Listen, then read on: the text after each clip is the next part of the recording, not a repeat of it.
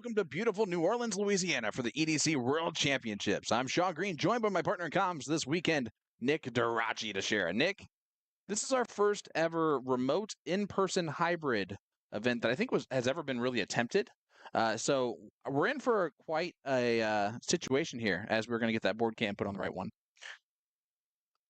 Sean, I'm excited to be here, man. It's going to be a good time, and you're right. This is going to be a very unique event experience here. Having pretty much half online, half remote, half in sight. That almost made sense. It's going to be very unique. And one of the things is I know we're all kind of patiently waiting to see what this actually looks like. And for anybody that's unfamiliar with EDC, we're going to be looking at some handicapped events today. So it's Yep. going to be a little different. Strap in. You're going to see some crazy matchups, and you're going to see changes in strategies that you're not normally used to seeing when you're looking at a spotting marks type of event and game versus otherwise. I can tell you for me that makes it exciting because I am really looking forward to having those differences, right? Now it's gone. Because listen, it's a whole different strategy with handicap for us. We're not really used to handicap leagues a little bit. Oh, it's super loud in our headset at least. Donnie, last you go take out of that first game, but Yep. at 6.0. Absolutely incredible. And so let's set some realistic expectations for this weekend, Sean. Yep. I'd like to. Yeah, really what we're going to see is the in-person people playing really, really hard because no matter what, it doesn't matter if the best in-person team finished in 10th place. The highest finishing in-person team gets bonus money for on-site positional finishes, while on top of the fact that these players are also playing to get that big piece of bread at the end with the payouts for first, second, third, fourth, and then the bounties on top of that. I mean, there's a lot at stake in pretty much every single match. There's a lot of consequences and benefits to everything. And that's the beautiful thing about this EDC tour format. Tournaments, what they put together, that company. We've gotten to meet and talk to Sydney and Ryan a little bit today and yesterday. First of all, wonderful people. Wonderful. They've been in the game of darts. At least Sydney has, because her parents owned a vendor company. So it's really cool to kind of see the evolution here. This has only been about a year of going on for this EDC remote leagues. I know that I just want to inform people, if you're watching along on platforms, we're figuring out our stuff as we get going here. But I'm interested to see, first of all, Ram and Donnie as a partnership is really good.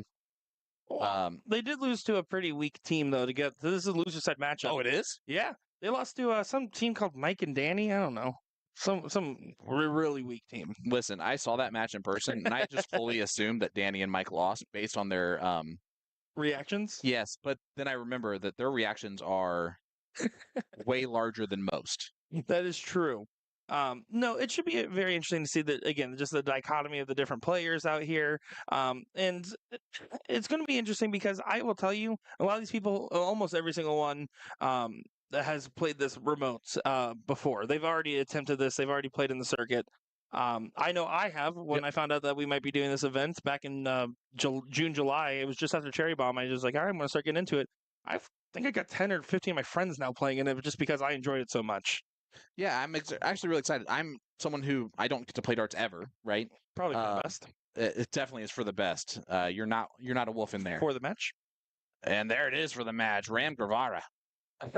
Shout out to the camera there. And Donnie Lassie.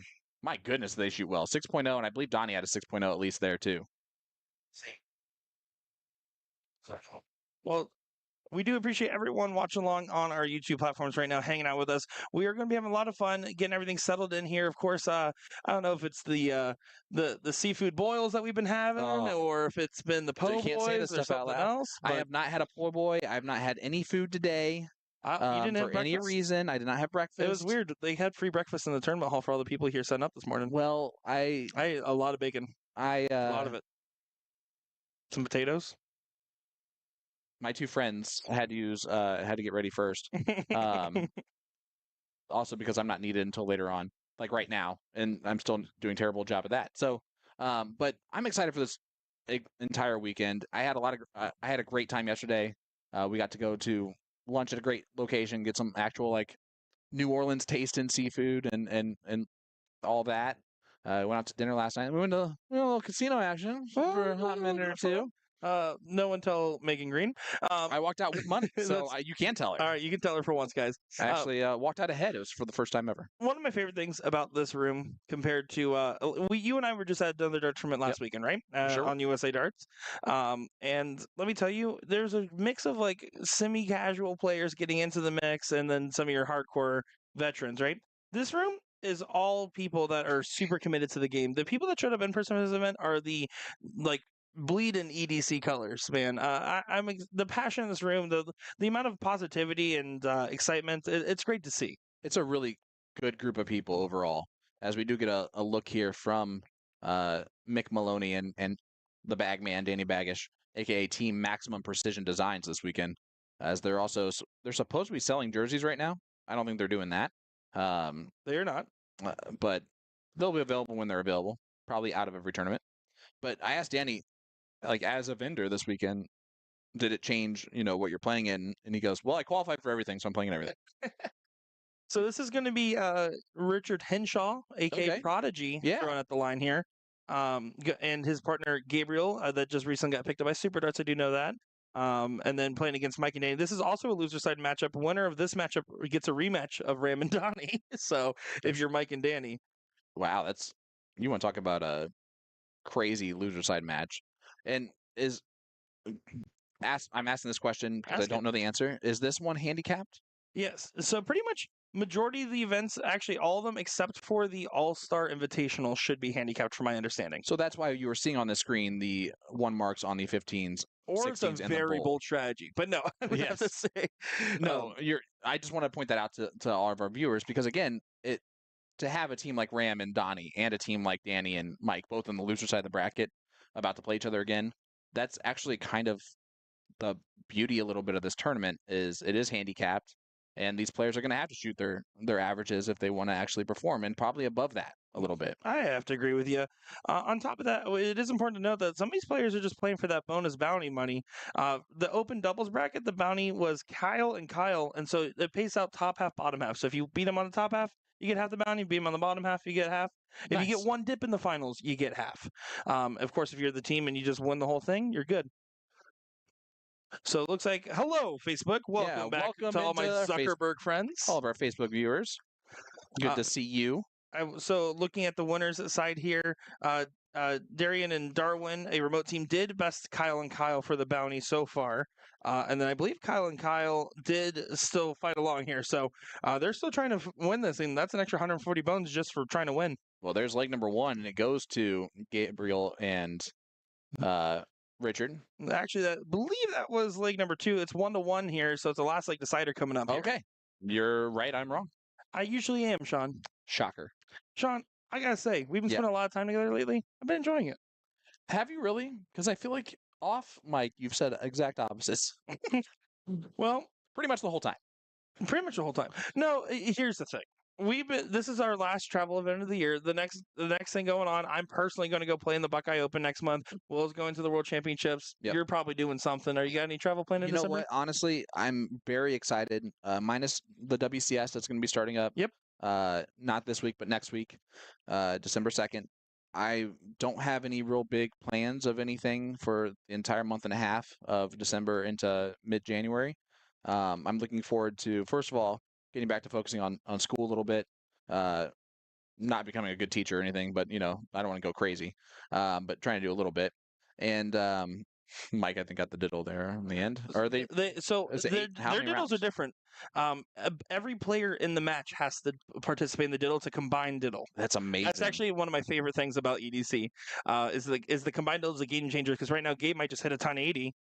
He doesn't, but now he's pulled out in front, so you basically have to hit a 140 now if you're Danny. Yep, 140 would win by 1 point. So let's see if Danny can do it. That's a good start. It's decent. Good second dart. Real good second dart. Don't blow it. He almost did. He tried to blow it. Anyways, so sorry, combined diddle. So it gets really crazy when we cover trios. That's amazing. Trios on diddle is so fun.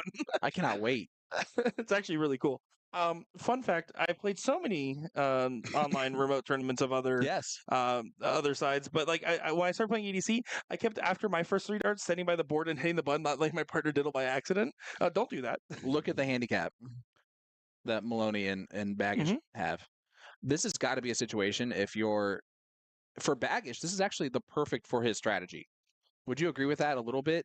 Now, obviously, if they have X's on everything, you want to close things down quickly. But being able to kind of sit in that high ground does give you a little bit of an extra advantage, so to speak. Yeah, so here's the thing. If you are Mike and Danny, you're going to win based off having the best firepower. If you're Henshaw, Gabriel, if you're a team like that, you have to take advantage of using those marks early on. Henshaw should not have stayed all 3 darts in the 19. It should have been pop the 19, maybe stay for one trip, and then pop the 20, continue to move along. You have to take advantage of every single mark because that's the only way your average kind of equals out in your favor. Well, to put that in a little bit of a different way, you have two very high average players playing against two not as high average players.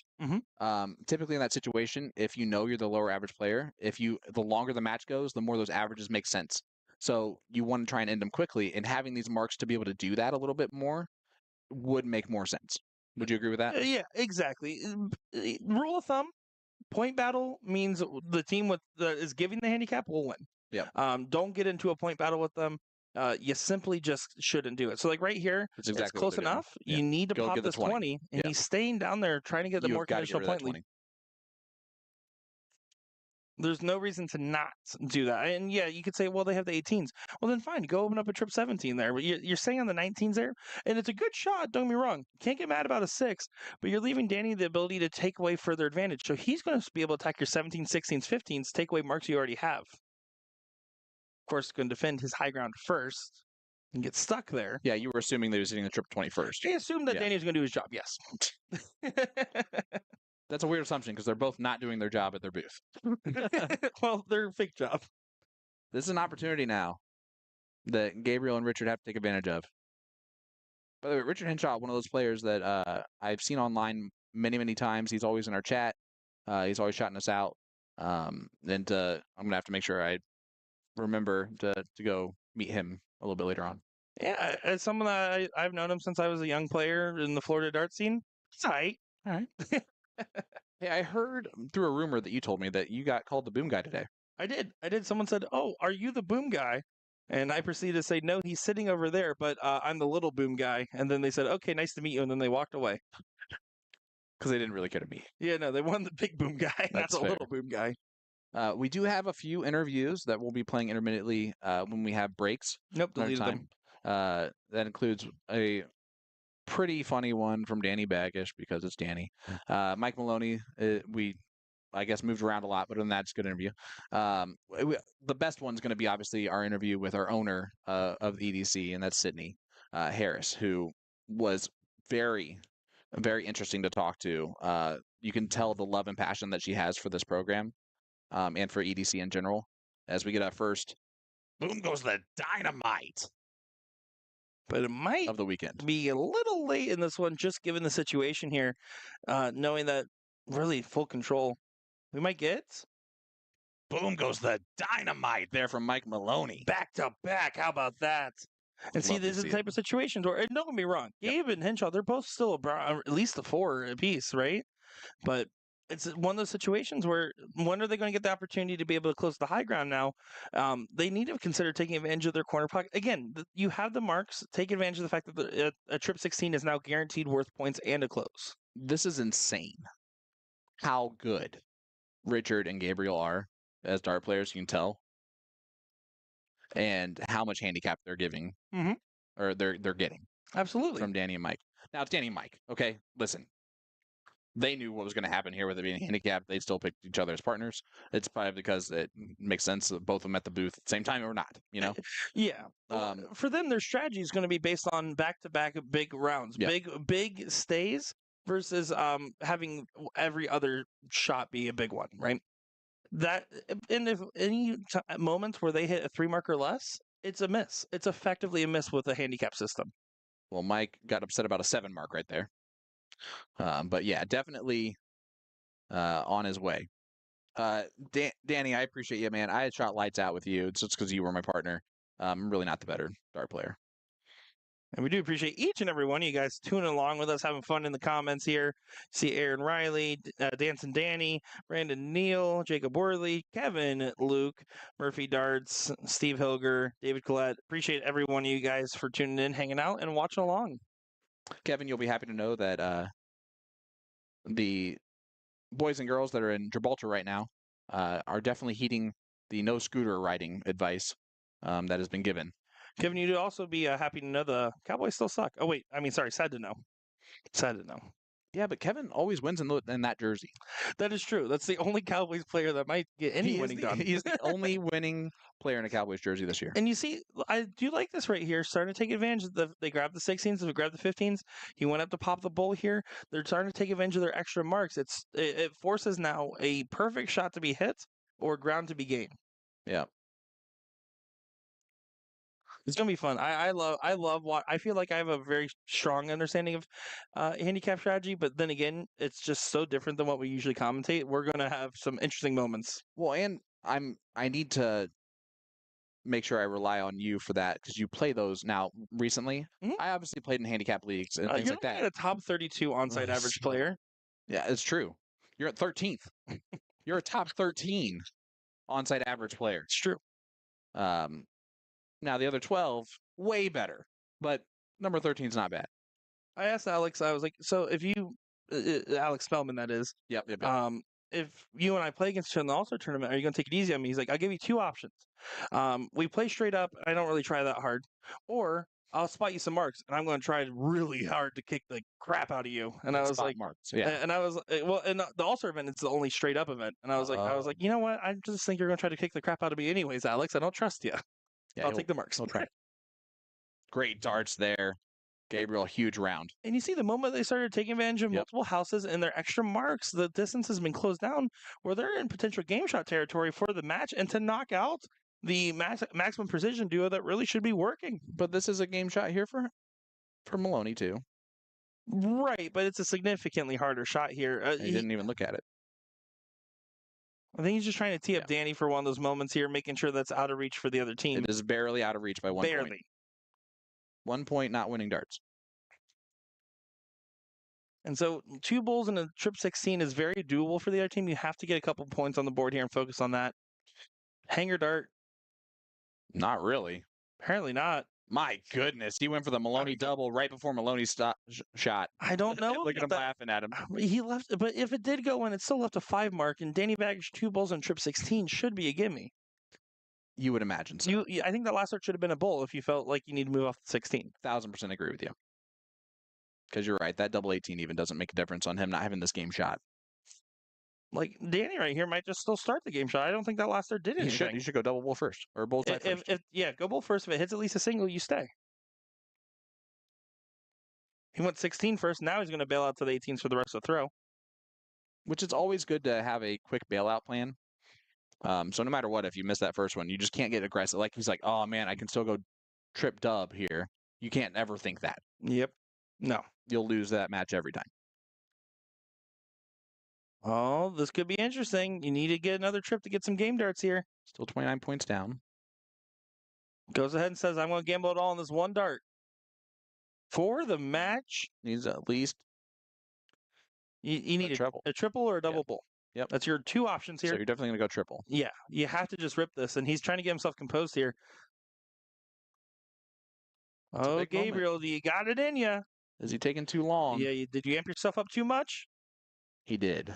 You can tell he was a little bit, he's like, please. Please. That was a please release, right? I've been there, done that. Every time. Yeah, actually, I think that's every one of your darts, Sean. Mm-hmm. But now Maloney, 2 bulls and a trip 16 for the win. There's 1 and 2 over to the 16. And he hits it. Of course he does. Hulk smashes it in. Wow, what a shot at the last moment. Yeah, exactly. And, Mike Maloney, Danny Baggage almost had I would say an early day, but they just would have been back at the booth here. Just heads up, so this is the open doubles bracket. There's also a 110 doubles bracket going on right now. And then in a little bit here, is when the singles brackets will go underway, and then in the evening we'll have our specialty loyalists and all-star events where the top 32 averages and the top 32 in participation, depending on which event we're referring to, And duke it out. let's just talk about it. Some of those are the same. So That's true. we are going to have an interesting opportunity to see some dip diving and dodging of some brackets here. Well said. As it looks like they might get a picture as they round on up. And We're going to go ahead and jump on over to our interviews you conducted earlier, Sean. Let's see how you sounded. I can tell you it's not good, but the players and everyone else sounded great. We'll be back in just a moment's time with more action, folks. I'm here with Danny Baggish, live at the EDC World Championships in Louisiana, New Orleans to be exact. Danny, have you ever been to New Orleans? Yes, this is like a second home to me. So when I was growing up throwing steel tip darts, when I was 11 years old, I would come to Biloxi, New Orleans, Alabama, and a lot of these players here have known me since I was 11. So kind of sweet to come back here. This weekend, you're here in two different roles, right? You're here as player to play in pretty much every event that you can play in as an EDC sponsored player. And then, of course, you're here as a vendor for maximum precision. Is it going to be interesting to kind of find that balance between the two things? There is no balance. I'm retired. So even though I'm playing every single event, Every single event, every single one, you know, under. Are you going to make more money as a vendor this weekend or as a player? 100% as a vendor. I would hope so. Yeah, no chance I make money in there. No, zero chance. It's bad. I'm playing bad. That guy just apologized for walking in front of the camera. No, You're it's not playing that bad, are you? Okay, so I say I'm playing bad, which is crazy because, you know, I'm still averaging low fives, you know, high fours. But I'm okay with it. It's fun. I'm having a good time. You know what I mean? In every one of these tournaments this weekend, Ram Guevara is also playing in it. And he obviously whooped you last time you guys played, 9-3, very publicly. Yeah. Are you afraid to play him this weekend? I'm never afraid to play anybody. It is a race to two. It's a race to two. So this is crazy. This is an interview. This is crazy. It's the third one. Yeah. Are we going to get a take on all of that? No, we're good. We're live. Okay, cool. So it's a race to two. It's not a race to nine. So Were you up 2-1 in that match? I don't think I was. So I don't think it'll matter. But no, I'm excited to see him play him again and so forth. The game right now is at the highest level it's ever been in soft tip darts. So yeah, I'm embrace it and we'll see what happens. Final question for you. We're in New Orleans. You said you grew up around here. What's the go-to food that you have to get every time you come back here? I'm not a spicy eater, but they're known for their Cajun spice, the Cajun crawfish broils and stuff like that. And so I've never eaten it, but I mean you can't go wrong. It's New Orleans. You heard it here first, guys. Danny Baggish, I wish you all the best this weekend as a vendor first and then as a player second. I appreciate that. And guys, let me tell you something, okay? I should be here commentating or doing interviews or something like that. This is an absurd thing to continue to have Sean Green here, Will Stewart, Nick Teixeira. Like, no, come on. We vote Danny Baggish to do this from now on. You guys love it. You want to bring back travel baggage so I can sit here and just all day long. Boop, boop, boop. That's it. I'm the man. I'll see you guys soon. I am here with 14-year-old Jax Bartlett, who is playing in the All-Star event later this evening for the EDC World Championships live here in New Orleans, Louisiana. Jax, thanks for giving me your time, man. Are you excited for this weekend? I am. Awesome. What are you looking forward to the most? I know you have a big match coming up with Ram as your partner versus Ronnie and some guy named Danny, right? I don't know who he is. He must not be that good. That's all I've heard, right? Are you looking forward to that? That's going to be a good battle, right? Yeah, probably be a little nervous first time on stream, but it's all about having fun. Well, hopefully you're on the stream before that, right? Because you're playing in tournaments today. What are you looking forward to playing the most this weekend? Like, is it just being around other people for the first time?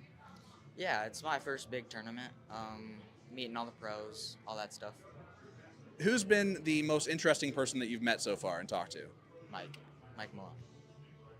A lot of people say that. What's made him interesting? Just everything about him. I mean, I've always looked up to him when I was growing up, and So when you were growing up, you're still growing up, Jax. I don't know how to tell you this. As a 14-year-old, are you a freshman in high school, right? So, what actually got you into the game of darts? I know your parents don't really play, right? They actually do play. They're around 50s, Okay. 50, 60s. I started throwing when I was like 7, and I just kind of was throwing from there. And I, your dad kind of told me a little bit of a story of how um, you got in trouble once at school, and your dad was like, "Here's darts, go throw them," and then from there you just kind of become really good really quickly. What kind of gave you that motivation? It's just you saw that you were good right away, kind of thing. yeah, I figured that if I put in the time, I could be good as all these other pros that are here. And you're 14, you're at this top level now, but a lot of work has gone into that. So how long do you actually play darts, like on a daily basis, would you say? 3, 4 hours. Every day. And that's the type of dedication that's going to make you lean on that dedication, or that this weekend. You'll be just fine. Who do you play in the first round of the All-Star event tonight? Do you know? If it's seated correctly, it would be Donnie Lassie. Donnie at 9:30 is a fun Donnie. Did you meet Donnie yesterday? Yeah, I played him in open singles last night, and he beat me 2-1 in tiebreaker. Okay, so a little bit of a mind game going tonight. Now that he's already beaten you, what do you have to do to correct that? When I have 70 with 2 darts, hit the single 20. It's a smart decision, usually. Jax, man, I wish you all the best of luck this weekend. I'm excited to watch your match with Danny and Ronnie, especially with Ram as your partner, who is throwing absolute lights out fire right now. I wish you nothing but the best, man, and have a great time this weekend. Thank you. I'm here with Sydney Harris, the owner of EDC at the EDC World Championship.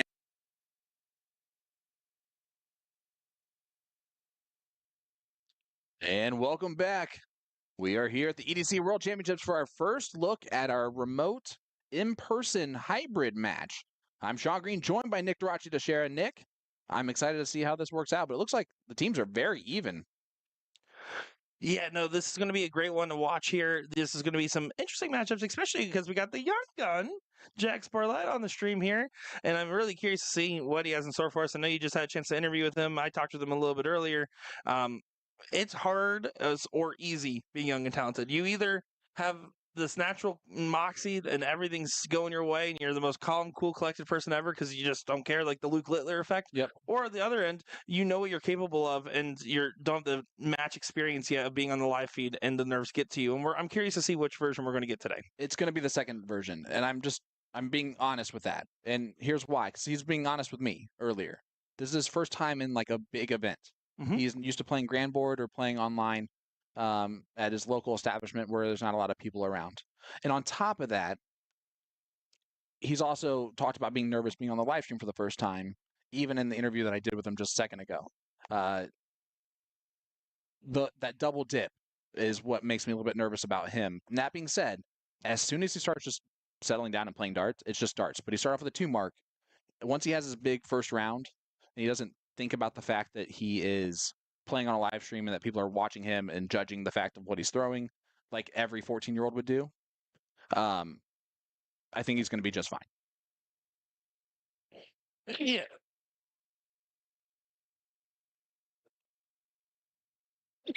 Very much so.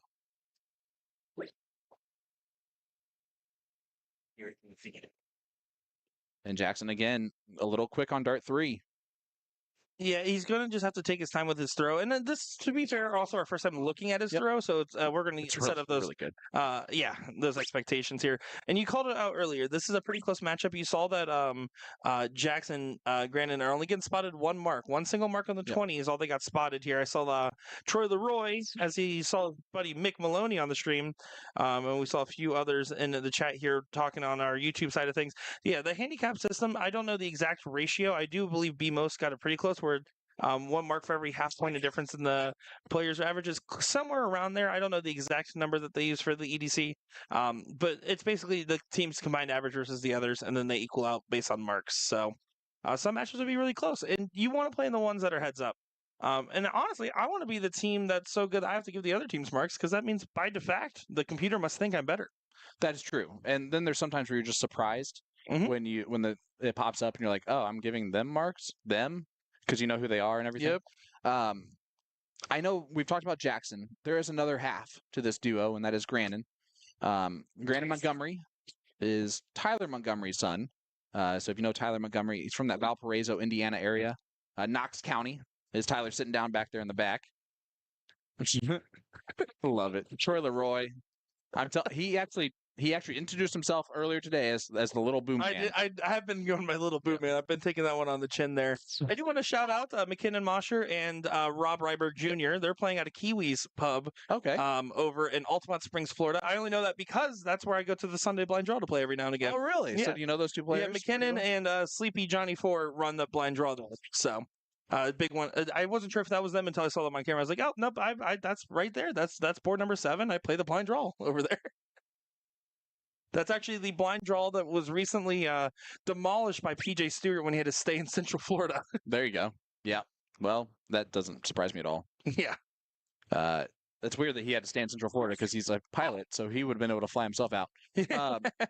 Cody Hampstead says, gives a great quote here. I'm 25 and I still get nervous. Jax is doing better than I was at that age, 1,000%. And you're not wrong.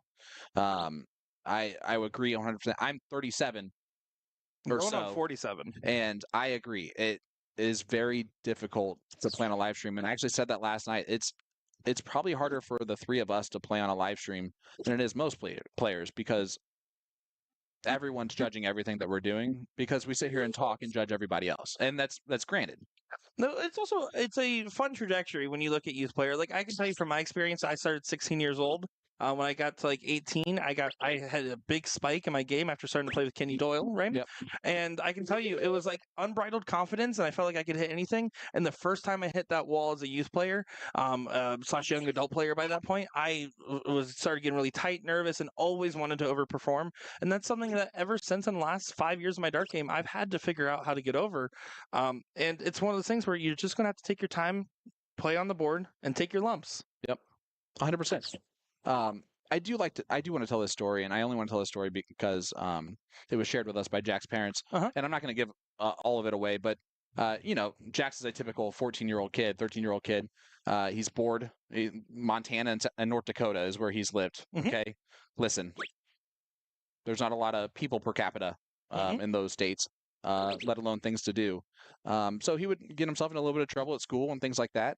The one thing that stopped him from that he has gotten darts into his life, and it has really helped him kind of manage that. Now, instead of doing those silly things, he practices for 4 or 5 hours a day playing darts. Yeah, and it's a good stabilizing influence, especially like in the advent of all the.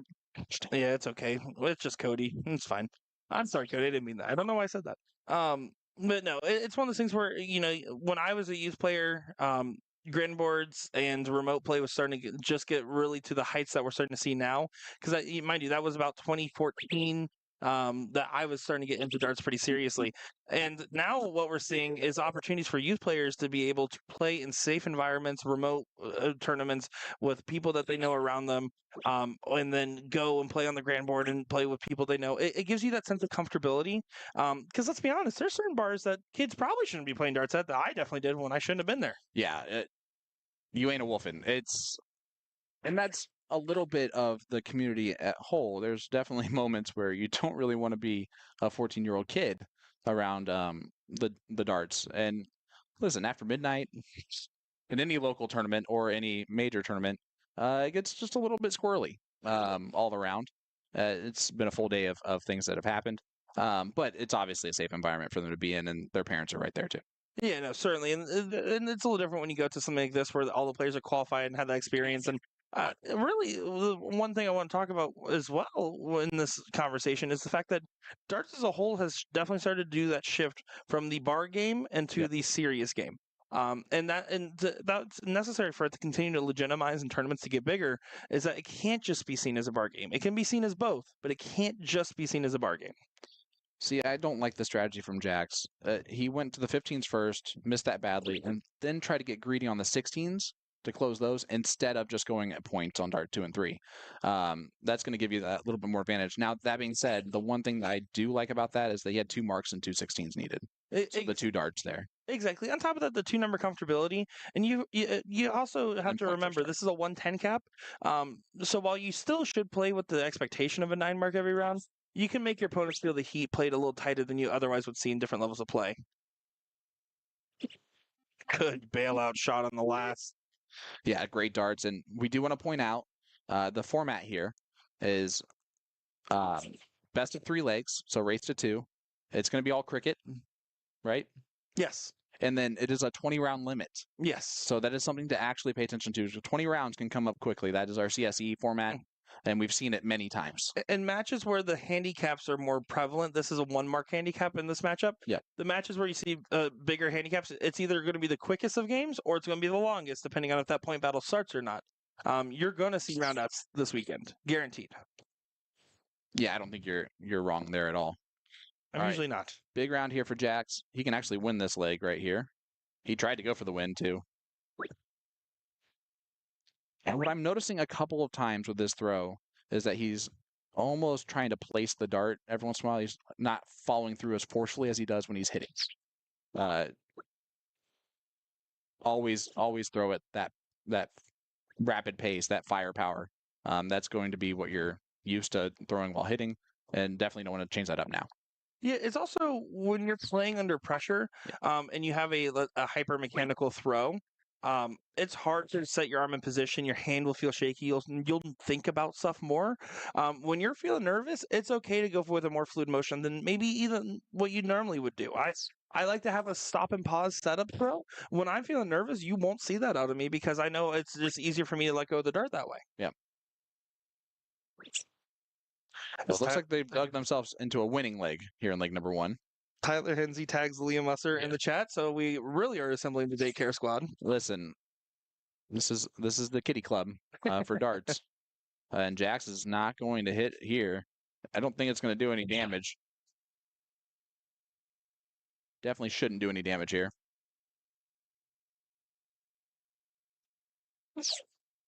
Yeah, no real cause for concern. McKinnon can't do too much here. Even with finding 6 bulls will not be enough, which is usually a favorable position to find yourself in. Sean, you know what I have to be really careful not to do this weekend? Cuss? No, that's fine. I'm really good at doing that sometimes. Yeah. Because of how much Ted Lasso I've watched, I want to be like those commentators so badly. so badly as Jackson Grannon do get leg number 1 here in this best of 3 legs. Yeah, and Grandin's 3.2 or 2.3 is definitely not his level of play. So they got away with that one without Grandin shooting his best darts. That's a good sign. And here's the thing. If you're Robin McKinnon right now, your whole thing is get the start on the 20. Because if you do, it makes your 1 mark just not as useful as a handicap. But if you fail to close, you're asking Jax to hit a 2 mark. Jax hits 2 marks for breakfast. And even here, I wouldn't mind for him to, if he trips the 19 at any point in his throw, to go up and pop that 20. I would agree with that completely.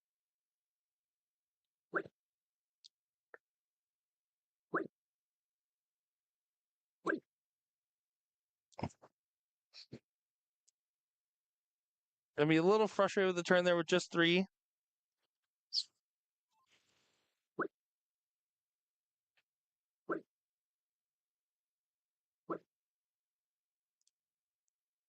All right, so high ground here.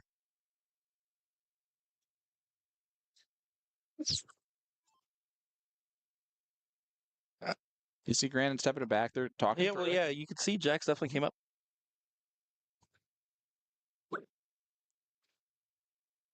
Oh, and he had one job just to close the 20s. He does not do it. It's easy to let off the gas a little too much. And honestly, with a shot like that, I know this is going to be a little crazy to say. Go for the 2 big singles. Don't even worry about aiming triple. I mean, I tell myself topside wire. I wouldn't even mind if it was just a single up top. You know what's trippy about this? What's trippy about this? So you and I have covered a lot of different matches where we see just the in-person perspective for one side and then remote for the other with the CSC Challenger Series. But we don't normally have the board sound for both sides, and I think that's actually a little trippy. I actually would tend to agree with you on that. It is weird to like look and see nothing. Tyler Hensey saying really like how they made it in person online. And he said he tried, never got a response. I don't know what that means, but I'm telling you, get involved in EDC if you're looking to play more online darts. If this runs as smoothly as it started, right? I think that this is going to be something that is a futuristic kind of format to have. I don't know how much money they're losing by not having people on site versus remote, if that makes sense, for sales of the hotel and everything. But this is listen, just be on site next year because we're in New Orleans, Louisiana, at a beautiful, beautiful JW Marriott hotel. It's almost too nice. Yeah, it's definitely a very nice venue that we're at here. I will tell you, folks, I can't tell you the future of what EDC is going to Yeah. do, but I can tell you there's a lot of dart companies watching closely to see how the hybrid model works. And what I think is going to be the common solution is that there's going to be tournaments where 1 or 2 events a day will be hybrid, and then the majority of the events on site to still encourage on sites. For other tournament circuits, I've heard that I've been watching this. I'm curious to see EDC. I'm pretty sure they're very committed to that hybrid model, and I love every bit of that because, again, their remote tournaments, I'll be honest, second to none. And I'm excited to hear. I did talk to Sydney today about what makes EDC so different, so special, and it really the passion that she brings to it and that she talks about her staff makes it really cool. Hey, Jordan's sitting in the room. We actually hung out with Jordan last night. It was a lot of fun to kind of get to know him. Wisconsinite from Sheboygan.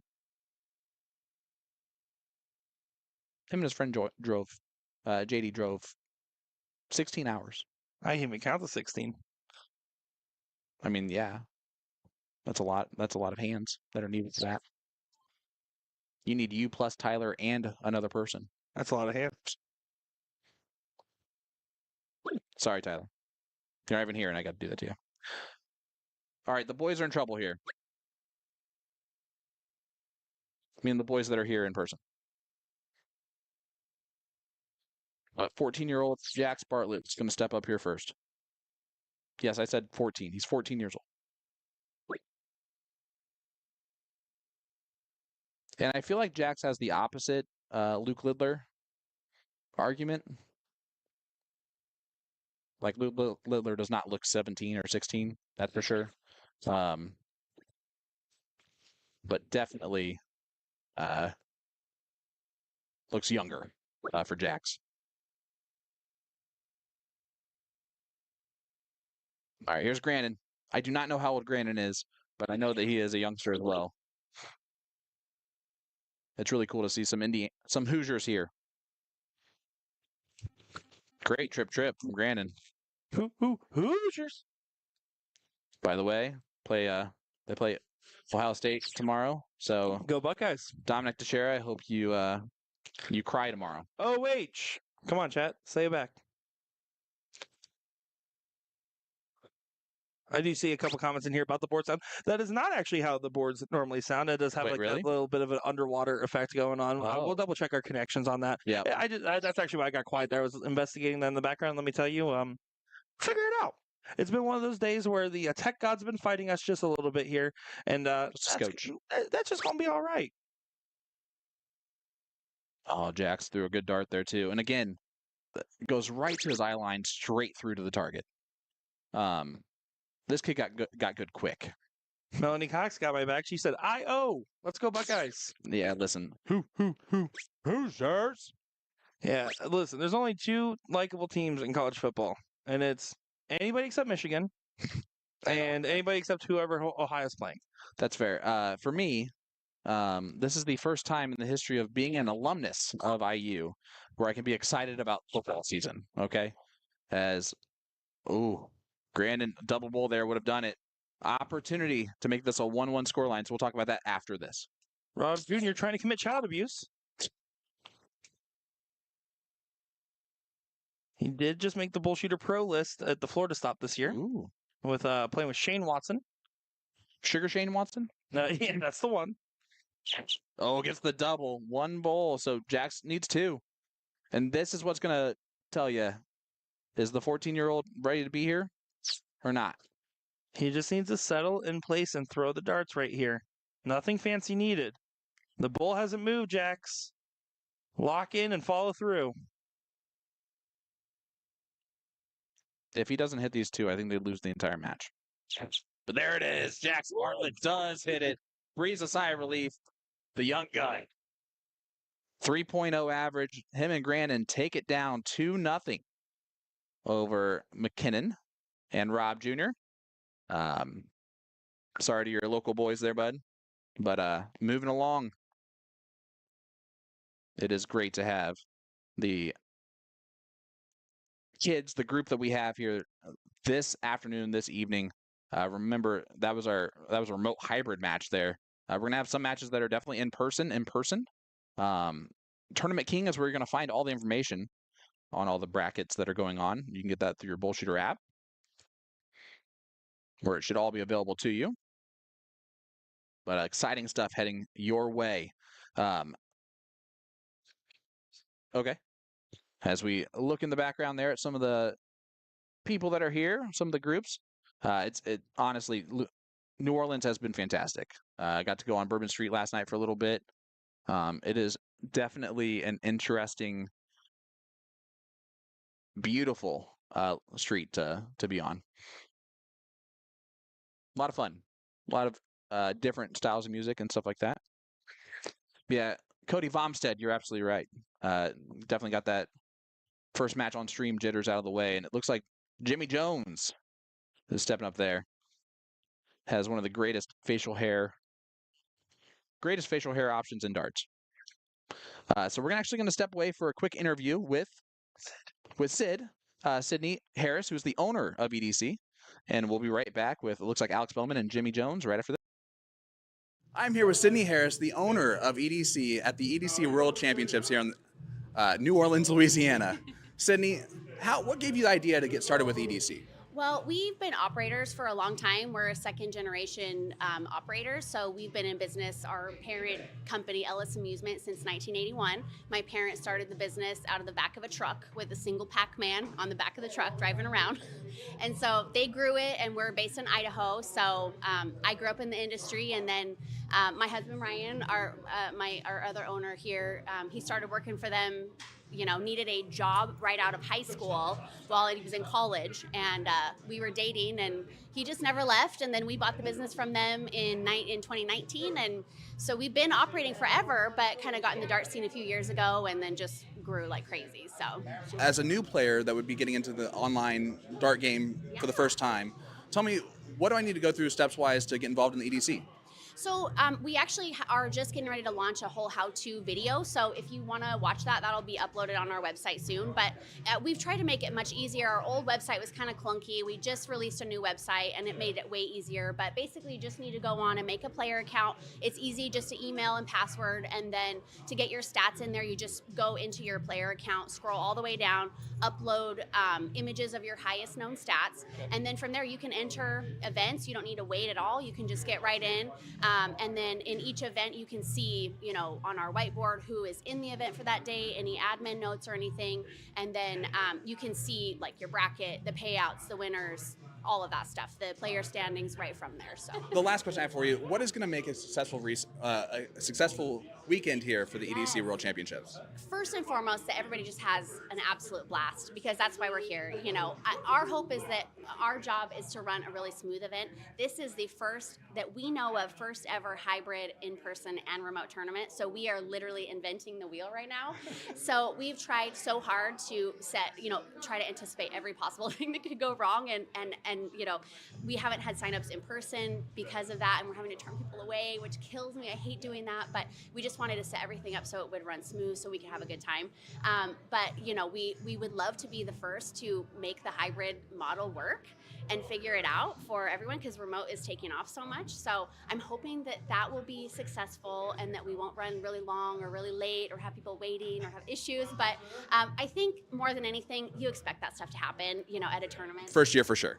Yes, absolutely. But if everyone can just have a great time and mainly get to know each other, because, when we see players, they're this big on a screen, and I'm like, oh my God, it's you. It's actually really a good point, honestly. Yeah. So if we can meet our players, in person, and, we're a family, we're the EDC Dart family, and we feel it, from far away, but if we can really get to know each other here, that would be really cool. Sydney, thank you so much for your time, and I wish you all the best of success because that means that we're all having a great time and enjoying it. Absolutely. Yeah, I appreciate you guys being here. It is so amazing that you guys took this on and that you're doing it. You have such a huge platform, so we are honored that you guys are here. We really appreciate it. Here at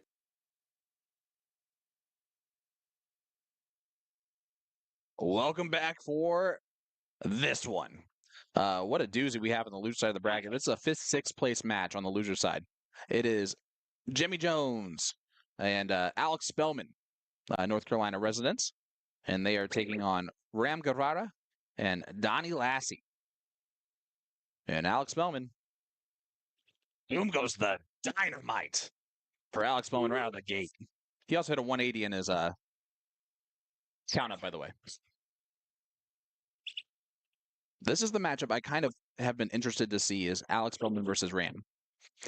Just mano y mano. It's the one person Ram hasn't really destroyed that's in this room in the past month. Here's Jimmy. Only 3 mark closes the 19s. Triple D has been shooting phenomenal. It's Donnie Lassie.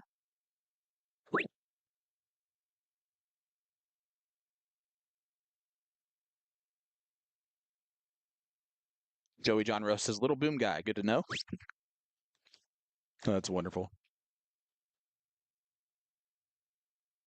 All right, Spellman going to look at the 18s here. See if he just stays. Sir does. Going to staying up. Points again on the 20s. You can see Alex Spellman undercover in that T-shirt. I like it. Little under the radar. Maybe you just don't know what he looks like, and you only know the name, and then all of a sudden you see the name and the person. You're like, oh god, I'm playing Alex Spellman. Well, when he goes to tournaments like this, sometimes he won't wear his fancy on stage or things like that whole outfit. If he can wear shorts, he's going to wear shorts. That's for sure. Cargo shorts will be the go-to for Spellman. I have hung out with him in dead winter London. Okay. And I can tell you that he still wears cargo shorts. That's a man committed right there. Yeah.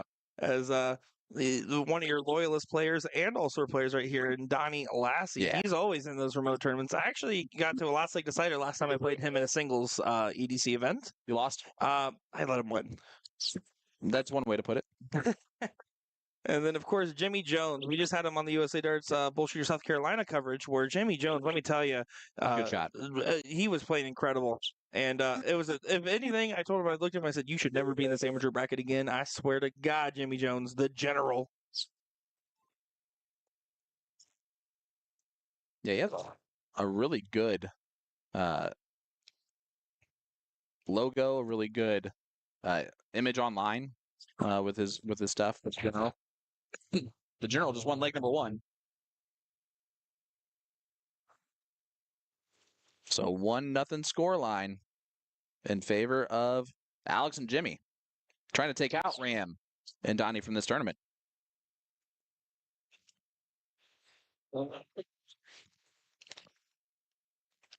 I apologize for that.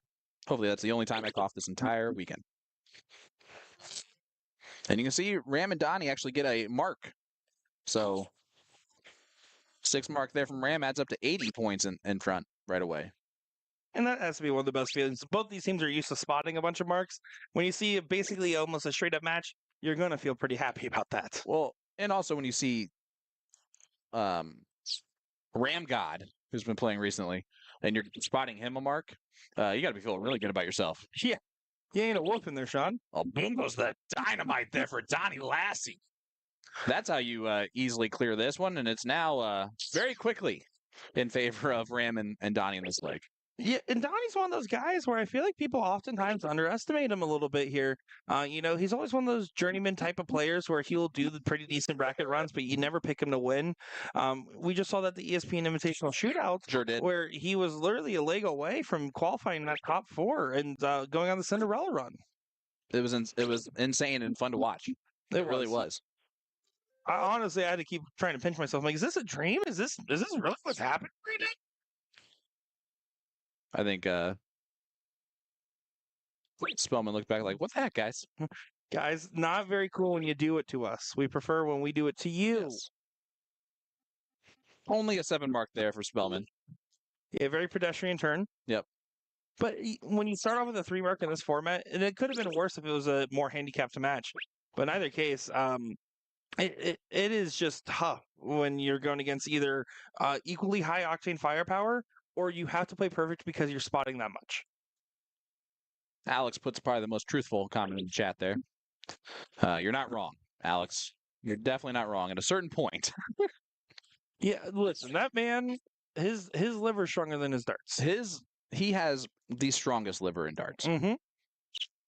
That's why whenever he asks me to hang out, I always say I'm on my way and then go somewhere else. Well, he is known for his main statement, which is, I drink so you don't have to.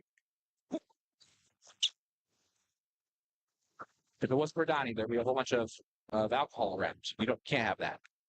So 1-1, let's go to a last leg decider in this fantastic format. The only thing that would be better is if this was a race to 9 with this team, playing this team. I don't think the cameras want to see Donnie that long. So here we go. It's going to be that combined count up here. So remember, both players' scores add up together. This is my favorite change when you look at this type of diddle. I think it's fascinating. So now if you're Alex, you're thinking, all right, I got to beat my guy, right? I'm going to get 101 points. And then, then at that point, I can blame my partner if we don't win the diddle. And also does kind of take away that going for Savange a little bit here.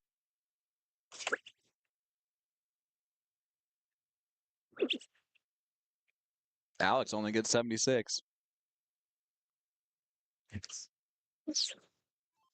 So Donnie, a 24-point advantage going to the diddle this time. Yeah, so he just needs to try to find 166 points here. Or 156 points here. Didn't get there, but that was the goal. Force a 180 out of your opponent. This is pretty doable, though. Jimmy Jones just needs that ton plus. And in fact, he can tie it if he goes for 420s in a bull. Not going to be able to do that. So now, you can still get it. Needs the trip. Yeah, it's a trip. And you saw what just winning the diddle means, because you saw how quickly Ram and Donnie were able to just jump out to that early lead. Val in the chat saying, the only thing that would be better is if I was there. You know what? We agree. Disagree. Yeah. We would really like to meet you. You're literally responsible for the Young Buck nickname. That's true. That is actually really true. Yeah. I always forget that fact. It's great. Pleasure to see you tuning in, everybody. Do appreciate each and every one of you. Jeff McMahon saying, have a good stream this weekend. Cheers, fellas. Cheers to you, Mr. McMahon. Yeah, the McManimals. Yep, that's true. Jeremiah Millar watching along with us. Maya, this is something that might be in your wheelhouse, bud. Top 3 short kings and darts. Listen now. I say that with love. I truly do miss my conversations with Millar, and he knows that. How about our ladies champion from last weekend, Miss Lauren Ivers in the chat? How are you, dear? Hope you're doing well. Oh, Jimmy Jones only with a 1 mark on the turn here. Donnie Lassie opportunity can pick up after the 3 mark start. Every once in a while, it gets a little not so smooth with his release. Yeah, it's either automatic or there's a little wrench in the machine there.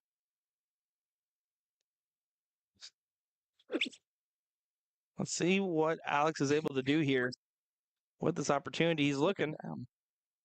He executes it. Beautiful darts from Spellman. You can see Jimmy doing the little double fist pump in the background there. Fuquay Varina, North Carolina there for Alex Spellman. Jimmy Jones also from North Carolina. So the guys are going to be familiar with each other for sure. But Ram, dead taxes, and triple 17s. Boom goes the dynamite. Yeah, an 18-point advantage here leads to another moment where Jimmy Jones is probably going to be thinking, I need to just focus on being a little conservative here. He's considering other options. You saw his little hesitation after the first start, but decides to stay. I like that stay there. Listen, when you're going second to Alex Spellman, don't be wrong. Jimmy Jones is a very capable shot. Donnie Lassie's a capable shot. When you're playing this position, you make sure that A player has whatever shot available that they absolutely please.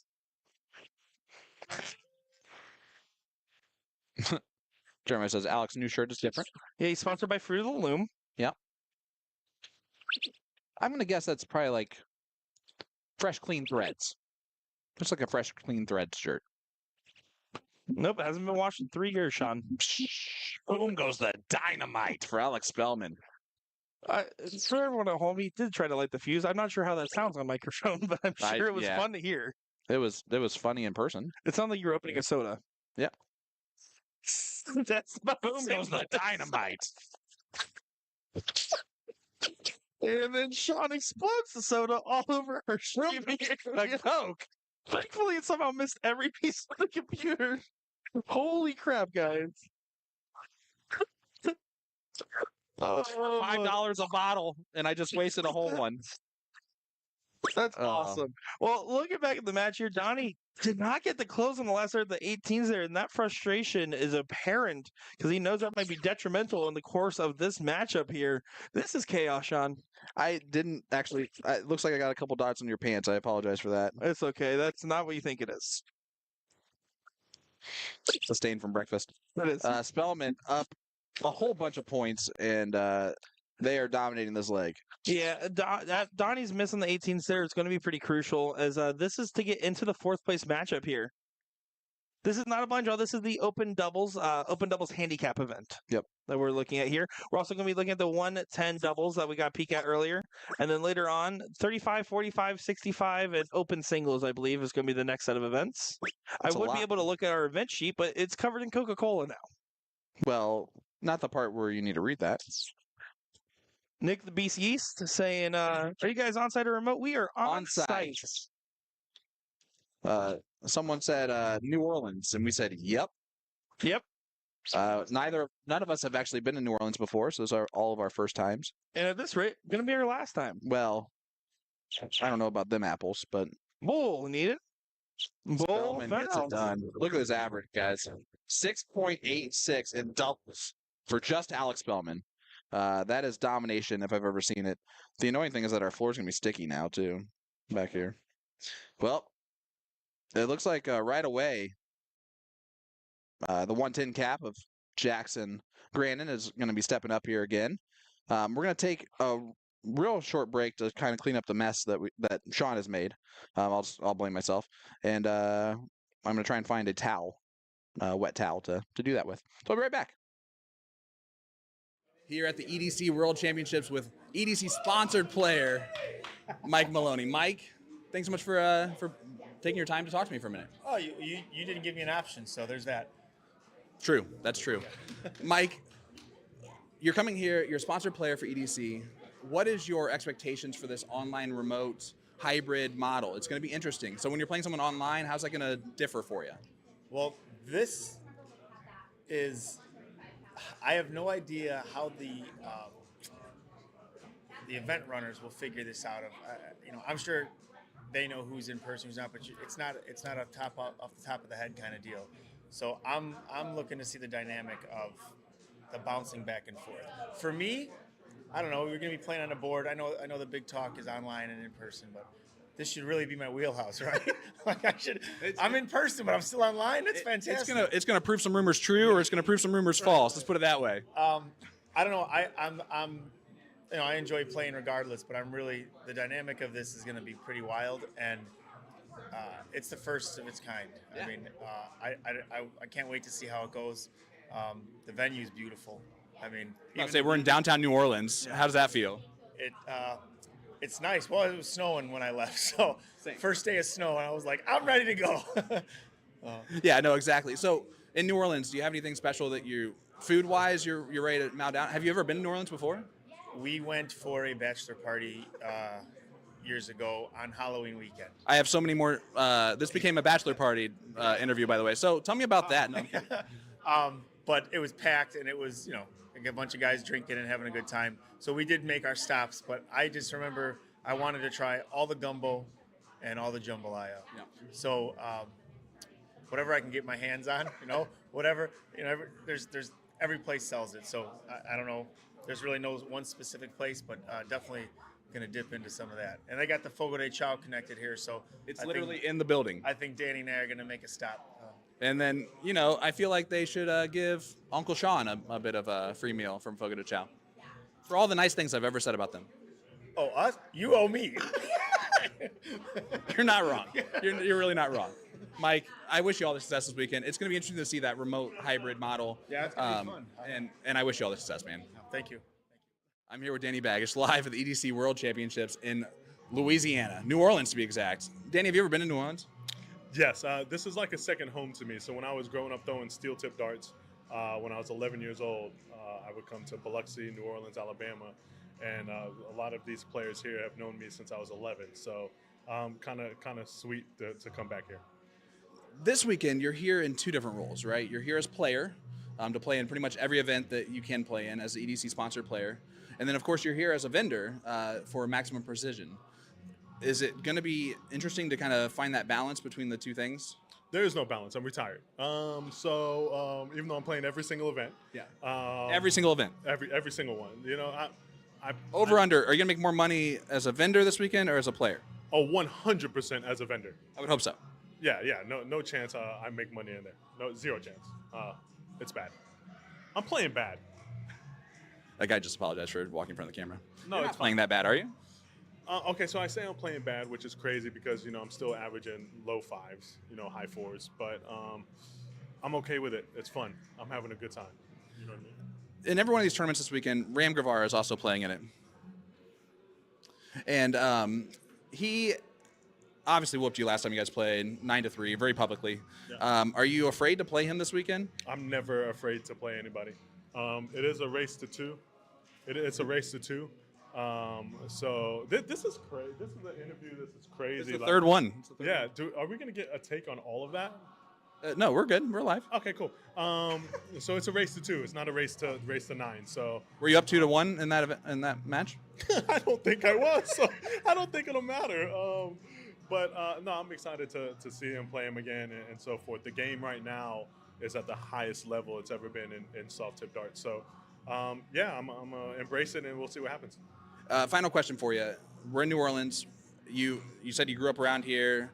What's the go-to food that you have to get every time you come back here? I'm not a spicy eater, but they're known for their Cajun spice, the Cajun crawfish broils and stuff like that. And so I've never eaten it, but I mean you can't go wrong. It's New Orleans.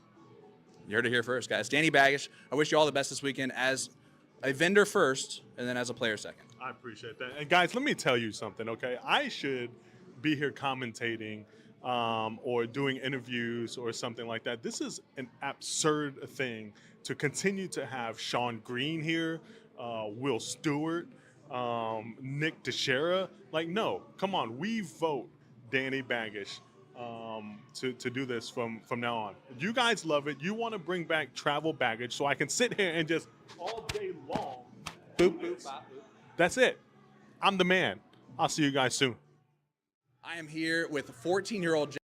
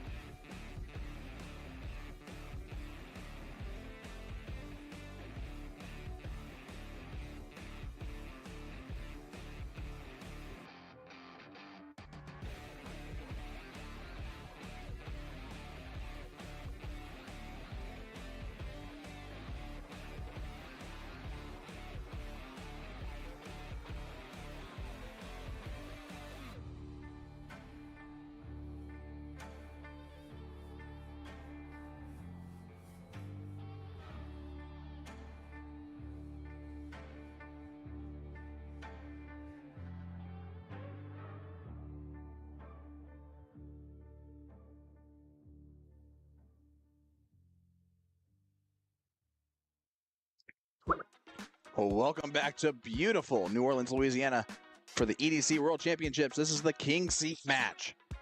And it features Glenn Marquette and Shelby Lynn taking on, well, the young guns. That's Jax Bartlett and Grannon Montgomery. And this is the 110 cap, right? I'm Sean Green, joined by my partner in Croms, Mr. Nick Durachi the share, and Croms and Comms. Partner Crumbsville and I'm eating a po' boy. That is very true there. Excited to be covering this one. This is the hill match of the 110. This is Shelby Lynn stepping up to the line here. Needing the best of the 100 if they want to go first. In the hill, it is going to be that classic best of 3, race to 2. She needs a triple and gets a triple. They're going to get the start here. And I think that, if anything, Jackson, Granted, might feel a little bit more settled having the opponents in person here. What do you think about that? I think it's that, plus the fact they've already played on this live stream board, which I think will settle them in a little bit more and been successful on there. They're in the King Seat match for a reason. This is going to be a good battle. And look at this, dead even in the handicaps. Well, this should be a nice, fun, straight-up match in that 110. And to explain what a 110 cap is to people, a lot of people might not understand what that is. It is going to be your 0-1 average. So let's points per dart. So that's going to be, let's say you're a 30, right? Yep. You're a 30 point per dart plus your cricket average times 10. So if you're a 4-0 and a 30, that's 4-0 times 10. That's 40 plus 30. That makes you a 70. Yep. So if you're playing a 110 cap and that's your average, it's both players' combined player ratings that equal the one up to 110. Yep. Wow, I almost got there. Yeah, almost got there. I mean, it made sense to me. But here's Shelby Lynn, who just got the treble 19 to win the diddle. Only gets 2 here. And we'll see if the boys continue just to kind of follow suit. Looks like not. It looks like Grannon's going to point. Yeah, here's the thing. If you're feeling settled and comfortable, you should attack that 19 and validate those 2 marks. But you have to remember, we're looking at a 110 cap, and we're looking at a hill match on the stream. If that's the case, take that settled dart every time. Yep. If you get that trip on the 20, then you can take the free swing at the 19. I like the idea there. I don't mind this either from Glenn. Not at all. Beautiful darts from Glenn. How about a 7? Yeah, that's huge. Huge 6 mark there from Glenn. Huge. And Jackson's going to have to move to a different number. Yeah, let's see what Jackson's able to do here. Take advantage of moving around the board. I don't mind the switch to the 17s here. That's exactly how I would play in a scenario like this. I love opting out on the 18s and staying true, especially if you were a 19 start. 1,000%. And it's a switch. It's a quick transfer over to the 19s from the 17s. Shelby going to try and close that down. She does so. 3 darts straight. Efficient. Doing their job. Efficient. So now Grannon's got to go 18s. Yeah, looking for at least 5 here. We'll settle for 3. Might get none.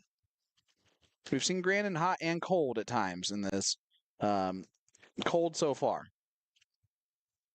But it's early. I mean, just because you're cold as ice does not mean you need to be willing to sacrifice. And that's okay. There's still plenty of leg left. And if not, that's why they make it a best of 3, don't they?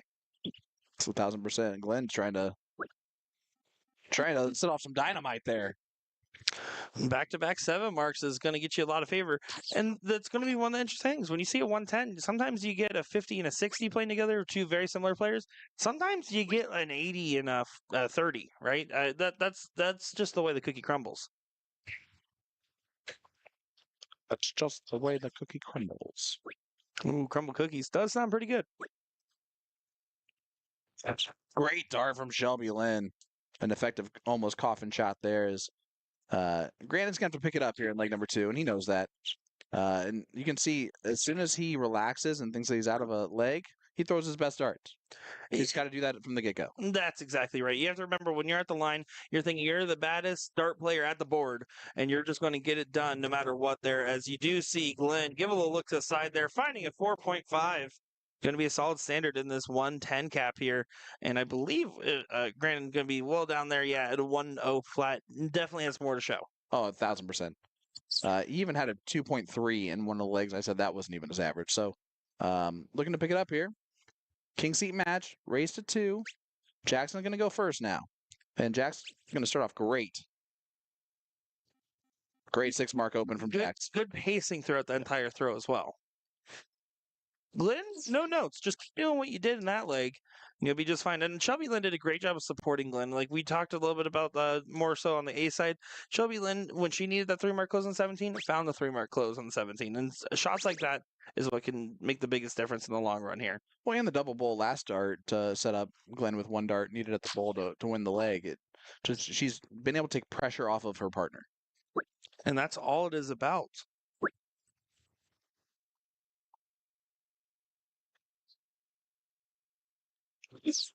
So Shelby Lynn here going to try to take advantage of those 19s. Under the bed on the first, good position, and you can see stacks right up on that dart. Oh, And stacks up on that dart too, but that one just going into the 7. Well thrown turn from Shelby Lynn. all right, Jackson to step up here. Looking up. See if he looks down now or he stays up there. You stay up for 2, go down for 1, assuming you find a trip. He's looking down now. Oh, that's a dead center trip 3. Yeah, good strategy and shot selection there. Again, if you're Jackson scenario, you're saying if I find a trip on the 20, I'm staying up for 2 darts and then swinging on the third. If I don't find a trip in the first 2, I'm staying up the whole time. You don't want to leave any sacrifices or free shots. Glenn hits a big last dart again.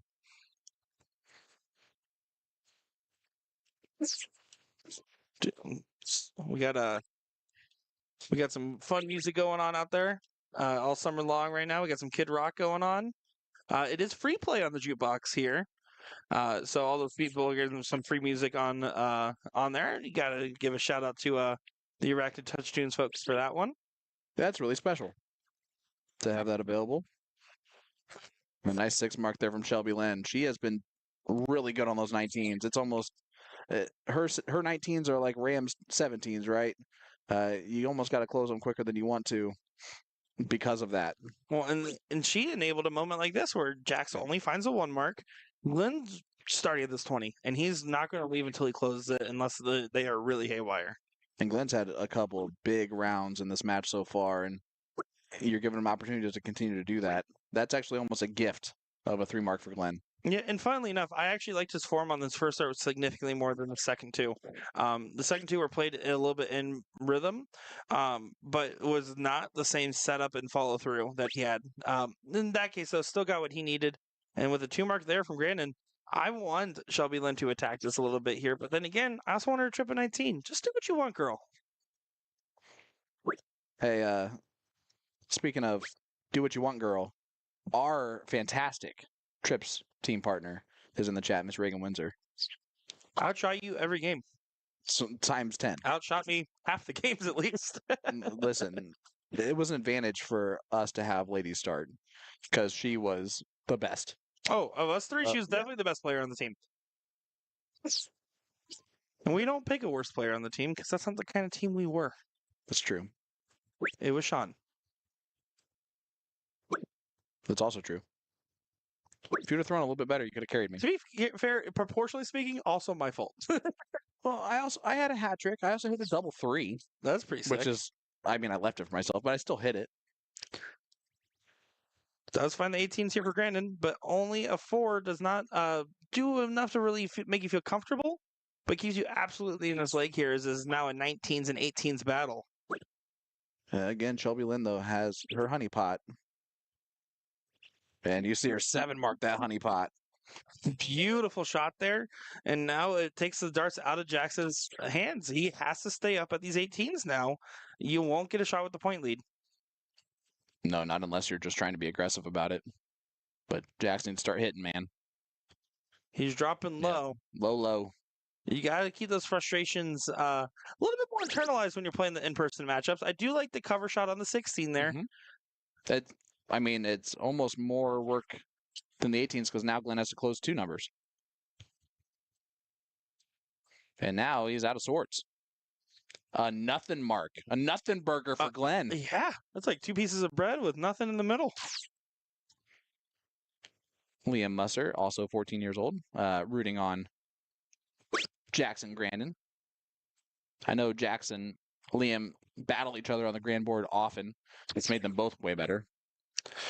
Yeah, normally I'm not afraid to play most people. Those kids, I wouldn't play them. They're too tough. And they're like nice kids too. That's the worst part.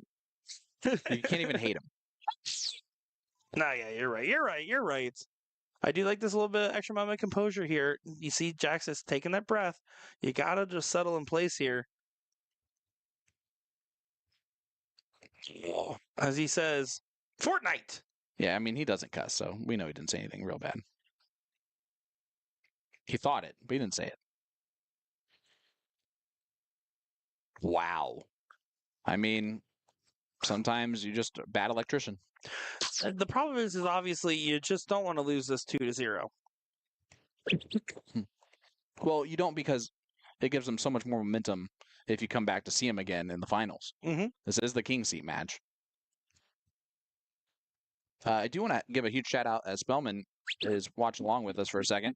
No matter how they finish in the no handicap, the no caps, they have won the in-person bonus, $400, correct? Yeah, that is correct. So again, top paying or top positions for in-person teams get this payout. In the open doubles, $400 for the highest finishing team, which was the Alex Spellman, Donnie last or Alex Spellman, Jimmy Jones team. Excuse me. Man, Second place was 250. Third was 150. Fourth was 100. Again, just for positional payouts there. So good stuff to see, and congrats on the books money already.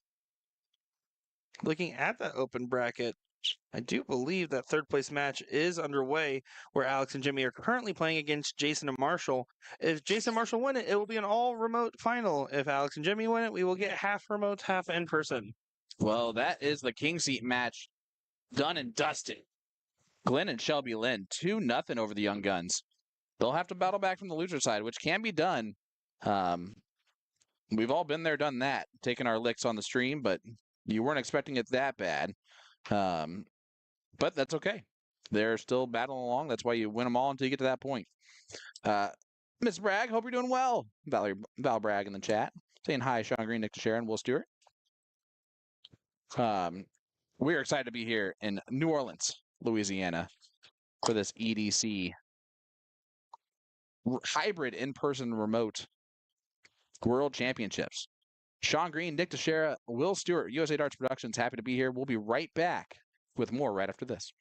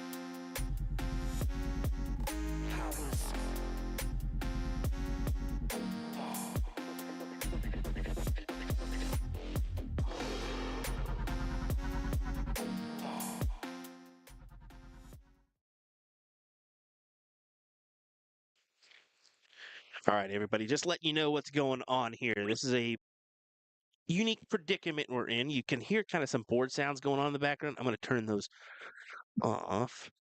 That is a singles matchup going on in the background. So sorry we left that board sound on. We actually admittedly just seen it. But we wanted to keep you on this third place matchup. This is for the open doubles side. And of course, you got Alex Spellman, Jimmy Johns playing right now against a remote opponent.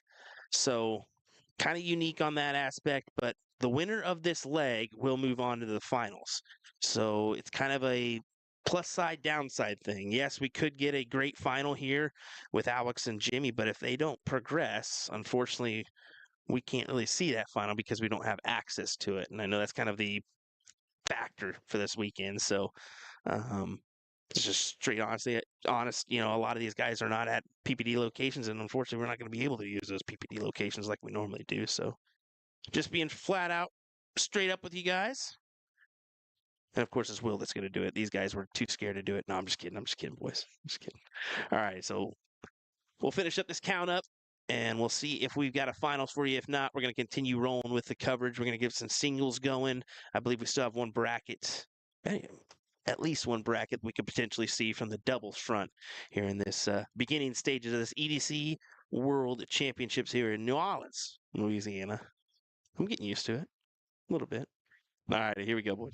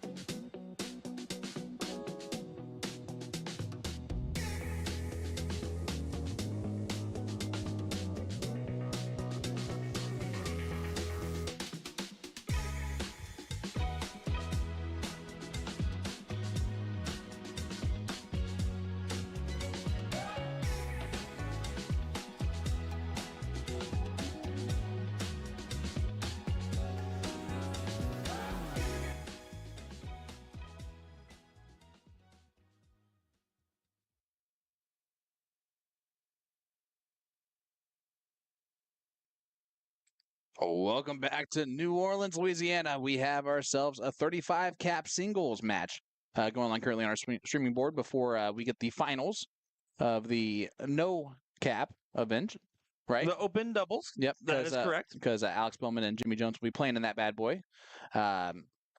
This is Jeremy Buttram taking on Brandy Jones. Brandy is remote. Jeremy is in person. He's actually part of the EDC staff. So that's why it says EDC on his name. That's true. Not anybody can change their bullshitter app to say EDC. They can, actually. They can. That's why mine says Mike Porterfield. Anyways, excited to be here with you guys, bringing you some more coverage and getting a good range as our singles events are stagnated at 30 minutes at a time. So you're going to see all the different singles brackets start to roll out here. This is the first one to get started here right at 3:30. And then afterwards, we'll be moving on into some of our other singles brackets. We'll get the finals of the open doubles. And we should begin a good couple matches here on our board. This should be fun. That seat match there, Alex and Jimmy versus Darian and Darwin. Darian and Darwin are going to be your king seat holders in this one, playing remotely. But first, Jeremy stepping up. It should tell us what game they're in. They're on game number 2 right now. Perfect. So Brandy wins this one. It is done and dusted in the first round here, and Jeremy will have to fight from the losers bracket doing the Chris Watson special. Yeah, you can see Jeremy definitely fights a little bit of extra movement in his throw for sure.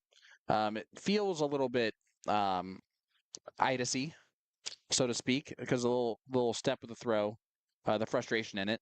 But it could also just be being on site, running part of the staff while also playing on the stream and all of the stuff that goes along with it. First round blues as well. Maybe he didn't play the doubles earlier. Maybe this is the first match of the day, because this is a true first round matchup.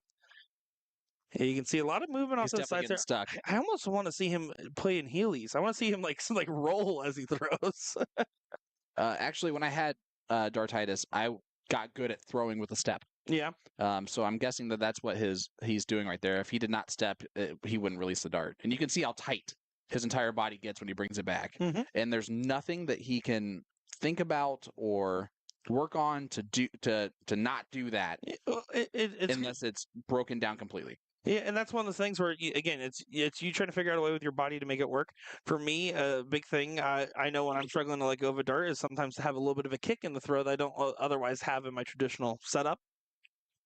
Right. It's just one of the things where you're just trying to send a signal to the brain, let go of the dart, let it go. So now Brandy going to just continue to take advantage of the fact that they have the premium real estate on the board right now. The triple one's not going to help, and not that one either. Yeah, not the round Brandy was looking for. So Jeremy, an opportunity. I do find myself weirdly in these situations, right? And just because I've never been in this type of a format where someone's in person, some person's remote, it's hard to not root for, or like in your mind, the person that's here in person just because you're only seeing that person's perspective. Wholeheartedly agree. And while EDC does appreciate every one of their players, today the in-person players get the bonus love on the commentary. I was actually just thinking about, funny enough, before you brought that point, my first thing was, so do we get to be extra mean to the remote players? I mean, they can't hit us in person. That's always a benefit. Or confront us. They can remotely. They could just tag us in something very mean. So we wouldn't do that. So Brandy, not you. We'll do it later on when we see more Florida people. We can roast those guys. Yeah, that's what I always say. Roast the Florida people. That's what you always say. Yeah, it might be the first time I heard you say it. Brandy with an opportunity once again to regain this point lead here. This is the matches when you start seeing the 35 cap, 45 cap singles. The point battles typically elongate to majority of the matchup here. Although Brandy said, how about I'm just going to trip 20, trip 17, get the close, and really show this Mr. EDC fella, ED me. That didn't work. It was pretty good. Actually, until you said it didn't work, I thought it worked. Thank you. You're welcome. Can't tell you much. We appreciate everybody tuning in with us. Hit that like button, hit that share button. Let everybody know that we are live here for the EDC World Championships. Sean Green, Nick Darachi, Teixeira, Will Stewart is doing all of our production stuff. He's also getting us drinks when we need them. To clarify, Coca-Cola and H2O. That is true. Actually, half of a Coca-Cola bottle because half of it spilled on me and on the floor. And then The on floor my is a little shoes. sticky. You know, I got these shoes from an Uber driver in Missouri. Well, And back to the match. I made them better. Yeah, and this is not looking good anymore for Jeremy. Yeah, you can see it's all frustrations. It's kind of, but that's the reaction you kind of have to have is just shrug your shoulders and say, you know what, the body doesn't want me to win this today, but I still want to win deep down in my soul.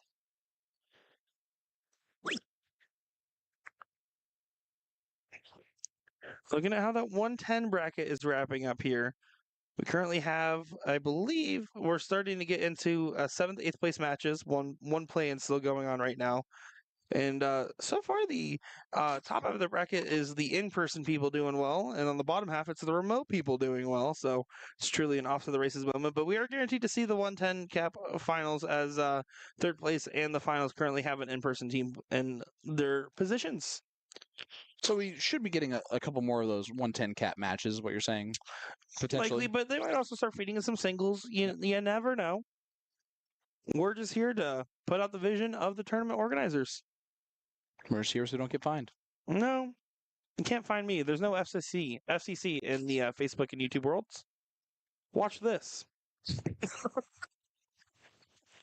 You have cursed on air before. You're the one of the three of us. You curse in Spanish. Barely. It was not barely. I don't think you remember what you said, but Not I at do. all. Not at all. It was not barely. I can tell you that much. Cállate. All right. Brandy 7 up.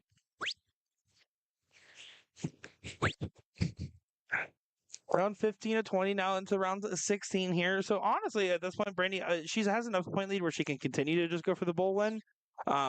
There's not much you can do in Jeremy's position. If anything, because you only win in with 4 rounds left if you're Jeremy by getting the point lead. There's nothing you can do except just it's bulls after bulls right now. Yeah, that's a good double. Never seen a bad one. Yeah. But now he's 4 bulls away from the point lead. That's not close. It's not close to that. It's 4. It's one it's to actually close. 7. Yeah, Yeah. it's 7. It's one My to mind was close. not doing Yeah, that. you know what? Sean Green, professional darts commentator, according to a social media person. Not me. A very good one, though. Yeah, shout out to you, Mac. She's my favorite social media person. Yeah. Troy in comment saying, Jeremy Batram, I love you. Let's go. Giving some love and support to the friend here. As just about lock this one away though for Brandy, but the support is felt as Greg H on YouTube says, "Wait, what did you get from your Uber driver in Missouri?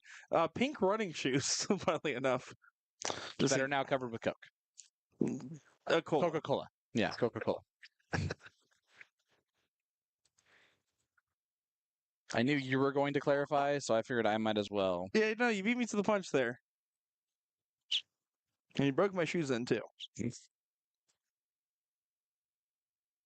weird. They're now faster and faster. Terrible, just terrible.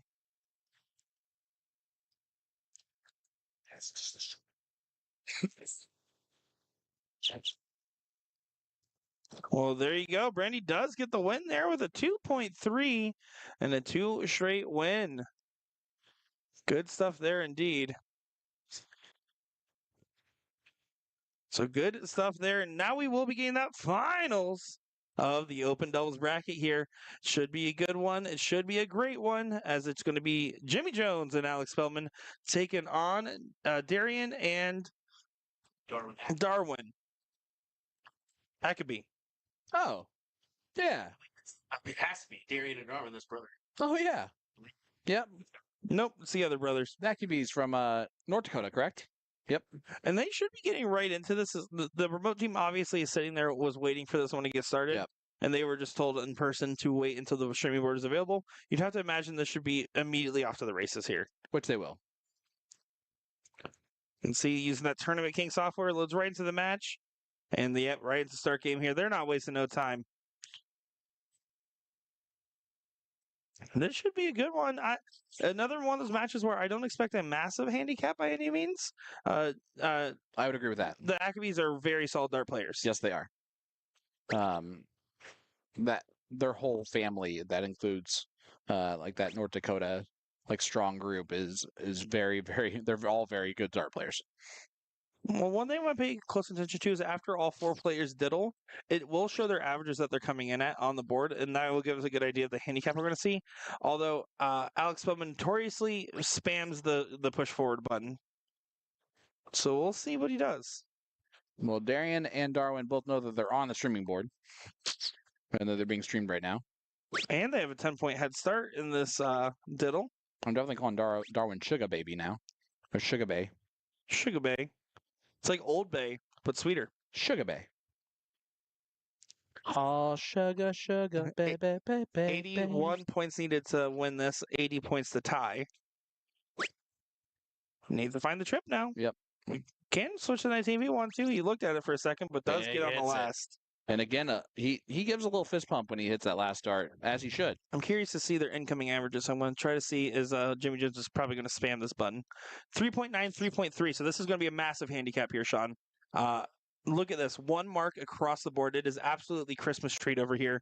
This is going to be a tough matchup because I think both of the Ackabees can play above the call to action here.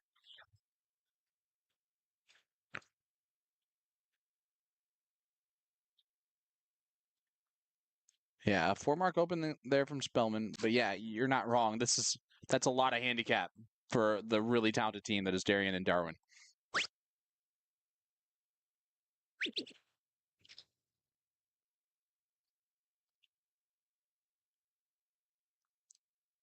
You can see that 4 mark is effectively a 5. And so you're going to have to, again, play with your handicap here. You don't want to get too much into a direct battle. If anything, you're going to go for like a trip on your point, and then you can go over and grab another number, close, close, close. That's the strategy that wins the most here. If you hit a white horse, an effective white horse on the 18, 17, 16, you're getting the point lead back and you're closing 3 numbers. Did go for a more aggressive play, closing on the 20s there.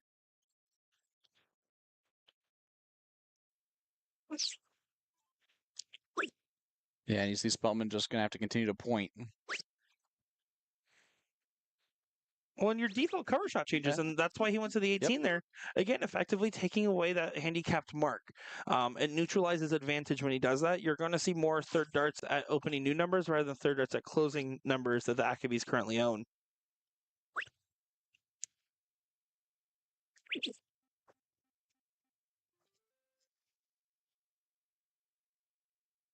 Nice 5 mark there from Darian. They are the king seat holders as well, so Jimmy and Alex will have to double dip to win this tournament.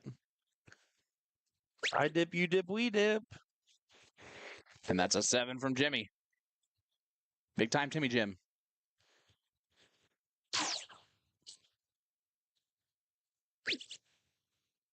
Ackabees still fighting away. Find those 19s with relative ease.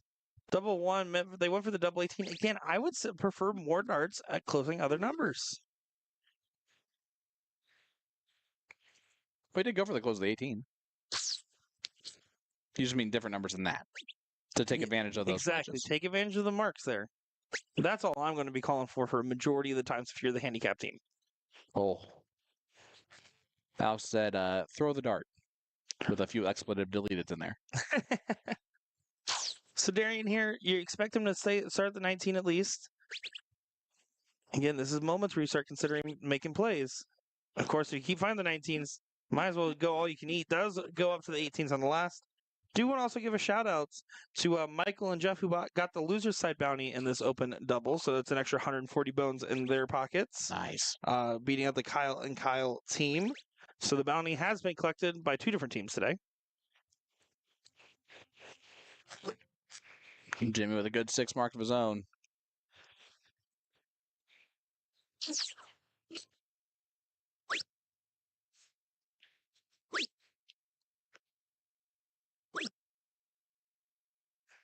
And see, you're starting to get stuck into a point battle. When you get suckered into a point battle and you have those handicaps, all those extra marks are sitting there collecting dust. The 17, 16, 15, and bull mark, they're doing nothing right now.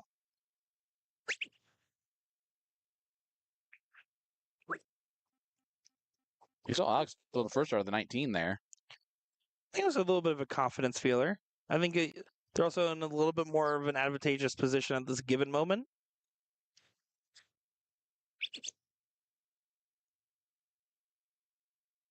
And there's an opportunity again. Does Jimmy keep pointing?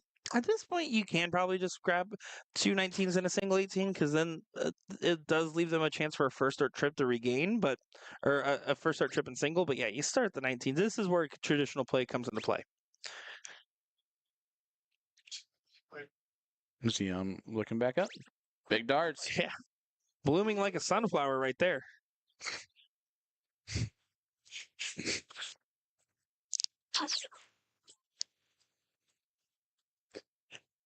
And now the 17s, you kind of assume they were going to light it up the same way that they would light up the 19s. Does find on the second. It's a good 4. Good 4, not enough though. Not right now. Yeah, Alex can go ahead and walk the dog across the bottom of the board here. 17, 16, 15. And honestly, you can start 16, 15 if you want. He's going to start 17. More Say, he went back up to conservative. Point. Yep. Now he's going back down to 15s maybe. Yep. Boom goes the dynamite for Alex Spellman. It does find the 9 in there. Good shot indeed from the Jackal. The Jackal and the General. That's some good alliteration on their nicknames. Jimmy Jones going to be looking for 3 16s here and then on to the Bulls. Taking advantage of this league. And the Accabees, let's be honest, they kind of play this more like a traditional heads-up match, and they were hanging in there just fine. I just want to see them take more advantage of the handicap. Really, really make every one of those marks worth something.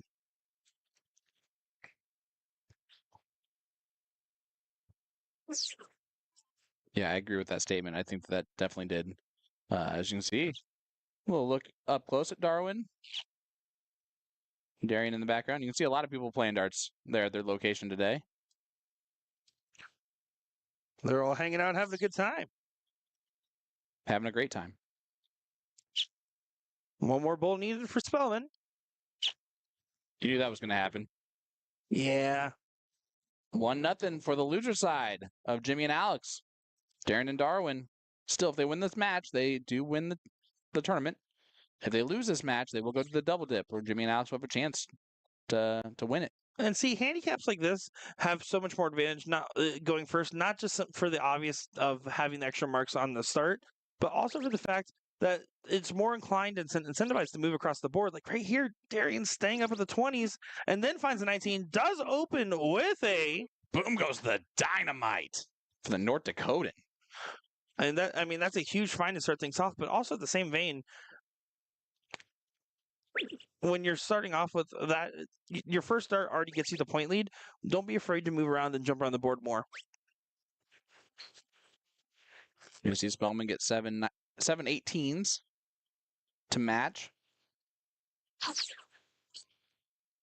But when you have all those marks and then your opponent starts off like that and then continues to do this, my goodness, 8 mark follows the 9 with a mark all the way down the board.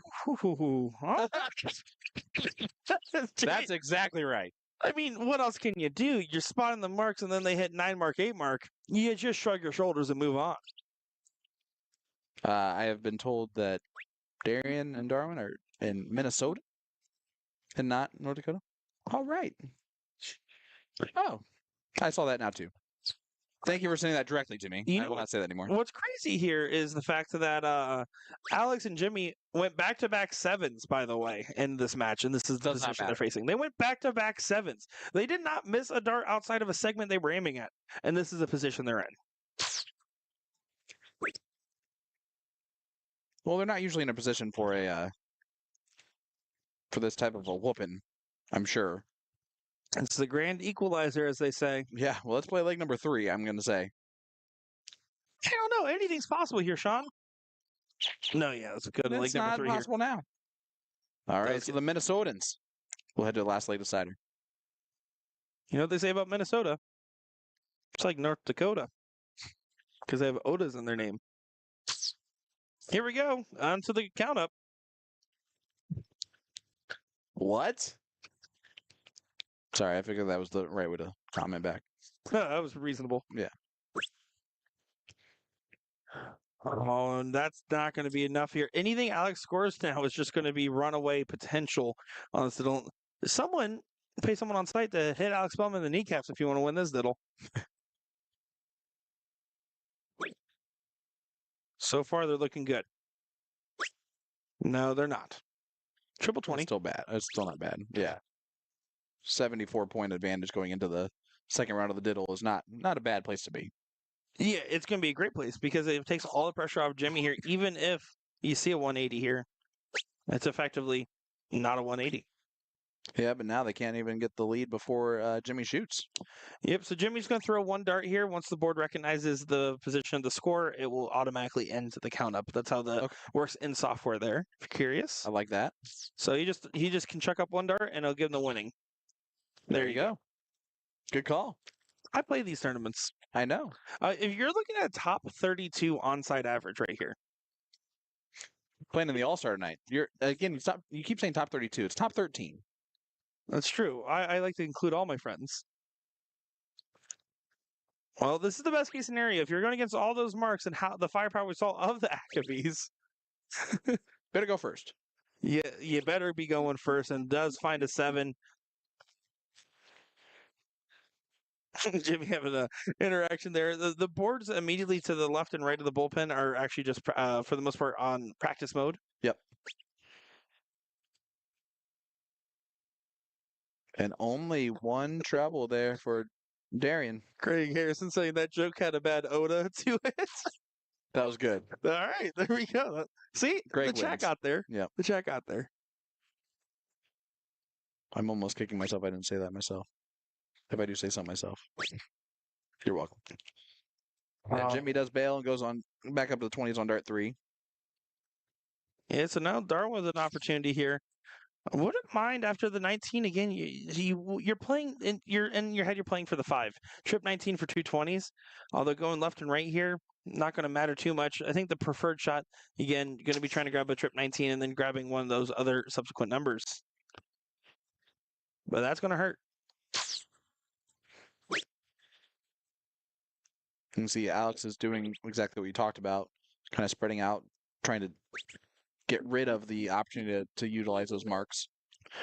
Yeah, I mean, on top of that, it's one of those things where you just watch your opponent have a batter on the 19s. You're not really scared of those 19s right now. Might as well start in another number. That's even more incentive. That's fair. When I see a person lighting up, if I'm playing Ram, I'm shooting my close at the 17 pretty early in that leg, right? I'm scared of Ram on the 17s, but Ram on the 16s, I'm not going to close the 16s early. Ram can't hit a 16. Well, looking like Jimmy and Alex in control of this leg. Trying to send us to the double dip. The old if I dip, you dip, we dip. I dip, you dip, we dip.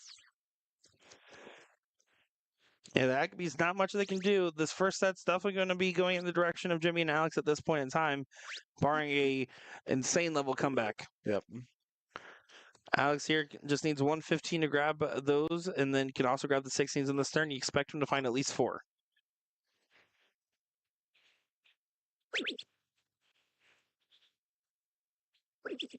Love it. Gets rid of the 15 first, goes back to the 16 for the close. Great 6 mark from Spellman, and they are definitely in control of getting this to the double dip. Where we have seen how dangerous Darian and Darwin can be. They just need to focus on winning diddles. Yep. That's their secret. And it's kind of crazy to have the games handicap, but not the diddles. I concur. It's a little, I wouldn't say silly. It's not the right word. But it's a little strange because you would expect Jimmy Jones and Alex Spellman to get the diddle most of the time. It's really true. It's a good point. There you go. Match number 1 goes to Jimmy and Alex. So they're going to redo. They're going to have to re-sign in and all that good stuff. I will also say for any of the EDC players that are watching right now, the diddle is a little less impactful when you switch to the best, like the typical best of 5 that the majority of their events are run on. just because of the size of these brackets and how many of them they are, is why we're seeing best of 3 on both sides. But normally it's best of 5, best of 3 in a lot of EDC events, and therefore it makes it a little less consequential. So that is also to note. Yep. Jason saying, I've never seen a handicap on Doodles. No, neither have we. But I'm just saying it's kind of curious because there's no real way to handicap count up for the record as a game just by default. 95 is the target line for Darian. You just want to say you beat your guy. Can't do that Can't now. say that. Oh, no, it's same start as the last time. Reagan Windsor in there saying, is that Mike Maloney without a white hat on? I'm not sure. Yes. Yes. He's showing the bald spot today. Well, that's an opening. Well, he's wearing a hat, right? Just not a white one. This would be big for Darwin. Very doable. Still possible. It's on. Does Not get it. The sound fooled us.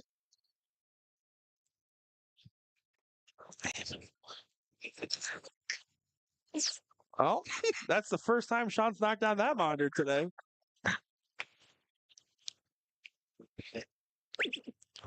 Well, it's the second of many. There was one that you weren't here for. I said, don't tell him. And he said, oh, I won't. I don't want that smoke either. Yeah, he scoots it on over. Smart decisions.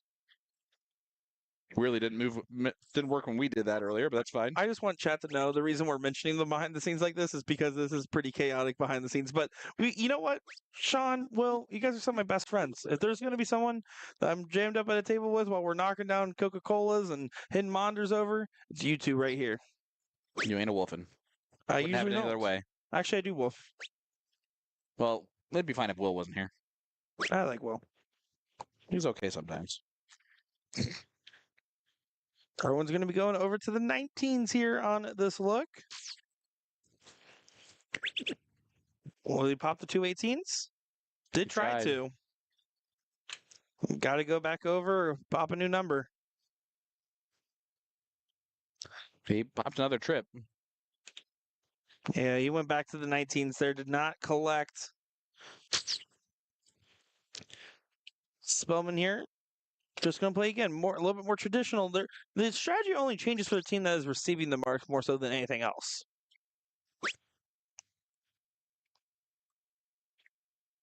I like the way that you just explained that because I agree with you. If you're the person that's not getting any handicap, you're basically just playing a straight up game and hoping that the other team's handicap actually makes sense. Yeah, exactly. I mean, don't be wrong. Will you take some earlier looks at trying to close numbers so that way that you neutralize their marks that they already have on them? Sure. But effectively, it's the same situation.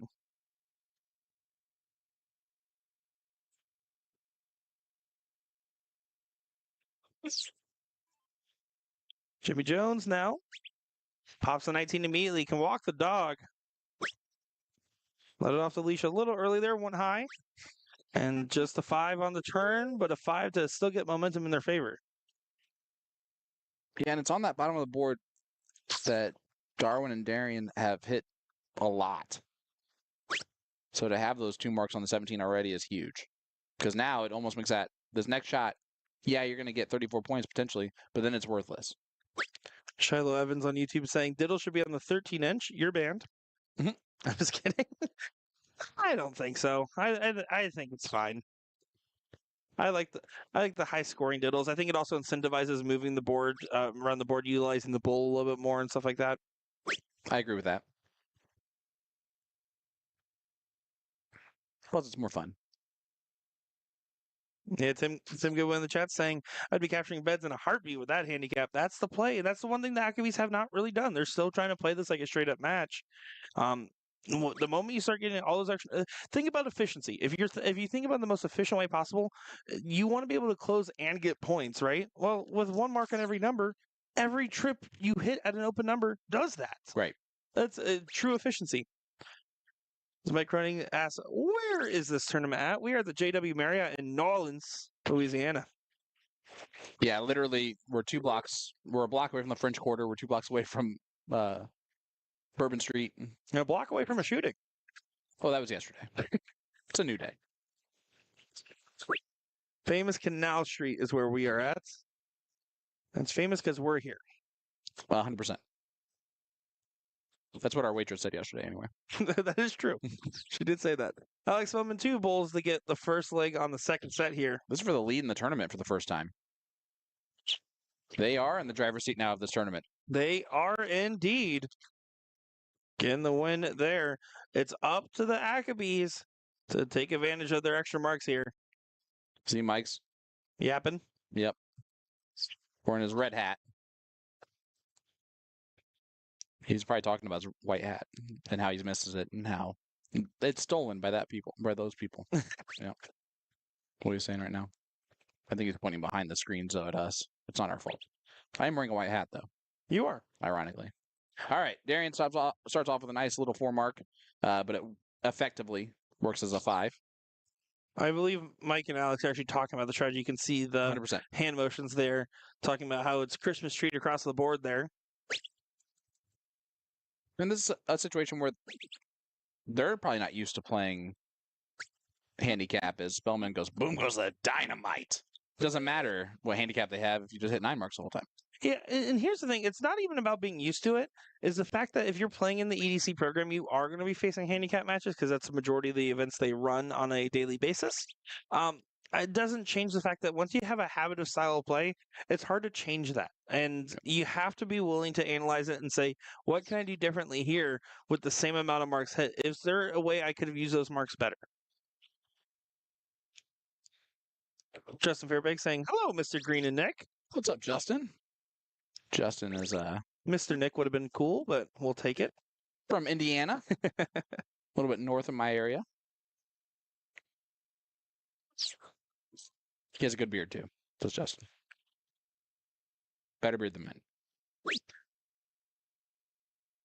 Darian trying to utilize that high ground as much as possible, and that might be going away quickly. Yeah, this might be a right away. Tale of what might be a recurring theme is, again, just seeing how different teams utilize the handicap here. I hate to really beat the dead horse, but they have clearly shown that in a heads-up match, they're not far off. They've been staying in these legs. Imagine if they were doing it in a way where they were taking advantage of all those extra numbers. I would really appreciate if Alex Spellman, one of the smartest guys in darts, did not do a Maloney double in front of Mike Maloney. He knows his fans.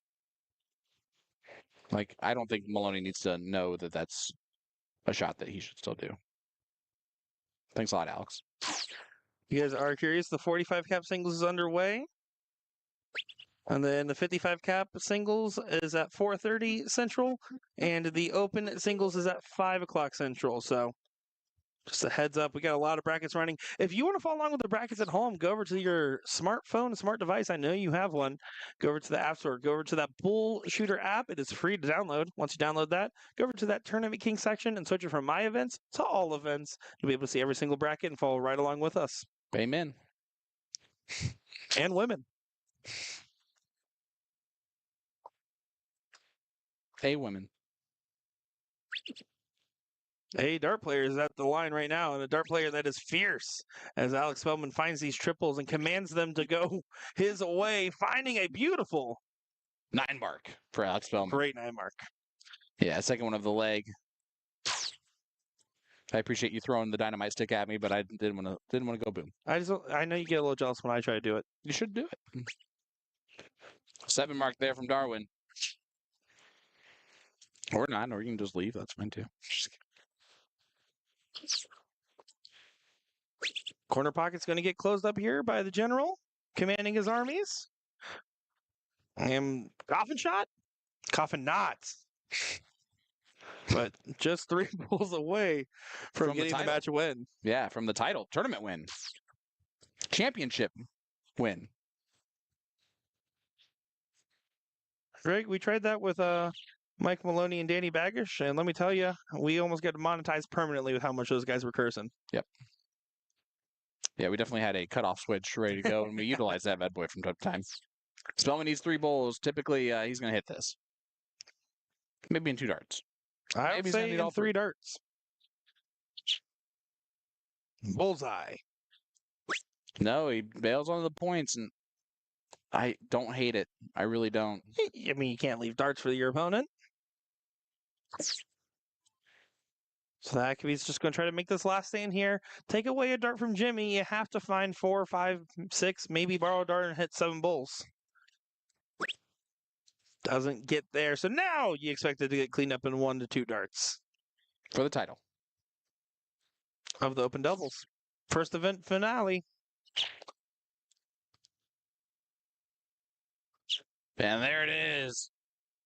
Jimmy Jones, Alex Spellman are the champions of the no cap doubles. Yeah, they get it done there. And Alex Spellman is still having to deal with Mike Maloney yapping. The whole time. That poor soul over there, man. Watch him run away so fast. Well, not only did they get the first place for on-site bonus, but of course they also got to the first place win in the bracket. So that's already 800 bones in their pocket as Jimmy Jones gives us some stuff to the camera. I love it. I love it. So $400 ahead to start off with one event of several they're going to be playing in today. They're going to be happy. Yeah, and we have the 110 cap doubles still going on currently. We have singles action on the way, underway. So we got a lot of action. The EDC World Championships live in New Orleans, Louisiana. We'll be right back with more right after this. I'll miss you.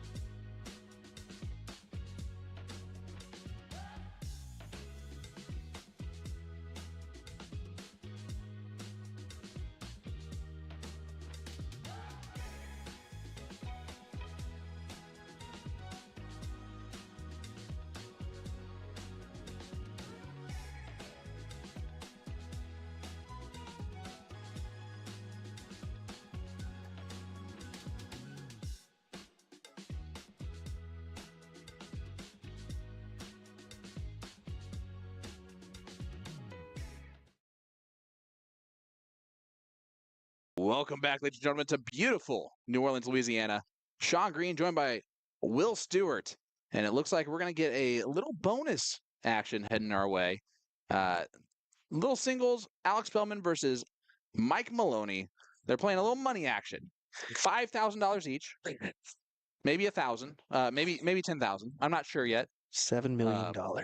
Basically, the entry fee for the World Series of Poker main event is what they're playing for right now. Yeah, it should be a good one here. We're going to get a best of 5 battle. So first to win 3 gets it here. But these two top dogs, Alex Spellman, Mike Maloney, can you complain about this little challenge match we're getting thrown at us? I won't be able to. The only thing I'm going to complain about is best of 5 legs. Yes. Because these guys could go all night, and I'd be all for it. Especially for $5,000. That's a really quick $5,000 match. It's not for $5,000, guys. We have no idea what they're playing for. It could be $1. Their wives are killing them right Yeah. now. Like, what are you doing? But we should have another matchup after this one, too, including the 14-year-old Jax Bartlett and Ronnie, if I'm not mistaken. So we'll have back-to-back challenge ones before we work our way into our singles coverage. And then later on this evening, how about some Loyalists and All-Stars as we get a big one there from Alex. Boom goes the dynamite for the man from Fuquay Varina, North Carolina. This is interesting because Alex does not play the CSC Challenger Series. This is going to be all cricket. Yeah. And, of course, Maloney's one of those top dogs always in that. So this is always one of those matches that you want to see. You want Alex Spellman in that event eventually. So to see kind of a little bit of a preview here as he gets a Maloney double. Again, he's got to stop doing that to me while he's playing Mike. But I'm interested to see here. I think Spellman takes this. Like, I don't mean this leg, obviously. I mean the match. I think it's going to be a good one, though, either way. Oh, what a shot there for Mike. A 9 mark there will do. Yeah, he sets off some dynamite of his own. And Spellman's going to have to look at the 16s. I tried to convince these guys. I said, oh, why don't we do some 5-1 cricket action? Let's split mix in there. And they gave me the no. And I think the reason why was not because they just wanted to play cricket, because it's easier. Yeah, it's easier just to roll through it like that. But you tell us in the chat, what do you want these top dog players playing? I want to see that. Maybe some Bermuda Triangle. I like the difference. You go 0-1, cricket, 0-1. You kind of do that, the split bull side of things. But no, either way, we're getting treated here. And Maloney out in front with a big trip, 17 for 211. Yeah, he may take the look here. Is he going to stay? No, he goes back. I figured he might just because of the way that dart was laying in the 17s. For him, that's perfect. Hammer cricket is a good option. Oh, no, thank you. Just you want to see something different. Would be a little bit interesting change of pace for the strategy. Well, Spellman did get thrown off fairly recently when he had to get a little team cricket thrown his way, and he didn't know what the heck to I was do going in to say that team cricket would be something wild. 7 mark there for Spellman. Gives it right back to Maloney on the heavier number. Another one to take the shot. Boom goes the dynamite. Come on. What a shot there from Maloney as this just swings one way and then back the other. That's the third 9 mark so far in this match. Leg number 1. Race to 3 for these two players. They're just playing for $5,000 apiece. No big deal. They're not playing for that much. Less money than that. Nick just walked in and looked goes, at me like, what the heck did I miss? Why am I not talking right now? He lost his privileges. That's why. I know this is probably not something that anyone's going to believe that knows anything about Nick Teixeira, but he has gotten brighter in the last 5 minutes than he was previously. It's actually almost so bright that even though we're in this closet of nothingness, of black walls, I feel a little gleam of neon happening around me. Just a little. Mike looking to clean this up here, needing 2 bulls. And he gets 2 bulls. Leg number 1 does go to Mike Maloney after I told him that Alex Spellman was going to win. 1-0 Mike.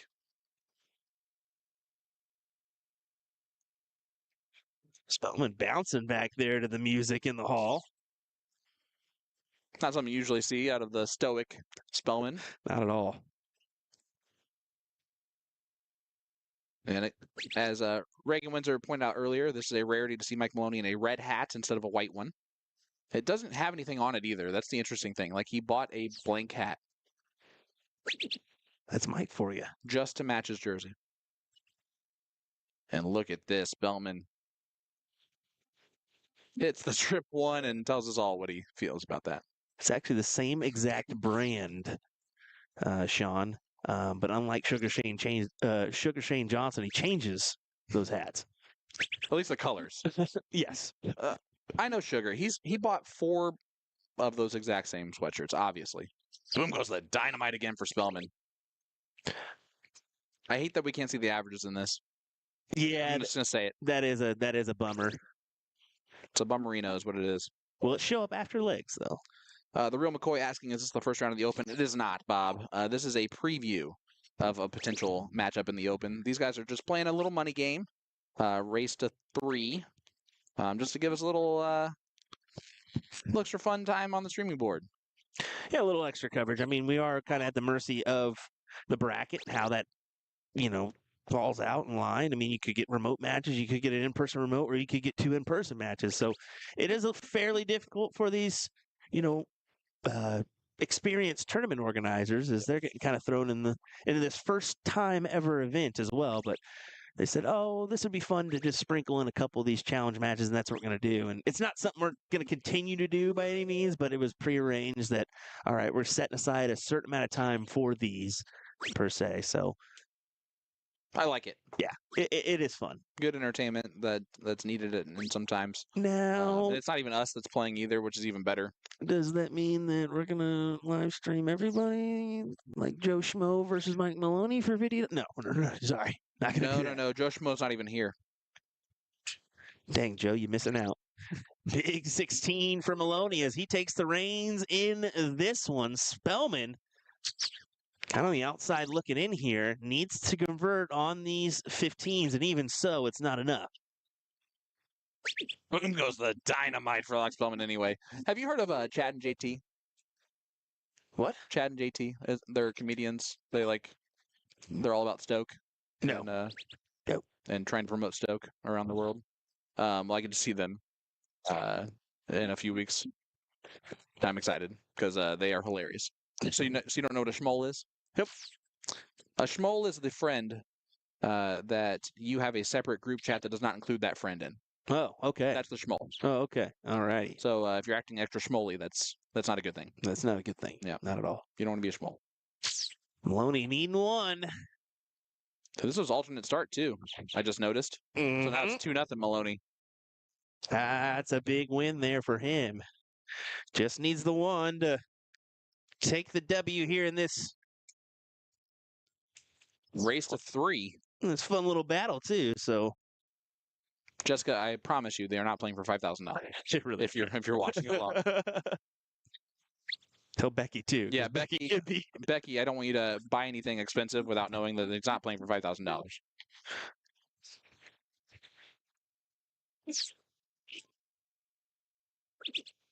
Attacking these 19s here. Needs to.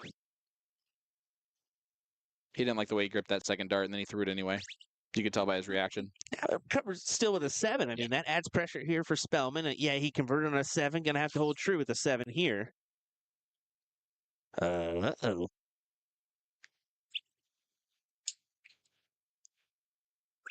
This is a match you need every dart. And unfortunately, he just gave a dart there. And it could have been a single. It could have been a triple. But we'll see what Mike does with this here. Could go around the board. Did you see how his eyes tracked up like he wasn't ready to do it, and then he decided to last second? He's like, "Oh yeah, He was thinking about maybe staying for an extra one and then taking the money shot at the 20s because he has the 18s, but you got the higher ground. I was trying to do higher ground. It didn't work. Didn't work at all. I'm just gonna next time say "Higher Ground" by Red Hot Chili Peppers, and just not say anything else with it. Just leave it. Yeah. All right, Maloney, 19s. He's so upset because he had an opportunity to take a Maloney double shot at the 20s. He did not utilize it. He had a shot to take them all out there and put Spellman in a real tight position, but now he'll take this. 2 to close. Yep. And it's tight. Yep. I mean, he could not get away with it here, or he could get away with it and get this to a 2-1 scoreline. Hmm? He's throwing these 17s like Ram Guevara. Boom goes the dynamite. It's another one in this.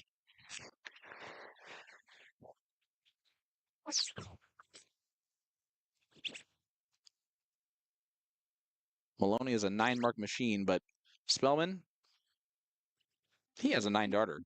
This is lovely, isn't it? Yeah, this is insane. This is the type of popcorn atmosphere we need around here. Just one long. These guys certainly don't want to eat me. Get butter all over their fingers. Come on now. You're right. We'll They're not take supposed to all eat of the it. popcorn. We'll take all of it. The people watching is what I meant. We'll take all of I it. apologize for not making that perfectly clear like I needed to, I guess. All righty. Bails right back up to the 20s. It just must be nice to automatically throw triple 20s, you know? Like, must make things easier. Just, hey, I've got like a 70% average on the trip 20. No big deal. Look at this. Oh, that was a fat 20 was shooting at the double. Adds a little pressure, though, but I don't think it's enough. Yep, here we go. 17s for the close. Going back up. I think that's a He had a smart. single. I think it's a smart move there, but had you pinned a triple, you extend the advantage. Now he's still got to hit 2. Yeah, you got to stay. Yep, and he knows it. There was no other option there, No. especially with the 18s as well that Alex has. That's you can't really take a shot at the 20s knowing that he's still got the upper hand on you with the 18s, and those 3 turns into 9 if he hits a 9. I do love how much these guys are like shaking their heads and getting upset when they're missing left and right. It makes us feel a lot better. Well, it also shows you that despite this being just kind of a challenge match, they're playing with intent here. They know. Oh, absolutely. Yeah, you have to. Of course, really, Spellman's playing with house money. True. He did win the tournament plus the bonus for in person. Yeah, that in-person bonus sure is nice to be here in New Orleans and experience the city as well as, well, darts in general. Yeah, This EDC tournament. Yeah, I wasn't even including the bonus of being in New Orleans itself and eating all this great food and being here, getting to meet Nick Teixeira. Has been, opportunities. Danny Baggins is just right out there selling jerseys. No big deal. Just selling jerseys. Just a jersey seller today. But yet, a lot of people are doing this remotely, and I'm okay with that too. Boom goes the dynamite from Maloney one more time. What a big 9 for him. He's about to win this 3-0. He really is. I mean, it's looking more and more like that. The more we go on in this leg, the more I'm thinking Mike Maloney. Yeah, Spellman shaking his head at 6 marks at this point. Like, that's how good these guys are throwing.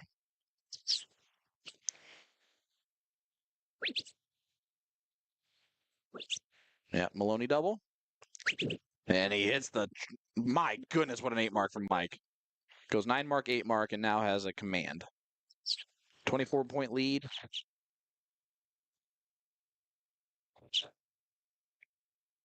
Spellman just going to get the lead here. Does that by 1 whole point. Forces a 4-mark victory from Spellman, or from Maloney. He's going to do more than that. A lot more than that. And then he hits the double. My goodness. I bet he was wishing he was playing a real tournament right this second. Yeah, this is square for Maloney. Wow, just what a display here to just rattle that off 3-0. Against Alex Spellman. True. Like the Alex Spellman. It's nuts. And he's doing it in person as well. Oh, maybe not. Rut-row, Raggy. This Jack- is an opportunity of knocking. Jax couldn't believe it back there. He's like, really have to wait a whole nother leg before I get to play? Even took his hat off. And yeah, look at this. Here we Trip go. 16, double 15. Yes, sir. Oh, no. And Jax again goes, oh. You blew it. Well, Well, your well, well. opportunity to come back in this match, and instead, Maloney is going to get away with it. Yeah, he does. Shakes his head at it. It's a victory. A 6-3-7. He messed up and still tried a 6-3-7 to win it. Nasty. Absolutely insane. 3-0 victory for Mike Maloney. So we'll have another challenge match come your way. It'll include 14-year-old Jax Bartlett and Ram Guevara, if I'm not mistaken, too. So Is this the doubles match? I'm pretty sure this is a little doubles match coming. So it'll be Ronnie. Is it Ronnie and Ram, Danny and Jax, or could be it's- Ram and Jax? It's Ram and Jax, Donnie, and Danny. There we go. That'll be our next match up here. I hope you folks enjoyed that one. That was pretty fun. I'm going to be honest with you. We had some pretty good little clips in there. Let's see if we can have some fun with that one. Let's play all and see what we got for you. Hopefully, well, let me just make sure nothing's going to. Okay, we're good. We're good. I'm hoping. All right, we'll be back. We'll be back.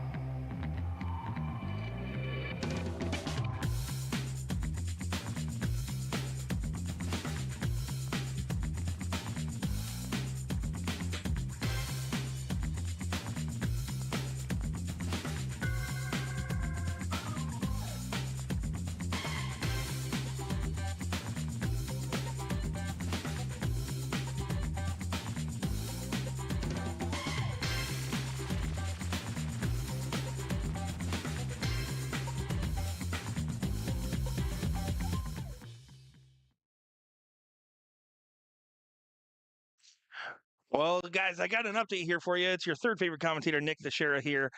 So right now, what you're seeing over there is just a warm-up practice match as Jax Barlett's going to be playing in that third place match here in just a moment's time for that 110 cap.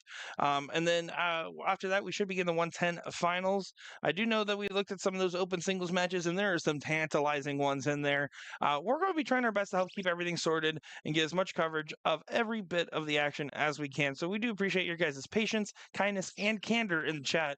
And what you can do in the meantime is hit that little chat, that little bell button right now. Get notifications turned on because when stuff starts happening, you want to be the first to know. We should begin that third place match of the 110 cap in just a moment's time. Don't go far, folks.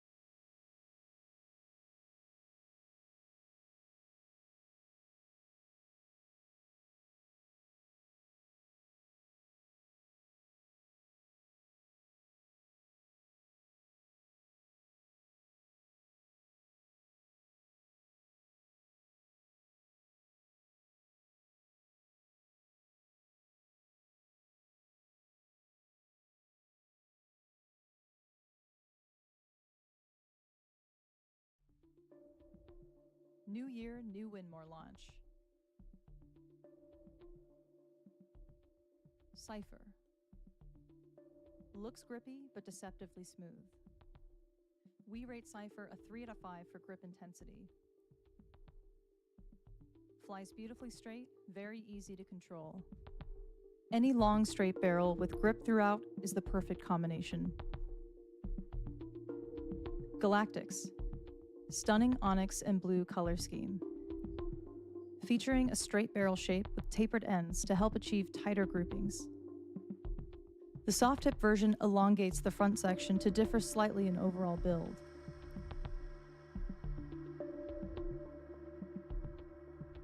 Kairos. A range offering 2 different variants. The key similarity of all options is the unique torpedo shape and center ripsaw grip. Make no mistake, the center ripsaw milling feels like a 6 out of 5 for grip intensity.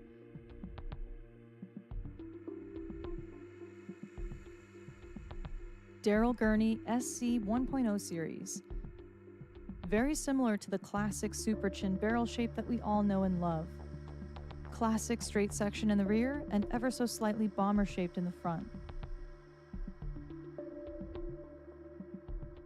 The longest barrel from the launch, offering more room for those with larger hands or a very widespread grip.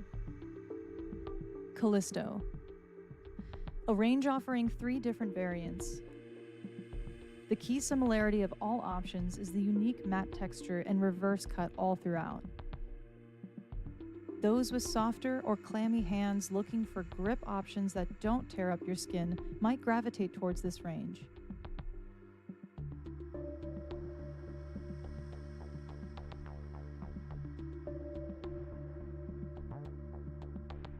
Xenon. An incredible option for mid to rear grippers looking for an aggressive grip reference point. The tightly spaced green-coated radial grooves in the front and rear offer very subtle feel. An affordable option for middle grippers struggling to find a guaranteed push point or any grip style looking for consistent thumb placement in the center. Steve Beaton Legacy Edition. Perfectly split into 2 sections. Modern classic radial milling and signature blue color in the rear, coupled with an artistic and intricate gold front profile. The front section is a little more aggressive than the rear.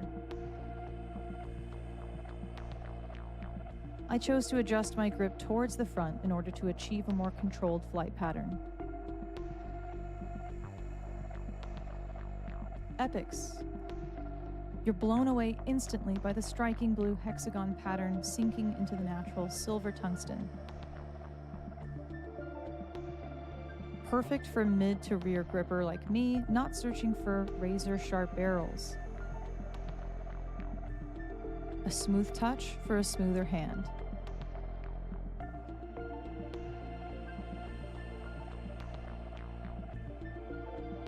The highly anticipated 2025 darts collection by Winmore. Available now.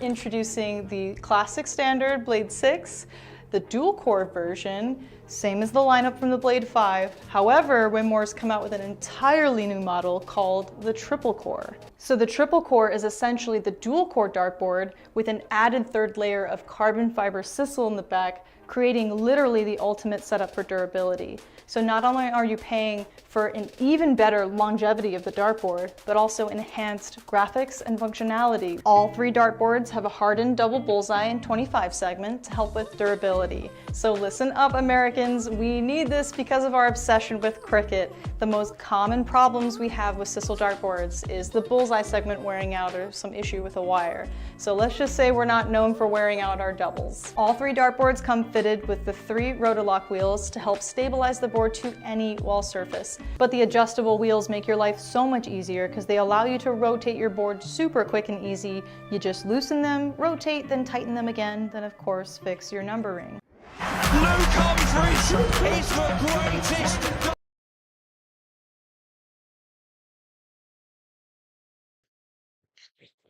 Welcome back to New Orleans, Louisiana, here for this no-cap singles match that is a doozy. Maximum Precision Designs, top 2 owners in darts are taking on each other here. Mike Maloney, Danny Baggish is the battle. Of course, they were doubles partners earlier today, but now they will be playing as enemies for a split second. Sean Green joined by Nick Durachi Teixeira. Nick, we're in for a very fast, but a very high-quality affair. Yeah, this should be a great matchup. Of course, this proves that brackets aren't rigged because they got each other first round. Yep. There's no such thing as bracket luck. And then you win this match, you got to play that gentleman right there, Billy the Goat Garkey, in the next match. And the winner of that has to play Brett Hollanday. Quite the stretch on this little bracket here. That is brutal, if I've ever heard about a stretch. Billy the Goat, of course, becoming that in Rockford, Illinois.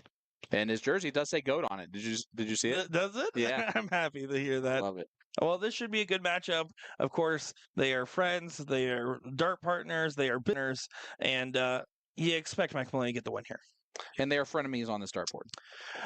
Of course, Danny says that he has never lost to Mike Maloney in person. He would like to keep that streak intact. He would, I guarantee you. But of course, given the current form and current level of play, as Danny keeps claiming he's just a commentator, well, finally you're starting to see that he's dropping from a high 5 to a low 5. Yeah, him not throwing well is still better than 98% of people. 99. Yeah, 99.9 probably. Yeah. So Maloney gonna have to look up a new wedge. He's feeling nervous because he's playing Danny in person. He's going to bail to the 17th start. Does collect on the last start, but does not get anything in favor for himself. Danny, I want to see a first start trip on the 19, but really, you never know with the gambler pre-post retirements. Yep. Retirement 37. This is his 17th tournament since saying he's retired. But he then clarifies that means steel tip. It's not soft tip. But he just wants to be a commentator. You saw it in his diatribe that he did in the interview earlier. Yeah, that's fair, but no one wants to see Jordan on the Wizards. No one wants to see Jordan on the Wizards, except for the people in Washington. Yeah, well, all 5 of them cared. Here we go. Danny going to go ahead and just continue to maintain control as Mike Maloney's lax turn is still getting punished. Ooh, nothing wrong there. Points, yeah. Against the throw here for Danny Baggish too on leg number 1. With it being a loser start best of 3, though, it's not too consequential of a break a throw. It just means it was harder to do. Yep. Just more fun to say that. More funner? Nope. That's not what I said at all. I said more fun. That's not whatsoever. All right. Hey, I know you're playing darts later on. Sounds like you're already drunk. How you feeling? I'm just kidding. Well, considering I haven't had a drink, I'm feeling great.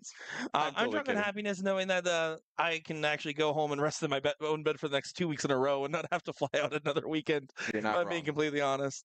I wish that you were. Unless something happens at Thanksgiving and I have one too many cranberry juices.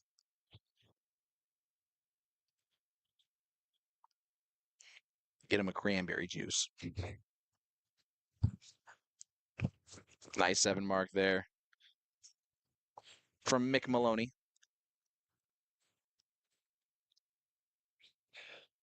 And 19s here for Baggish. There goes the 15s. See where he looks on dart 3. Right at the bullseye. No reason not to. I mean, you're talking a 60-point advantage in 2 numbers. You just go ahead and push it along. And this is definitely not Mike's best we saw in this leg here. Oh, no. I mean, we saw his best. It was against Alex Bellman in the 3 out of 5. Won 3-0. And then took a little hot minute off. And Do you, Danny's taking advantage here. do you think that's small little gap, or do you think Danny really does have Mike's number mentally? He might in person, but he has not done anything or said anything that I've seen from either thing to like try and get in his head or anything like that. I think that he's kind of just letting the talking on the board do it. Now, Danny does get a mark too on the 20s, which I'm sure he is. If I'm Mike, I'm talking to him about that. That's fair, but also in the same vein, Maloney needs to throw better than a 4.29. Yes, he does. 4.29. He's just going to be mad at himself. He should be. That's barely above my average. Mine too. No. All right, fair. Danny's just going to go ahead and do what Danny does. Get a little tricky with it. Just Walking going the for the hat. dog. Going for the white horse. Just a bit outside of part 3. Yeah, 5 mark there in the gentleman's agreement so far. That's gone. Yeah. Well, we know who the real gentleman between these two is then. Well, it depends on what you read online. Is that right? But you get a 6 mark there from Hulk Smash. Finding a 114-point jump here. I mean, Danny's out of 9 mark range even if he finds 2 trips on the first 2. Still going to go for it. Yeah. Boom goes the gambler. And you got to put more oomph in it. You know, as a little boom guy, boom goes the gambler. That was great.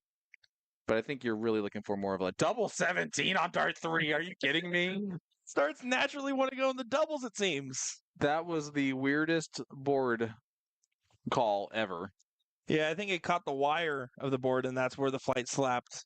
Yeah, it was definitely a flight slap. But the only thing is that double 17 is going to really help Mike later on. Yeah, that's why Danny did the switch there. He wanted to neutralize the 2 marks on the 17 by going for the switch. Since he only found a single, though, Mike Maloney can start 17s. Certainly does.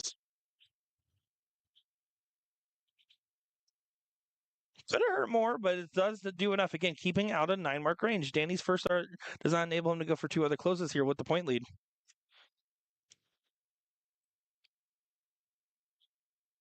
Danny, though, is aggressive. He'll get rid of the high ground. And he gets rid of the 17s, too. I like the play. I like it a lot, but you're asking Mike Maloney, can you hit a 6 mark? Well, but he's got to start on the 16s. Did that. Twice. He said, no, I can't hit a 6 mark. I can hit a 9 mark, though. Boom goes the dynamite. That was a lot better on the call. Thank you. So now Danny pushed over to that 15. Gonna try to make some magic happen, but hugging the wire on the first. And might not even get the close on it now. Tough dart is gonna have to throw right into that barrel. Kicks on down. He definitely does that. Good dart. Great dart even, but might not be enough in this leg. Maloney onto the bulls. Just gonna go ahead and make this 1 apiece. Well, even overachieved with the double ball in the last dart. 6.83 is way better than a 4.29. Yeah, statistically speaking, he figured it out. Well, let's go to a last leg decider. 1-1 scoreline. You see the little sly smile on his face? You should give a smirk for that one. And now we're on to the diddle here. It's going to be that count up with 3 darts. Let's see who'll start this leg. Last leg decider. Split bowl. So they don't shoot at the bowl. How about a 1-3-5? Yeah, he knows that first dart might cost him. He did recover as best as he could, but we'll see. Mike Maloney's just going to try to stay vertical here. He'll be able to do that. He almost got a little too greedy on dart 3. I was going to say, he was kind of a little close there. But Maloney will start this last leg decider. So Danny is going to have to win this match, never going first. You know, if there's someone to do it, Danny's going to want to be that guy. And it also sucks, though, because he's not really getting a chance to utilize his bonus mark on the 20. Right. The handicap's been effectively useless so far. As we're going to see who gets to play Billy the Goat Garkey in that next rounds. It's not useless now. I mean, it is, but it's not. Right, because now he can go for a first start trip 19 and hit 2 singles on the 20 and then get the close.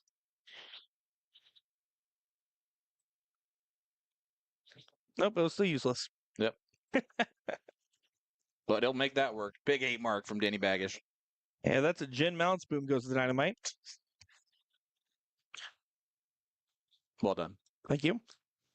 And Maloney now just going to continue to attack these 18s. His firepower has been there. He's going to be upset about that lax opening, but does go ahead and nail a Boom goes the Maloney.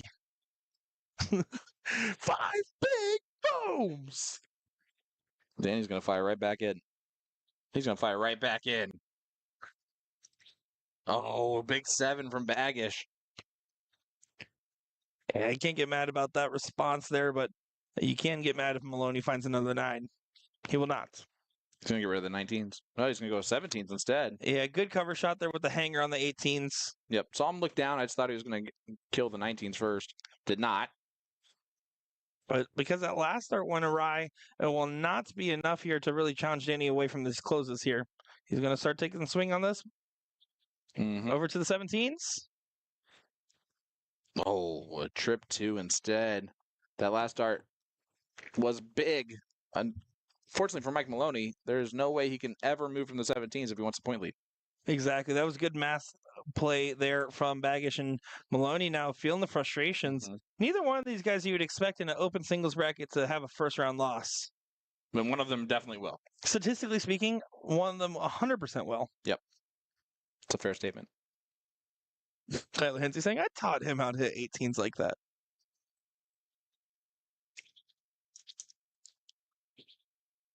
Oh, big 6 there from Baggish. He's still just one, little corner of a wedge away from kill shots. And you can see Maloney trying to hang on here and stay alive in the game. But Danny Baggish is going to staying alive. He's going to try to go ahead and kill those hopes and dreams right here.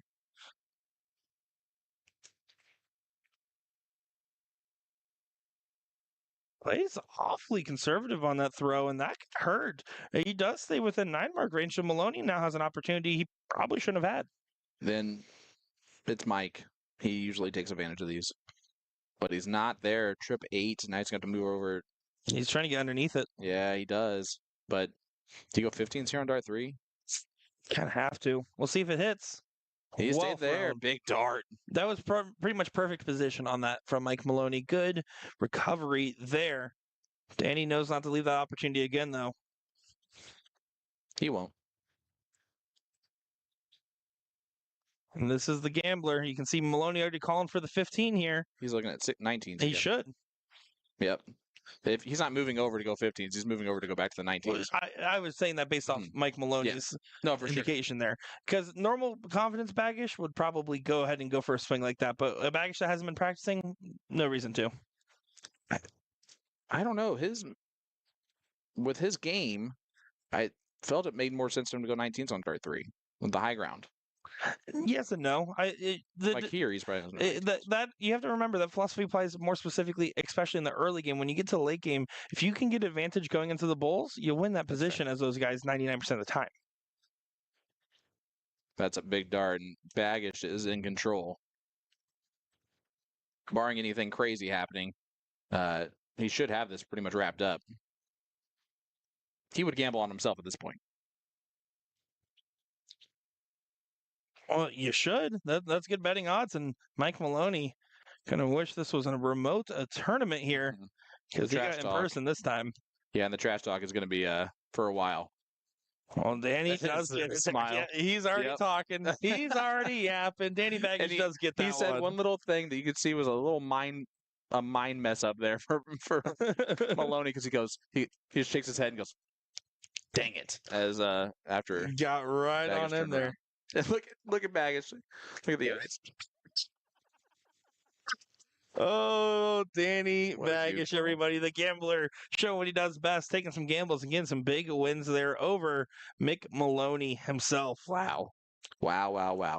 And as we head on over to surprise waiting for us. Well, I believe this is going to be that 110 doubles bracket that we were looking at earlier. Third place match? Should be. Maybe not. Is this the 4th place match then? Yeah, no, this is going to be, this is the 4th place match. It looks like that 4th place match didn't actually get started yet, so this is what we're looking at here. So this is game number 2. Currently, Corey and Jeremy are in pretty good position to potentially win this 2 straight here, as they're well in front so far.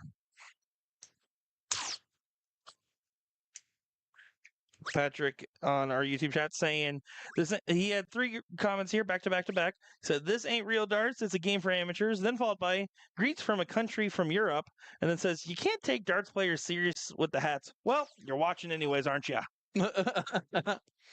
Hate to prove my colleague right there, but just because you don't play this format of darts does not make it not real darts.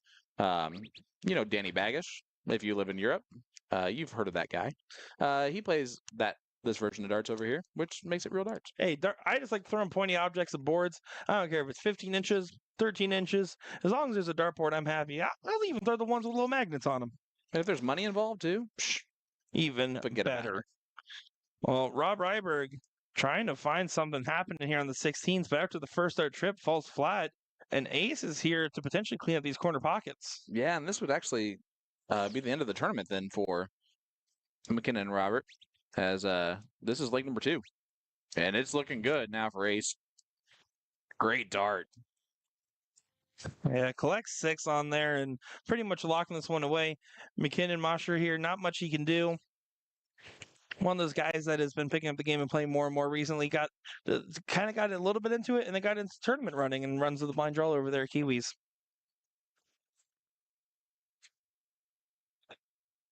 All right, here's Corey.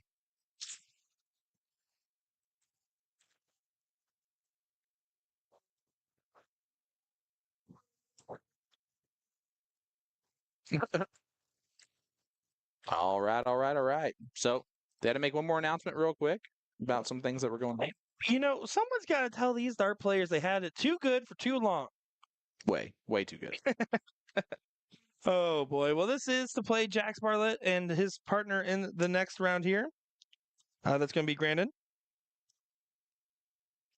Yeah, this is one of those situations where it's a remote tournament, and so I think some of the players, when they're not assigned boards for the in-person versus a remote side, they're just kind of picking their own boards, which you can't really do, because if you do that, then you're messing up everything else that's assigned a board. And I know what you're thinking. What's the solution to that? Assign them a board. But maybe they're in the process of doing that when they don't assign them a board. That is wrong, Sean. I don't think. Ever? Usually not. That explains a whole lot. Ace not able to finish it off yet. Still an opportunity. Yeah, it's an outside one, but it's one you kind of have to take here. You can't win the game on this turn, but you can at least add darts to your opponent's hand. Find 4 bowls. Stay true. 3 is the minimum. I disagree. I think they're inside for this opportunity. Ori coming up with 1 bowl for the win here. Oh, yeah. Okay. Fine. Get mad at me when I do the one Nick Teixeira comment. It's way better when I do it. Just like you do better booms. Corey does get it there. Corey and Jeremy will move on for an all-person 3rd place and finals matchup here for our 1-10 bracket. How about them apples? Jax wasted no time. Yeah, you can see Jax is already at the board saying, "Boys, don't you go He's far. been ready to I'm play ready for a long time. I'm ready." Well, we're going to take a quick break over here. We're going to get set up, and then we'll be right back over with just a moment's time.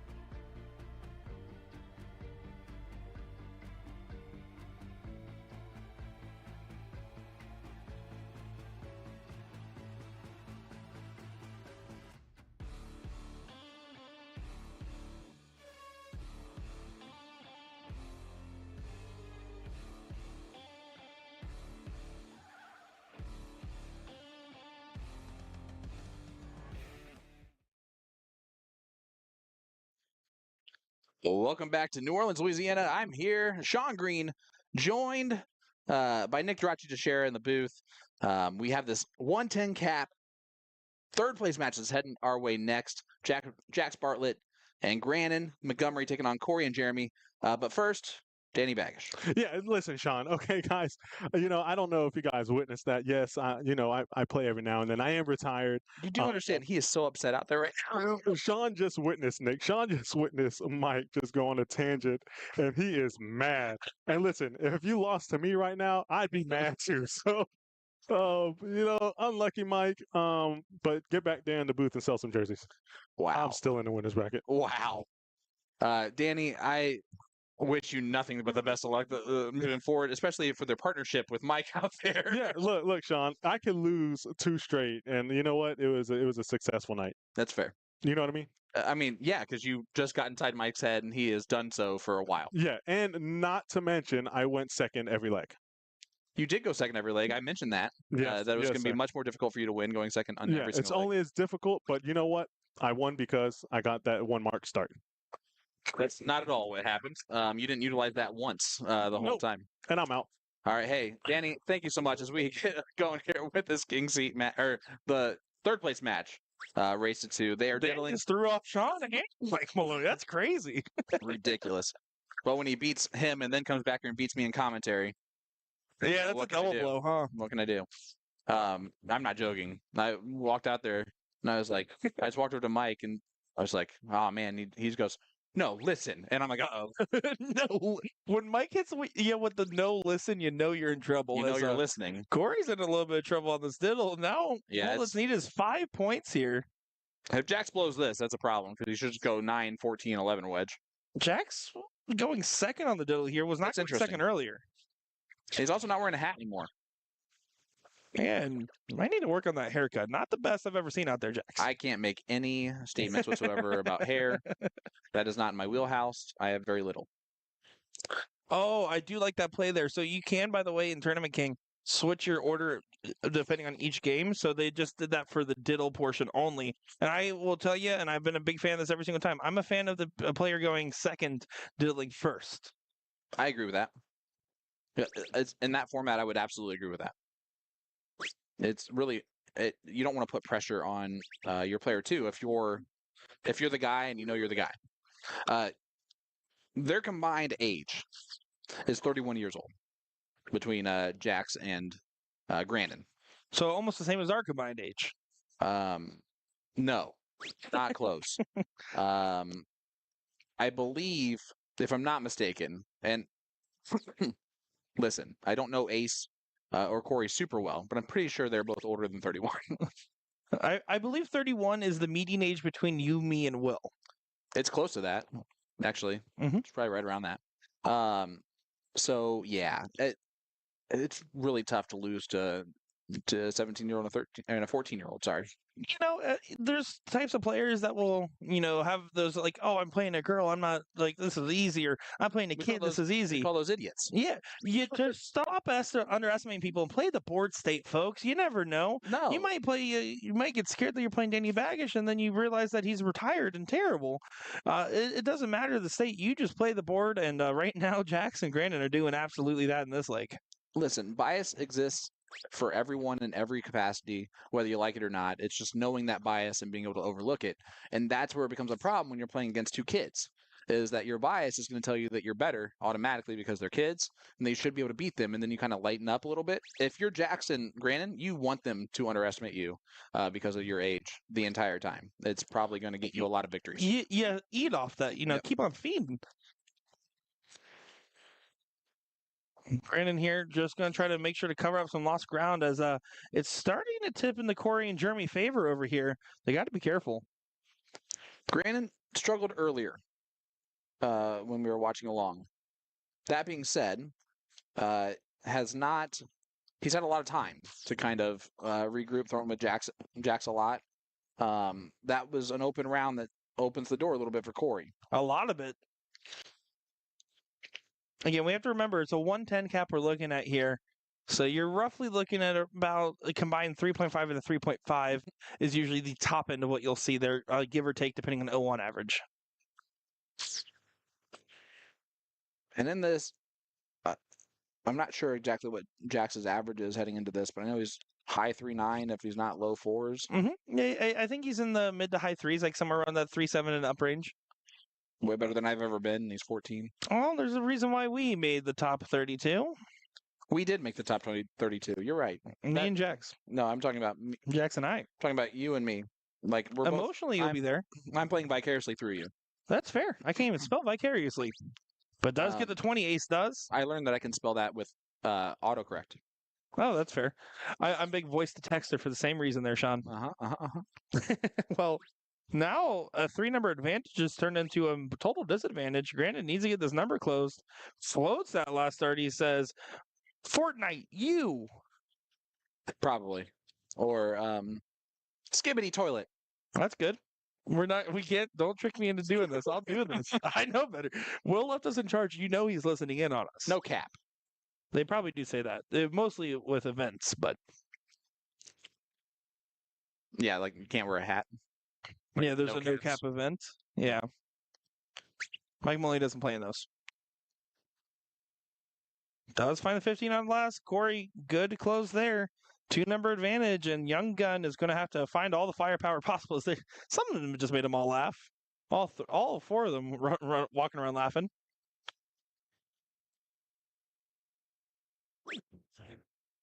Maybe someone tooted.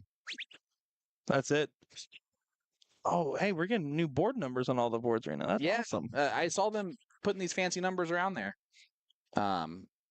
Sid had those in her hand as she was like walking them around. I know that. So this is obviously first night of the big tournament. Mhm. I have a feeling that tomorrow will run a little bit smoother than today. Knowing how EDC works and all the stuff, I just think that they're going to improve. Well, daily EDC here. are certifiable experts when it comes Right. to online tournaments. Running in-person tournaments is always going to be different beast, and then doing a first ever hybrid tournament, something that we really haven't seen in full force, is the final beast, right? So all power to them. They're just trying to, as they put it, not reinvent the wheel, but just invent it. Right. They're inventing a wheel. I would start with a circle, go from there. Just need to focus on 2 big singles here. Nothing fancy needed. How about a triple? Pretty much same idea. He goes right at the bull. 72-point difference. You probably should have grabbed a single just in case, but shouldn't come into play unless Jack hits a big one here. Like 3 in the black. That's in the black, but not the right one. You have to clarify.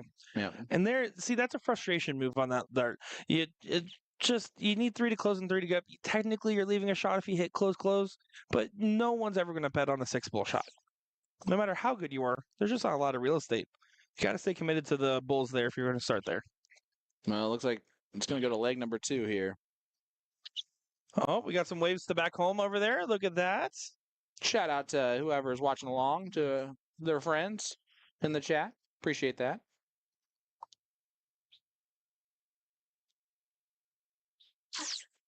And Jack's going to go ahead and get things going here. Take advantage of that single mark on the 20s. That's going to be the goal. That'll help. Not as much. And that'll help again. Good. 6 mark that feels like a 7.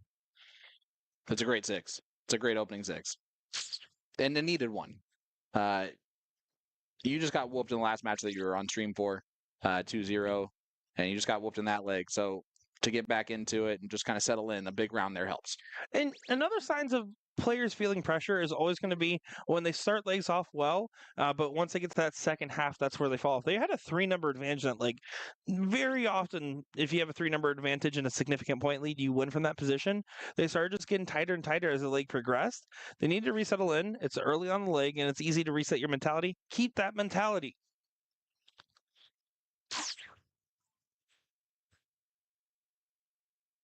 All right. Corey going to step up. Opportunity again. Yeah, he's going to have a shot early on here. Still fishing for a trip. Probably going to stay.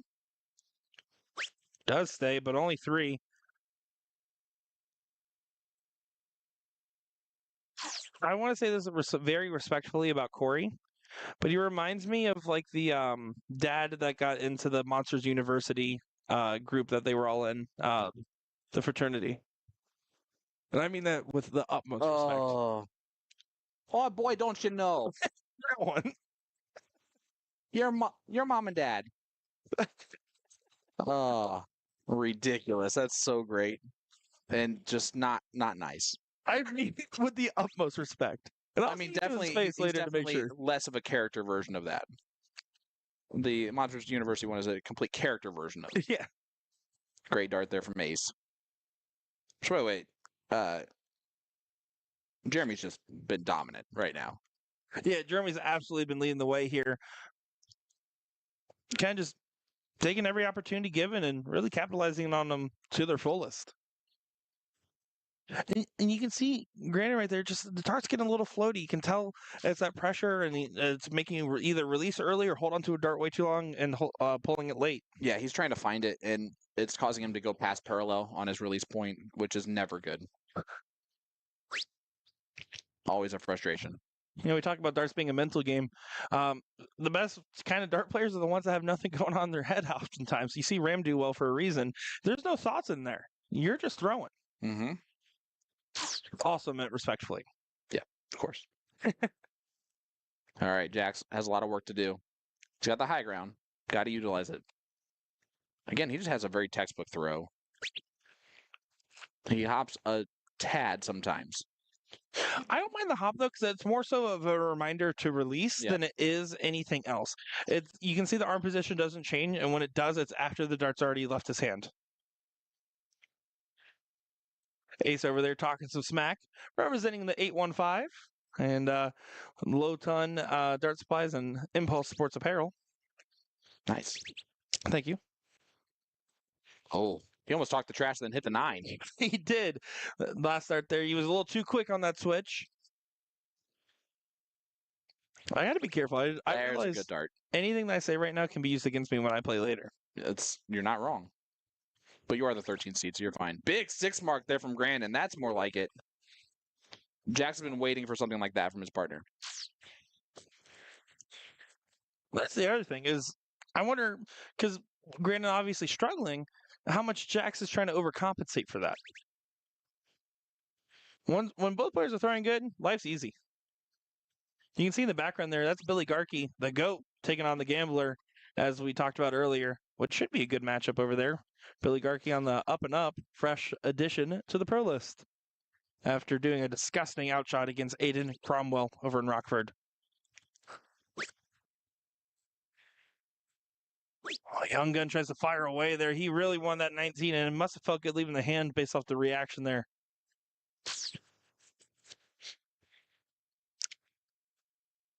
This is also what's important to note here, Sean. Yes. Is they are not only competing to get into the final for more money, but there's also the on-site, all the C team and these two teams. That's extra money on the line right here for in-person finishing. 1,000%, you're right. I usually am. Not usually 1,000%. No, like 110% would probably be the one I'd say. That's a callback for like 5 people. To season 1 of the CSC Challenge Series. It's amazing. Oh boy. We're almost halfway through this leg, and it's now a 19s-18s battle. And Corey with an opportunity. This is one of those, I want him to have the confidence to just go grab the 18s right here. But the safer shot is to stay on the 19 till you trip. Sorry, the 19s.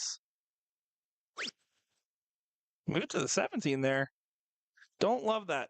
You're not taking advantage of the fact that there was 2 singles hit on the 18. Jax can go up here, and a first start trip gets the point lead. I think that was a little bit of an error. Yeah, I would agree with that.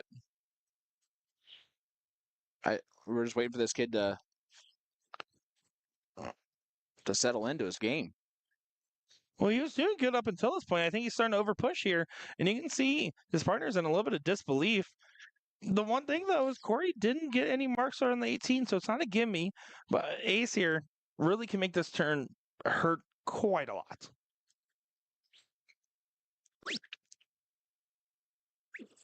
And Smart takes away the 18 right here with the 50-point lead and the 2 houses. I would go ahead and rip the 17 here. Not much of a risk. Even if they bet it, you're still going to feel like you're ahead. Do it. Do it now. Oh, that would have been a definite kill shot. That was the idea, at least. Grandin has been shooting really well so far in this leg. Drags it. Yeah, and that's been his miss. Has been dragging it a little bit left. Yeah, and you can see right there, Corey's just trying to give him a word of encouragement as what was a close back and forth is now quickly becoming a one-sided affair. And a couple of errant darts, and those last 6 there from the team of Jackson Grandin is what's making all the difference right now.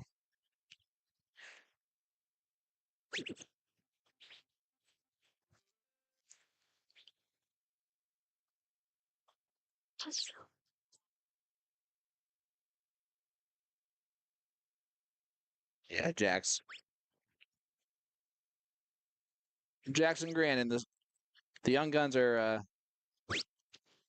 getting down to the nitty gritty of being out of this bad boy. Yeah, it's gonna be heartbreaking being in the seat position match and then falling short there after a tough fought semi, and then to go out again. 4 straight legs on the stream board. It's going to feel frustrating. It's called taking your lessons and passing it on. There's a full weekend, and there's still other events that they're playing in today. Don't sweat it too much. You'll watch my hands shake when I throw on the board later. Seriously, please don't put me on the stream. I can't handle the pressure. Well, that's not up to you anymore. That's true.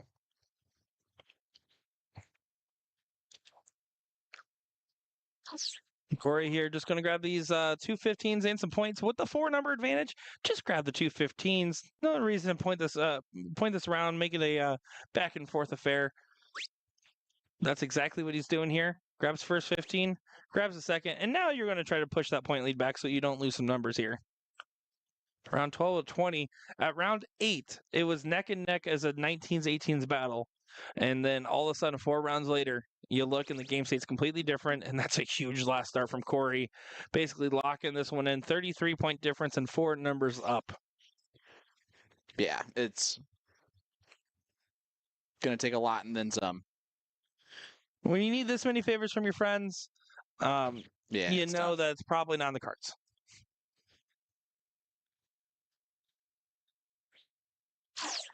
Yep, it's tough. So ace, here we go.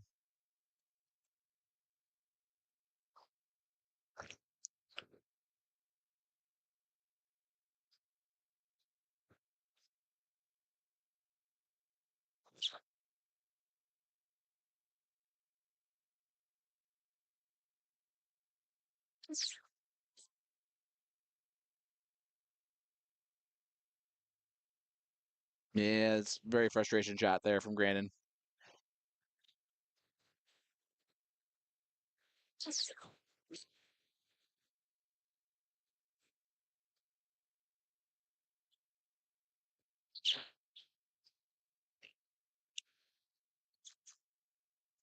Gets it there, and that will do it. Corey and Jeremy move on to the finals here, and what should be a great match. And you can see I do respect these young men having great sportsmanship here, going up, shaking the opponent's hand, and then they get to enjoy the relish of defeat. Yeah, listen, it happens. It's a learn and move on from a thing. But they shot well to get to the King Seat match, and they finished 3rd place, which is nothing to sneeze at. Yeah, you really just can't simmer on it too much, except that sometimes life happens, and that's going to be okay. As you can see, already throwing some more darts there. We will begin the finals of the 110 bracket here shortly, but we'll go ahead and take a peek over here at these gentlemen. Well, that's Donnie Lassie standing behind this gentleman. Clayton Guillory. And Donnie looking closely like, well, he's down points, but Yeah, this is just about over. This is game 3. Has a game shot. Oh, not going to get the double. You can't shoot the 16 there. You have to stay. That's a great find on the double.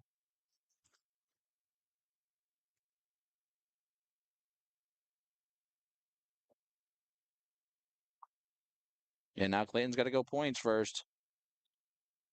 Oh, great dart's going to stay there. That might not be enough here with Donnie. 2 bowls needed in a single 16. He wants to go ahead and get this win here. There's Un. Oh, he can't hit the winning shot now. Oh, this is nervy. This is some nervy darts right here.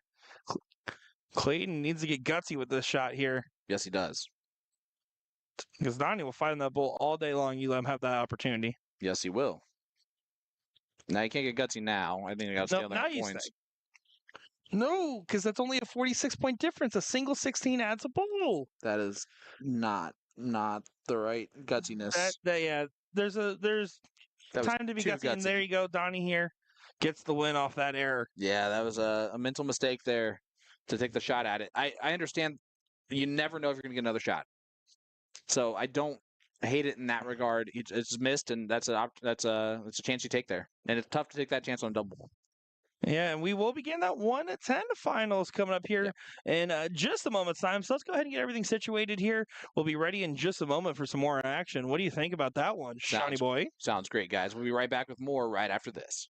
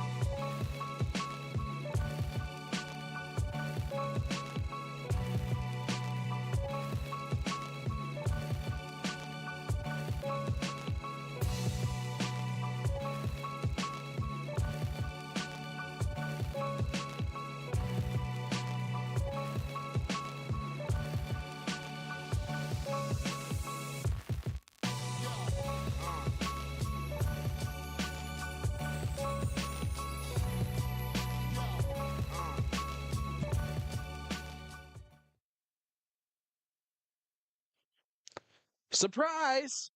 We are bringing you a 55 cap matchup here between Evan Major and Jesse Burnside. I'm Sean Green, joined by Nick Durachi Teixeira, and we're welcome back to the EDC World Championships here in New Orleans, Louisiana.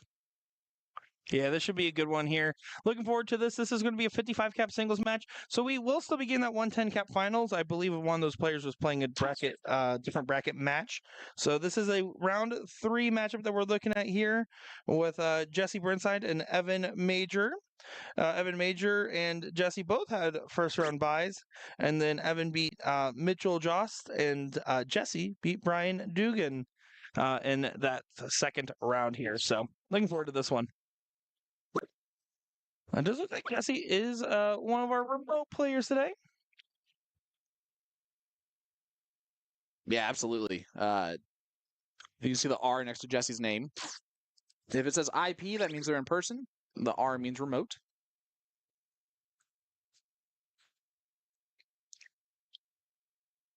Pretty frustrated there with just the trip on the turn here. It is just going to be that race to 2 cricket style that we're looking at.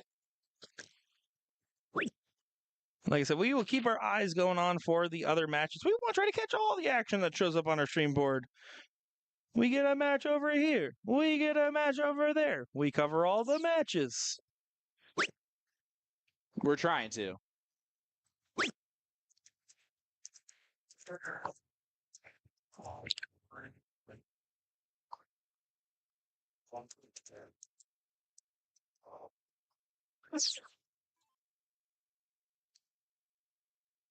So far, Jesse well out in front and pretty much set to take game number 1 here. And this one.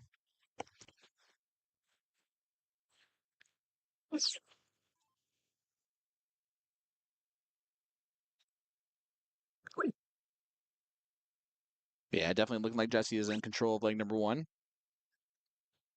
Not with the point lead, but everything else. Yeah, and it's everything else that's usually in the fine details over there, huh?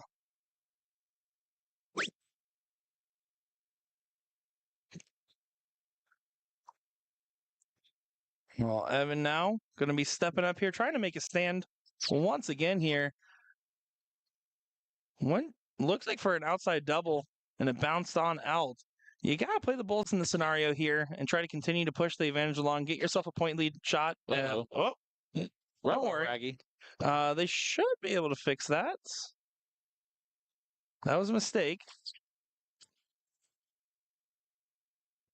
Well, see, I don't know if they have the ability to back it up here in the given format with the remote. I'm pretty sure. Yeah, I think they both just have to do it. Pretty sure it's not enabled for their tournaments because they do the play it as it lies. They don't let you back up even if it sticks. Okay. Yeah, that's an EDC ruling there. So even if your dart sticks, there's no sending pictures back and forth. It's play it as the board reads. Well, that wasn't a play as a board reads. That was an accidentally put Right, in. but I'm saying the option isn't there. I get what you're saying. Well, that could be huge because now it doesn't even have to start the bowl here. Now it goes back.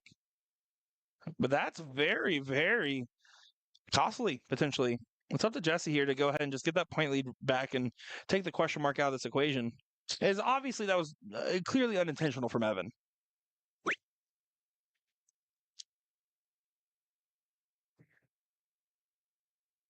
Yeah, right. It definitely was not intentional. He even like looked back like, uh-oh, what do I do now? Now it might end up making the difference though. Yeah, it is a massive difference that it did make. But so far the leg's still up for grabs here.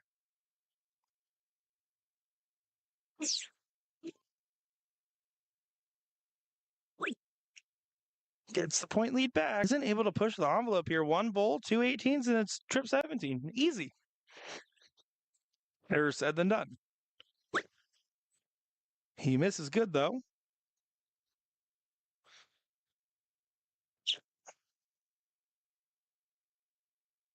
He gets that point lead back.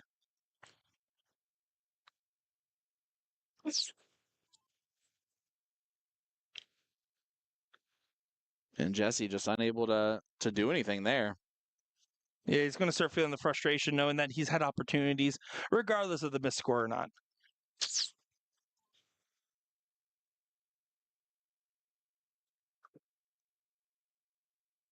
Evan didn't even take the swing. Just needed a 4 mark there. Very confusing considering it's only round 13. Tyler just said that. Yeah, Tyler, I'm going to guess that this is one of the Knox County guys that came with Tyler Montgomery. So if that's the case, then he's going to be coaching him up a little bit.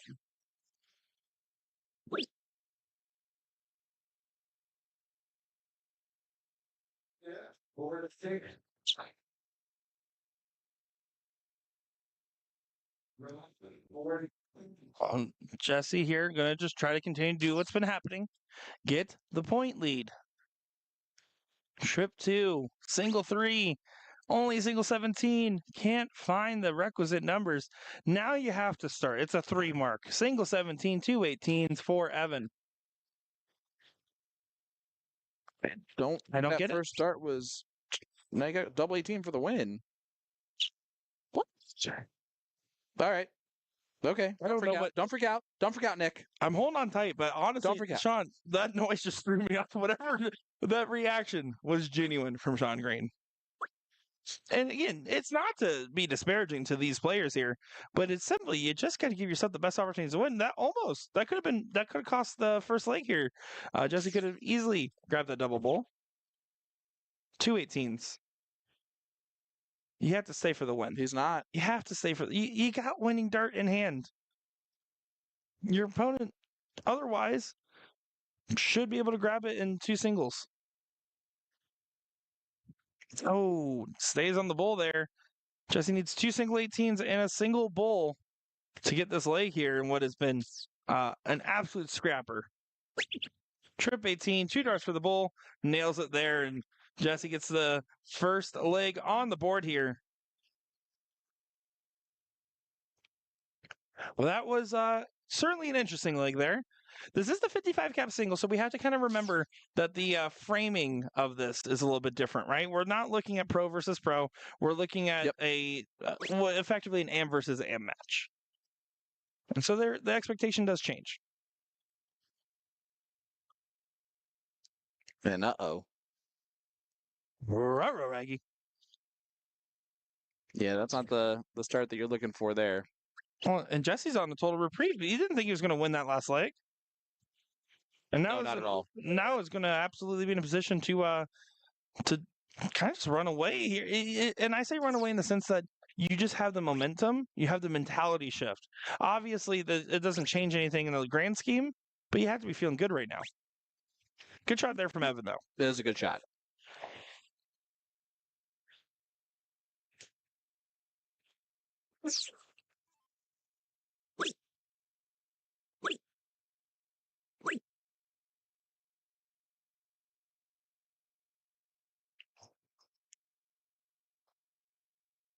So Evan with an opportunity now going to grab the 18s, finds the trip, get another single at least to get the point lead.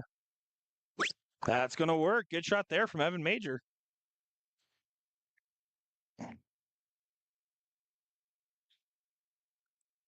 I like how Corey's just hanging on the edge there. Well, he is playing his singles match to the board next door. Oh, of course. No, I completely get that. They said, why don't you all play around of singles real quick before playing your final? Fur. And right now, Evan's making those 18s look easy. He's probably thinking, man, I should have shot more darts at him in the last leg. Yeah, that would have been nice. Would have been real nice, Evan. But so far, dictating control of this leg. You can see Ace in the background supporting his partner before their match.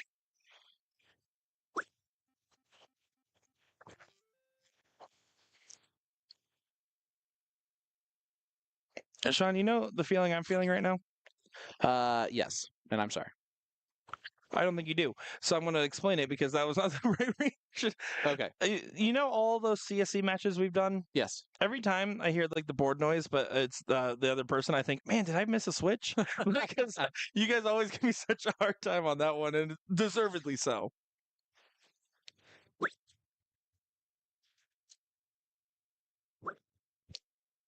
Stays up for the close. I think after trip 4, you can probably bail out on that plan, but I do understand that he just wanted to get it out of there. Evan's been hitting it pretty well. Yeah, like too well to not shoot at it. Last leg over and over again. But there doesn't get, I know. Doesn't get it there though. So Jesse now has an opportunity, just going to pop this 18 here. And then just really solidify your position. Go crazy on those 17s. He went to the 15s and then over to the 17s in the last. Just don't be afraid to be that guy. There's a tournament. There's money on the line. I will be mean to you. I will point you up if I can get a 2-0 win. I can guarantee you my first match will not be a 2-0 because it's a race of 3.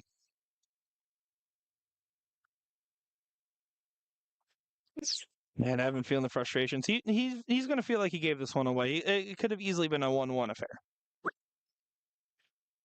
Right. I mean, it should easily be 1-0 Evan right now. But that's part of the process, and that's one of the biggest benefits of playing on a live feed. Is the fact that you get an opportunity for other people to look at your game and really, and not just people that sit in your corner giving you love and support, right? But people that are there, and not that we don't love and support these guys, but we'll be honest about what we feel like the shot should have gone. And Evan's doing a good job of keeping himself in the leg.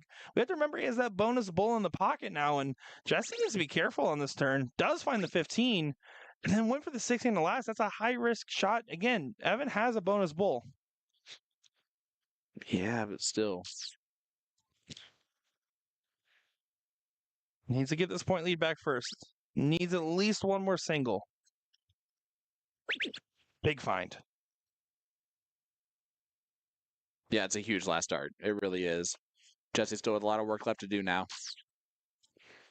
On the 15s only. Does get that point lead. Pops to 16. 16. No, went too fast on it. Technically a 14. Yeah, that's almost a 16 minus 2. Got way too excited for it being the wrong number. All right. Anyway. It was a close look at it there. And now Evan again going to try to regain that point lead. Does do so assertively. And I do like to stay in that scenario. Yeah, of course. I think that's a good stay there. Jesse knows that if he gets the trip on the 15 this time, he's going to take his time on the start. Wants to get this collect here. He wants to get this done. Pops it there. I don't love it with the single bull already in Evan's hands, but it only matters if he gets to close here on the 15s. Going to work his way up to it. No, switches the bull. I like the switch. And then double 15 slipped out of his hand a little bit there. I think he was going for the trip 15, but take the double all day. That's a Bob Ross shot right there. Happy accidents. Happy little accident there from Evan. Yeah, well, and Jesse, because of the 2 15s and the extra bull, had to stay there for all those darts now.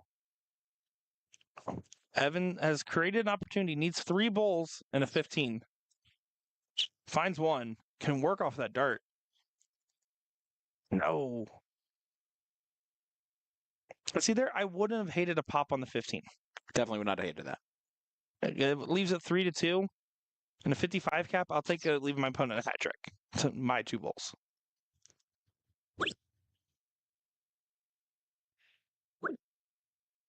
Does do his job there of pushing the bull along. That's 72. Here he comes to save the day. I just saw some food walk by. Did you? Yep. From Billiam. And now pop the 15 there after the bull got pushed significantly along. It's going to be a 3-3 on the bulls here for these players. There's one. There's Billiam, Martha Stewart. There's got 2 bulls there. Now it's going to be 3 bulls needed here. Will did not have fun going to get food. But he got it done. That's what we love about him. Evan needs 2 more bulls to make this one apiece. 1 more bull needed. Oh, that's unlucky. And that might be it. Now, Jesse, big opportunity. He has to stay calm, though, and collect this shot carefully. Does that, and Jesse does win it 2-0 in 2 legs that could have easily have gone either direction. Yeah, there you go. Well, good stuff there indeed. All right, well, we're going to take a short break. Real quick. Yeah, we're going to go ahead and figure out what's coming up next on our stream board. We'll be back in just a moment's time, folks. Don't go far. Nick Scher, Sean Green, Will Stewart, USA Darts. Some good dynamite.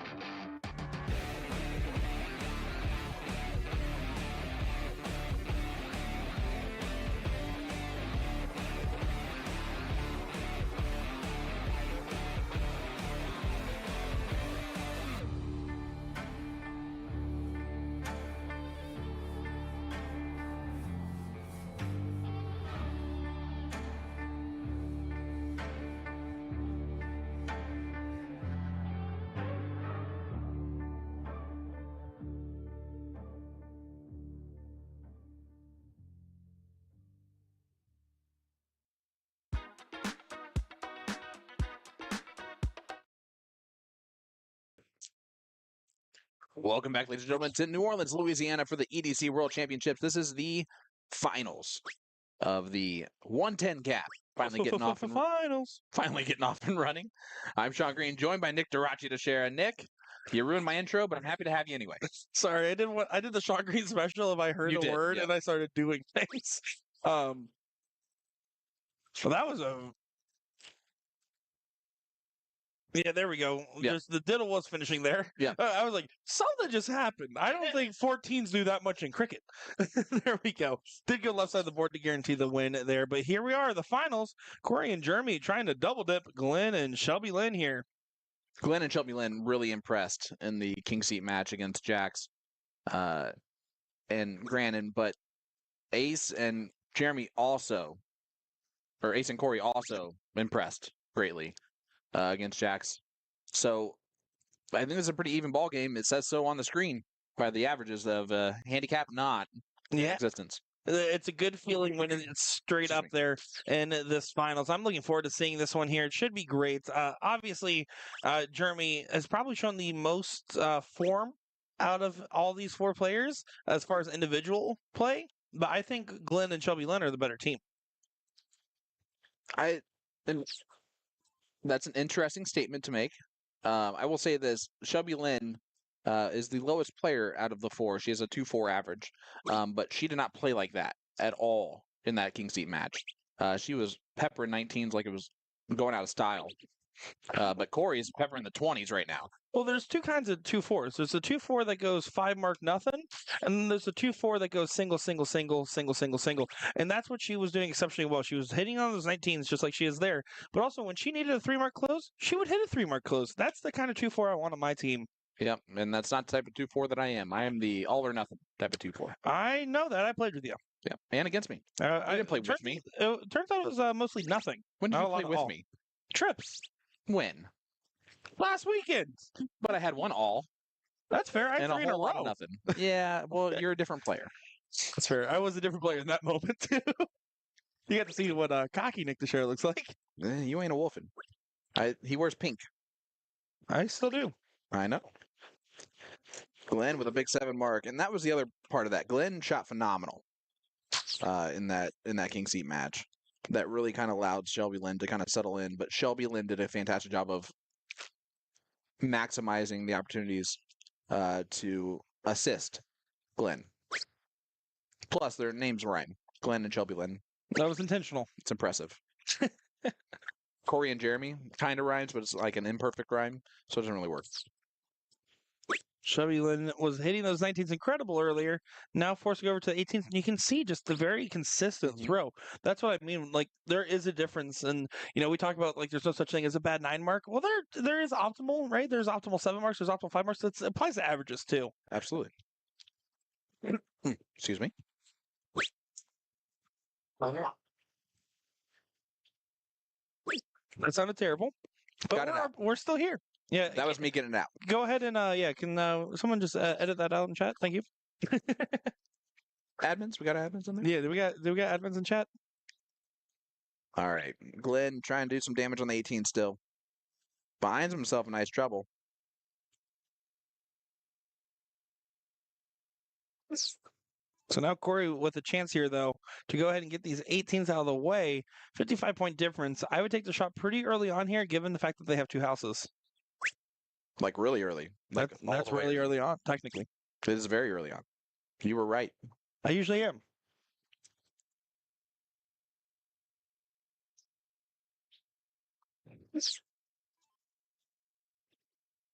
But Shelby Lynn just goes ahead and gets the close. She might take advantage of this turn here. How about that? A solid 5 mark, and you almost expected that one to go. You really did. Still a great round. But Ace has been capitalizing on these opportunities. And has one up his sleeve. He's not wearing sleeves. Sleeves are proverbial, Sean, as he goes ahead and finds a 7 mark on the 17s. Yeah, I got a flyer there on dart 3, but great round from Ace. Does take full advantage.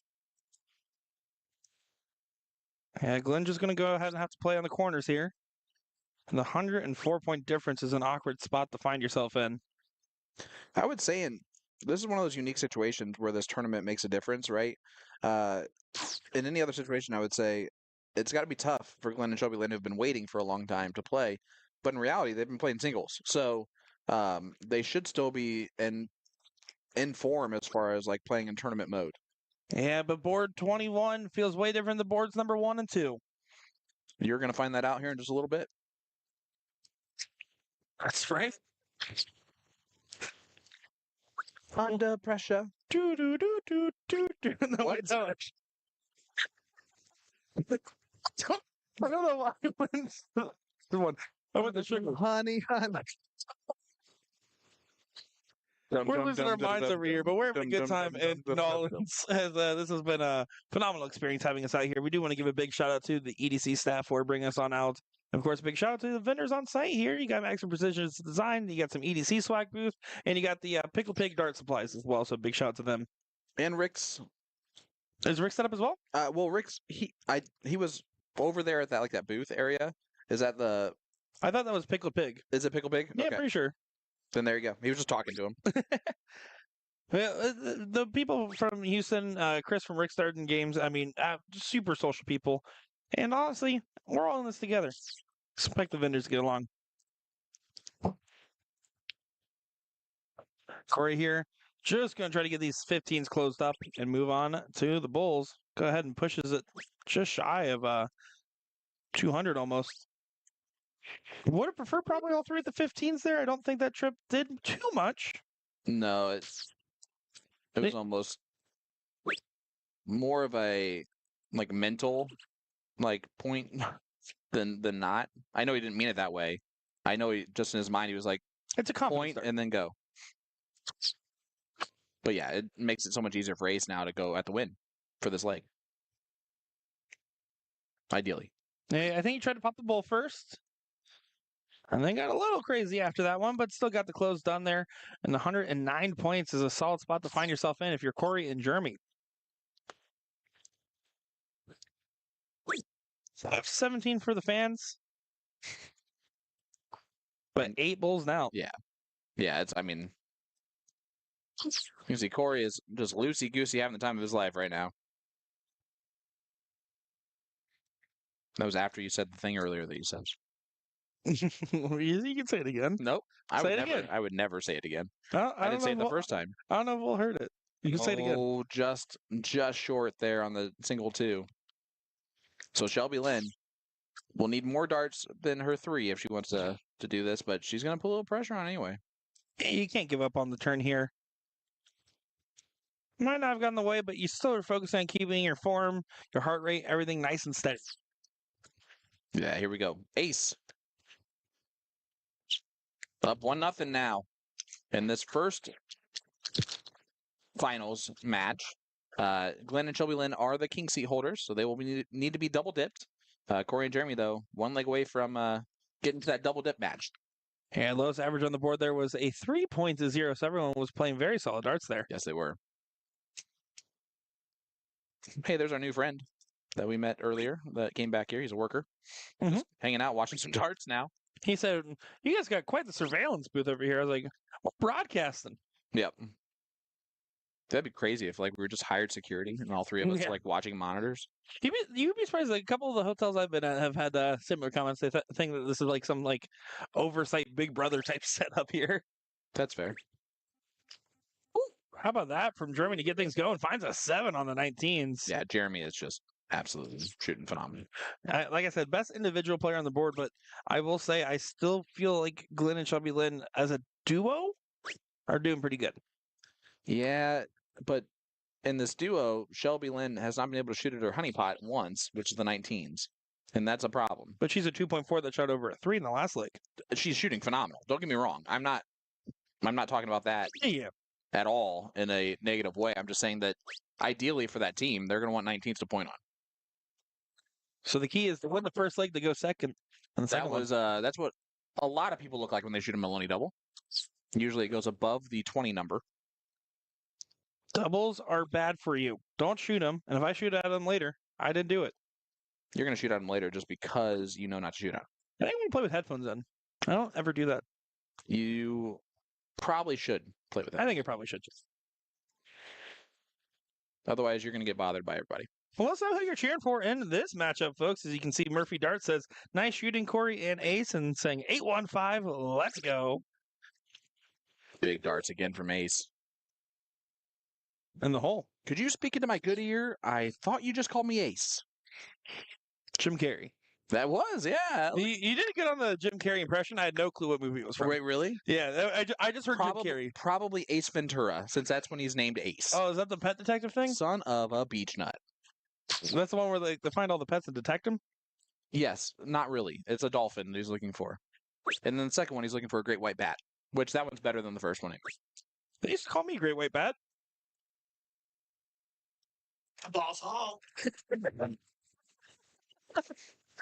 How about William Stewart in here giving us some Boss Hall Dynamite references. drop. And then Sawyer in the chat says, keep it going, Ace and Corey. So Ace and Corey getting a lot of love in the comments here. Do appreciate you guys coming along and watching along with us. Where's my Glenn and Chubby Lynn fans? I'm right here. I mean, other ones. It looks like they're just having the time of their life back there, too. There's not a stress in the world right now for Ace and Jeremy. Well, you got all the momentum. You're feeling like you're shooting great. You are, in fact, shooting great. And are getting close to pole position to win 2-0 in the first set. You have to be feeling good. Yeah, and I know that Shelby Lynn, before the tournament started, I could see her like getting her arm kind of massaged out. I'm going to guess there's a little bit of a shoulder issue going on. Did you see her kind of holding that? And that's never fun to like have like shoulder pain, especially because you have to kind of keep your shoulder elevated up a little bit. Yeah, it can wear away. It's tough. It can wear away. I mean, we talk about like jokingly, like, oh, is darts really a sport or not because of the physicality or not? There's still physical elements to the game. There's a reason why tennis elbow can affect the game as well. And yeah, it's a mental sport more than anything else, but there is a physicality to it that you're absolutely right. Mm-hmm. Well, Glenn does get the point lead back. I don't want him to move here, though. Yeah. You're trying to buy your partner a shot here, whether it be Shelby Lynn, you buy one for her, or vice versa. Is here, on the other hand, you only are down 26 points. 2 big singles on either one of your numbers. You can pop that 17. Pop it here. Yeah, clinical. Clinical. What was that? Oh, no. He did a in the mic, and that's never good. Forgot that mics are a little bit more sensitive than normal today as I was trying to make fun of Will eating in the background. Because I swear we're trying our best. We're not trying our It's best. been a learning experience for us being out here, and I hope you guys are just enjoying it along as I know we're having a lot of fun I'm calling trying these my games. best. You're not trying. Since when? Over This to is the this is what it looks 16. like when I try my best. Look at that From Corey. Huge 7. And they now are in complete control here to win this 2-0 in this first set. Oh, yeah, we're going to be going the distance here, it seems. And I'm just excited to get to say Glenn and Shelby Lynn over and over again against in this next match because that is a perfectly rhymed nickname or dart name. Whatever it is. People. They're people. Perfectly rhymed people. 3 bowls for Ace coming up here. People helping people. That's all darts is, man.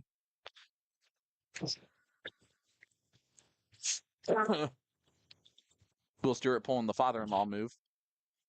Well, where's the belt? 2 bowls there. This is what's happening here, folks, is that when you get the 3 of us together for long enough, eventually we go in sections. That's happening now. Oh, you guys in the comments are being funny. I see it. Are The you guys Danny being funny, Baggett or are show? we being Haven't heard about it at all. And Jason's like, I don't know. He didn't get enough games to qualify or something. No. All jokes aside, Danny did play plenty of EDC matches in this year. And for those of you I that are qualified. worried, Mike and him did not place in this tournament today. For the best. They didn't. I mean, I don't want to tell you. So, that being said, singles is a different ballgame. Well, I know for a fact Mike Maloney can't go undefeated in singles either.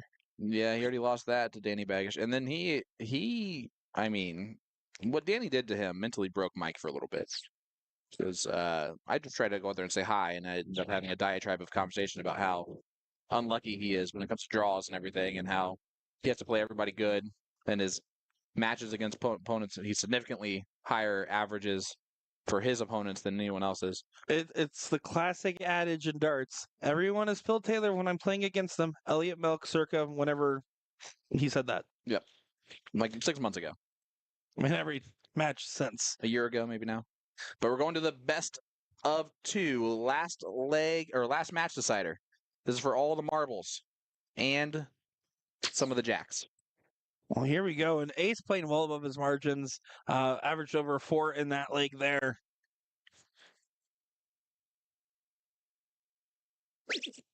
Yeah. Oh, don't worry, he's Jason. shooting We understand so it. We were just giving you stuff. so great Wow. Boom goes the dynamite. for Ace. You know, I'm going to be the one that says it. Glenn didn't even look. He just looked at it and finally goes, okay, well, that's a good start. Okay. Well, you can't do that, Glenn. She has to throw too. Yeah, I don't agree with that. That's weird as heck. He should know this. Now you can mathematically guarantee I have to score 19 points. Yeah, and the last 2 darts shouldn't have counted anyway. Because he was walking past the line. Yeah, don't like that at all. But I think they're feeling the frustrations of the moment. I will go ahead and say this, and this applies not to this match, but just in general with the EDC. There's always going to be conversations, especially when you have a handicap tournament, of if sandbagging's involved or not.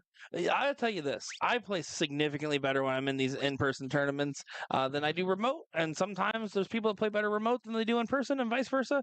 There is nothing to worry about. You just play the board and you play the game as you see it. Although I will say that that moment from Glenn might be the fuel that Corey and Jeremy need to go ahead and keep the fire burning. It tells your opponents that you are checked out. That if you play a little bit well, the best player on the other team is gonna fold up. Yeah, you just can't think about it too much and just kind of play the board as it lies. And if you're Glenn, you can make up for it right here.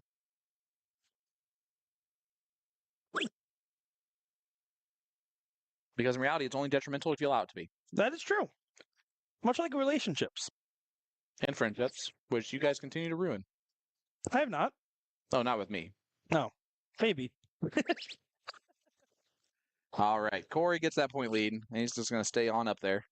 I do want to give a big shout out to Shelby Lynn there. It's in that deal. She still spent all 3 darts locked in and dang near that wire of the trip 20. So Now she's on her number. I will say, statistically speaking, ever since working with Will Stewart, I say dang 85% more than I used to. You dang right. Dang right. It's like that too.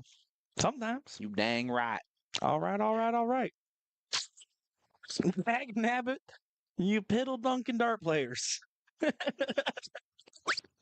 Pretty sure I've heard Will say that exact sentence. Fantastic. 110%. All right, bud. Okay, buddy. So just a 2 mark there on the 19s. We'll just print it away. I think he got sad on the nostalgia. No, he's listening to something. You didn't want the audio to get picked up. I'm messing with you. All right. 0-0 scoreline here. Best of 3 legs. This is the double dip. So this is the finals. Whoever gets to 2 legs first wins this tournament. Well, it's going for the 17 on that second dart. You can see by that reaction, kind of got away from him a little bit. Listen, it's never a bad thing just to ensure that you kill that number. That's it. I've thrown an extra triple in there from time to time. Always on purpose, of course. No, yeah. It's to really solidify the shot there as Shelby Lynn does what she does. Collects a solid round. It's what a hitman would do. I like those video games. You never assume that he's dead. Movies weren't as good. That's fair. Well, because we saw the actor who played Hitman just walking down the street here. That is true. We did see it. I'm just kidding, but there was a guy literally in a suit with a red tie that was bald. It was pretty much the guy. Yeah. Well, Ace there was a pretty solidifying shot. Ace has pretty much been the guy this whole time. He's been that guy. He's been him. He's been that guy. The alpha, so to speak. Not like the barrels. Himothy is the preferred term. Himothy? Himothy? Yep. Timothy Chalamet. No, that's Timothy Chalamet.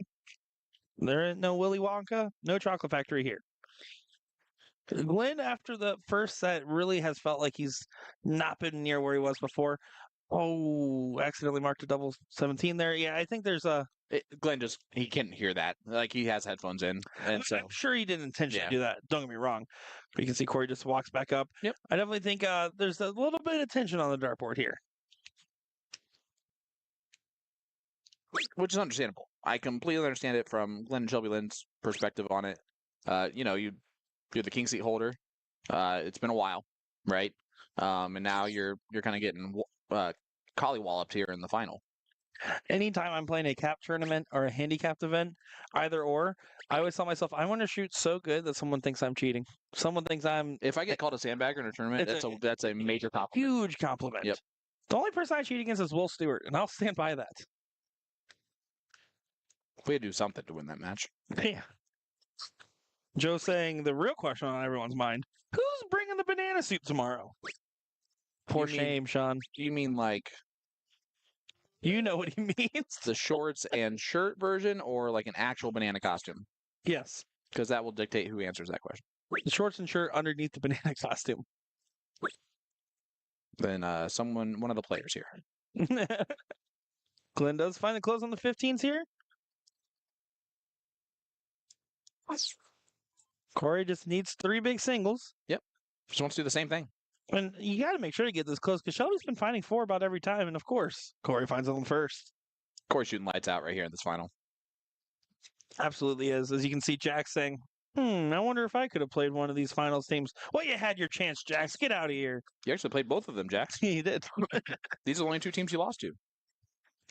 Which if you want to lose to 2 teams, you want to lose to the finalists. Mm-hmm.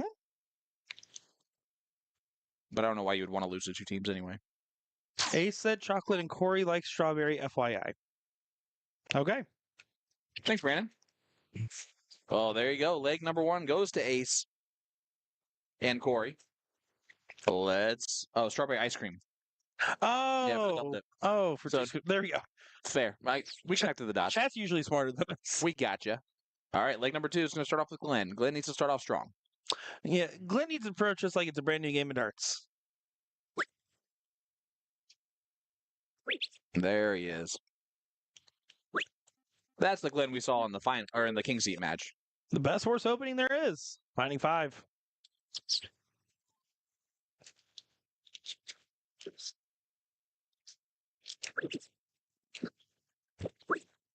What is going on over there? That's what we need. We need you loudly laughing. Guy. Oh, man. Let me tell you, this is quite the team we have here. That's a 5 marker Mason response. It's either I'm messing around or both of them. There's no in between. It's usually me messing around, though, so this is annoying. Googie in the chat saying, Gina and I lost to Corey and Jeremy on both sides. Well, there you go. You and Gina, that's a tough team right there. Yeah, Caroline's here. I saw her earlier. I said hi. Big hug. Oh, yeah. She's one of my all-time favorite people. You want to talk about an absolute sweetheart in the dart community. Caroline Gookie Johnson is up there as one of the best. She's married. Okay, Nick, so you say Johnson on there, else the husband gets upset. I didn't say Googie. Well, that's not including the Johnson, which is the problem. It's not a nickname, Sean. That's what friends do. That's not a nickname. That's her last name. That's not the same thing. It's also a nickname. All right. Back to the action. As A stepping up. He has 19s to point on. Probably going to do that. Good call there. And then he might take a look at the 20s at some point. Yeah, really John Maddening this whole experience here. First of all. Well said, Sean. Shelby Lynn up to the 20s here. Hugging that wire. She's just been so dang consistent throughout every single game we've seen her in. She either hits above what you expect her to hit or exactly what you expect her to hit. She has very rarely done less than that. It's been great. I think both the number 2 players on these teams have really dictated how these have gone. I mean, Ace has shot phenomenal. Glenn has struggled a little bit, but it really has been Corey who's cemented kind of the difference here. Yeah, I think that's a fair thing to say. And with the point lead not regained, there's 16-point difference, or 26-point difference, excuse me. Apology accepted. Gonna just go right this close here. Gonna take all three to do so. It's a big last start. And it's a tough last start. So throw the last one to hit it. Otherwise, it's a worthless round. And you hate that. Yeah, and you can see there was a little bit of a celebration from the partner back there, knowing that how important that close was. But of course, Shelby it's Lynn. Shelby Lynn, folks, finding 5. She's growing great. So great. Jeremy's probably been the most explosive. Corey's been the most pivotal. And Shelby Lynn's been the most consistent. And Glenn's been there too. I haven't said this yet to you, but at some point I'm just going to need to wonder why you say Jeremy with 2 syllables. Tour. You say Jeremy. Tour. Like you say Jeremy. Instead of Jeremy. Jeremy. Tour. Tour. Cool whip. Cool whip. All right. Glenn stepping up.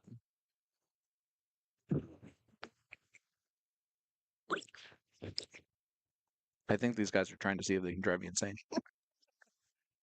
I know I don't think it's because I know it's because I fell asleep first last night and snored first. I get it. You did fall asleep first. Stop. Finds the 17s on the close there. Ace here, going to see if they can go ahead and dictate some control of this one as I am pivoting away from that discussion right there. Pivot. 9 points lead. Goes ahead and pushes it along here. That means a 66 points lead. That's how math works. I wish you would have went to the 17s, but it doesn't matter if you find the trip on the last start and the 18s. They're good close from Ace. Do you just keep bringing more ketchup over to him? Is that what's happening? I forgot my fidget spinner, guys. Normally, this is true. I bring like a fidget toy or spinner of some kind to have while I'm commentating. Today, it's a Hunt's tomato ketchup. Will's crying for some reason. And dying. He's dying and crying. And Alex Anderson in the chat says, "Who's Alex Spellman?" More like why Alex Spellman.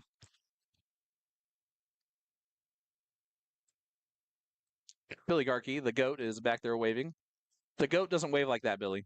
Supporting the fellow 815 friends from Low 10 Darts, I would presume. Is it too late to apologize for that? Finds the trip 17 on the first for Glenn. Your face is wet. Is it from the water? You just did it accidentally. All right, anyway. Glenn gets the point lead. Back to the match. Will you focus? God. I'm so sorry. I'll get it together here. Just me and my tomato packet against the world. What is he doing? Oh, he's putting his contact back in because he cried it out. Good double there, and finds the trip 19 at last with a tight scoreline. Took the aggressive shot to close, and Ace giving us a little bit of a celebration there. And now it's starting to get to dire straits if you're going to be Shelby Lynn and Glenn. He just put that in with the water alone. That's going to hurt so bad. A rare miss there. Oh, misses all 3.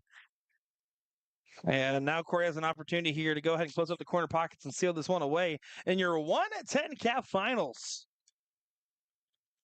And that's for the double dip of 3 straight, or 4 straights. All right. Currently 3 straight. Yep. Was going for the 19s to expand the points there, got away from him, decided to bail into the 16s, and finds the worst kind of 9 mark, a nothing 9 mark. A neighbor's 9 mark. Probably a better name. A neighborly 9. Yeah, that was better. The way you just said that, though, yeah, and you can see Glenn just been a bit wiry here in this final, and the frustration just has to be. But I get endless. it. Yeah, I get it. You've been throwing well all day, and honestly, in that first set, I thought he was still throwing really well. I think it's also one of those things where he's just like a very fiery spirit on the dartboard. I always love a dart player that wears the emotion on the sleeve when they play. I will too, unless you're Gerwin Price. Nope, still love that too. I love watching it. Love cheering against it. Nice to get dude in person, though. Coffin shot almost for Mace. It's more of the coffin lid when you find just 7. What? You mean like the lid to the coffin? Yeah. I don't think it's called a lid. Is it called a lid? What would you call it? I The don't top? know. Maybe. What do you? Casket door is not the right answer, Will. Nope. That's it. That's actually one of my favorite bands, too. Casket door? Yeah. I don't think that's a real band. Death metal. All right. Here is Corey. Needs 2 bowls for the match and the title. One more of those. To put the casket door to bed. Oh, he doesn't do it. This is good. Misses well. Nobody misses good. And here's Glenn. Jeremy. I'm not the one who's named that. And I'm not the one who'd be upset if you just saying it wrong. Yeah, hats off though to Glenn and Shelby Lynn. They will be getting that second place on-site bonus, and they will also still be getting second place of monies as well. That's a double up on the payout there. And you guys got bonus coverage of Donnie Lassie doing yoga back there. I'm already getting all the 815s in chat over here. Yeah, a lot of the 815 watching along. Un bullseye, por favor. And there it is. Ace and Jeremy, or Ace and Corey are your champions. Wow, of well the said. 110 cap. It's Glenn and Shelby Lynn. Unfortunately, the road ends in second place and a little bit of ice cream. Yeah, and you can see handshakes all around. There is nothing but love and respect for these sportsmen and good celebration there for the boys. All right, guys, stop celebrating. Get matches up. It's time for some more singles coverage here on our stream board. Should be coming up here rather shortly. Yeah, shortly. We'll be back for more darts.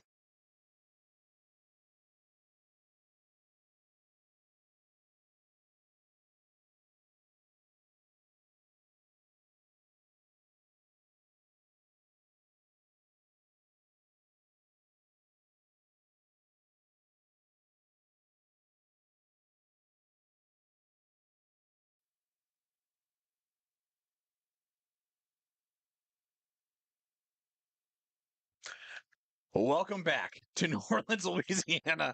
Sean Green, Nick Durachi Teixeira. I know we've made you wait a long time through that commercial break, but we are back in action, bring you this singles coverage. We told you we'd have it quickly. Couldn't be quicker than this. And that's a white horse. Boom goes the dynamite. No, it goes.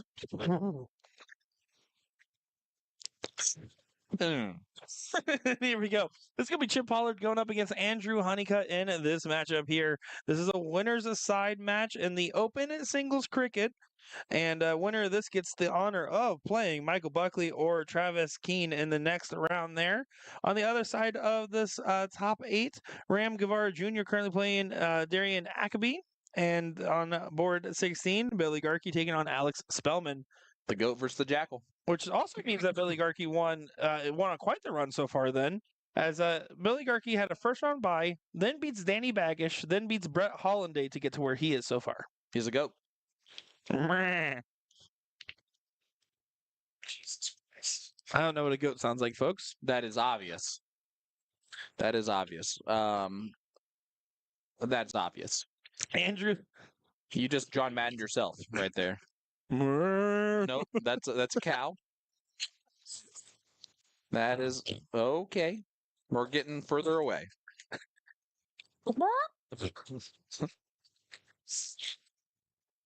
That was beef, pork, and chicken. That you just did there. That's actually one of Steve Hilger's triples names.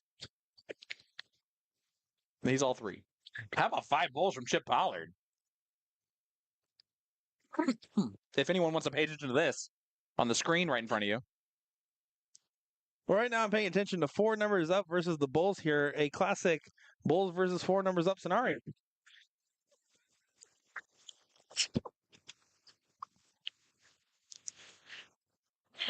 What? Save it on purpose.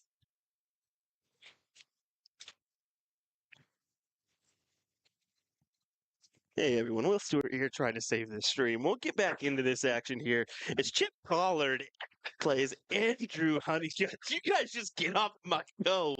I'm done with you two. Oh my gosh. Andrew right now needs some points in order to get out in front from Chip. And how about that just closes out that bull? This is awfully hard to do with these two U's still laughing beside me, let me tell you. Chip's in a tight spot though. Yeah, I can just kind of hope and pray for an opportunity here. No one clip that. Clip it. Well, considering that Andrew's 4 numbers up and Chip's been fighting back on the Bulls, the one time, Andrew better collect or else Chip's going to hit this. You think so? Andrew hit it. Yeah, he definitely took it away. That was game number 1. So that will go to Andrew. Yeah, and a 5.2 versus the mid 4 there. Pretty solid standard. You see both these guys are 3.7. This is a dead even matchup. Yeah, pretty even for sure. As you can see, no marks given.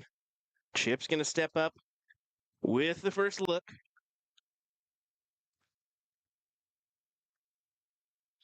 Oh, what a beauty. Fills it up with a 9 mark. Say it. Hi, I'm Will. Nice to meet you. I ain't saying no boom. Get out of here. Well, if you guys are in the area, there's still 10 minutes left to sign up for the blind draw. Yeah, it's What you got going open to on? the public. So if you're in the area, just, well, hurry, run, get on down here quick. JW Marriott, right on Canal Street, the world famous Canal Street. You can see Andrew does find 7 there on the 19s, but Chip is just hitting well. Another gentleman, Chip, that I played against in quite a few of the singles EDC events that I've been playing in. Yeah, I mean this system, man, it's definitely, kudos to them for trying this out. I mean, they're the first ones to do the on-site remote thing, and we didn't know what to expect coming into this. I kind of had a double take. Honestly, didn't know at first, and I was like, "Wait, what? How is this going to work?" And well, we've kind of finagled it and made it work here for day number 1. Well, we'll see how it progresses, but so far, so good. I want to make one thing clear to everybody watching along. Our goal is to do justice to the players playing on the board and to make sure that you guys are entertained. And half the time that's because we're trying to keep ourselves entertained as well, to make sure you guys feel the fun. And then that's all that matters. And I hope you guys are enjoying every bit of this because I know we're having a good time over here. Certainly so. Chip's got the upper hand here on the points. Needs to kind of control that lead and continue on. He just hammers down the 17s anyway. Well, wow. He likes to play close for comfort there. That's kind of his style. I remember when I played him not too long ago in one of the singles, he was not afraid to take those big swings of momentum there. And even there, you can see after hitting the single 16 with 1 dart left in hand, he goes for the double 16. Give Andrew an outside opportunity to try to get away on those 15s there, but doesn't really do so.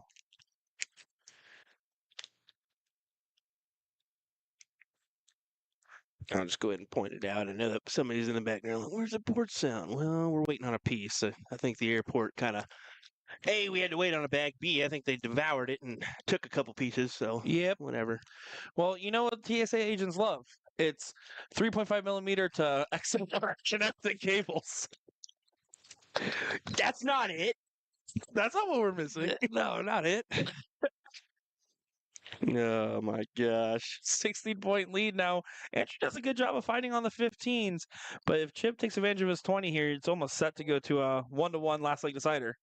And there's Sean Green, who's just awkwardly waiting and looking on like a loser. Loser! You're a loser!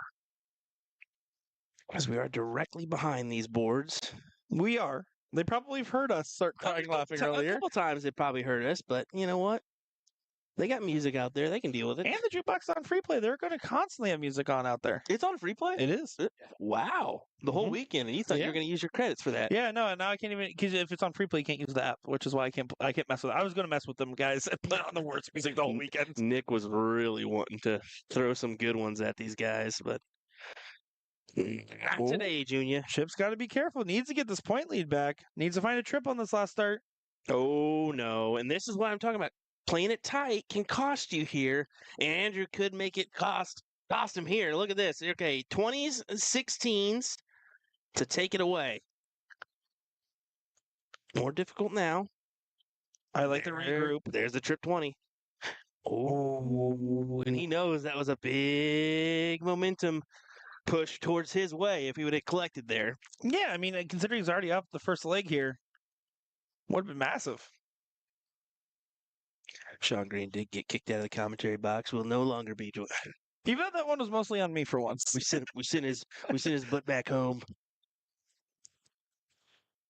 I honestly don't hate the grabbing the 2 16s here anyways, but especially if you find the bull. He's going right the 16s though. Yeah. You can see it on the bottom of the board over there. Now going for the middle. 4-3 on the bulls it is. What you got first, Chip? Yeah, would like to put this away for 1-1. And now it's more difficult. Less difficult. And double. He said triples. How about that for difficult? And see, this is what Chip does with his game, though. He plays those really tight games, so his average is typically lower, but he has the firepower of someone that can shoot higher. As both those guys, by the way, were above a 4. Both only 3.7s. they must be cheating. Or they just are playing well because it's a tournament and they're really locked in today. Yeah, I think people tend to forget that. Immediately go to sandbagging. That's just too much of a. Come on, guys. Listen, unless you're playing my own father, they're probably not sandbagging.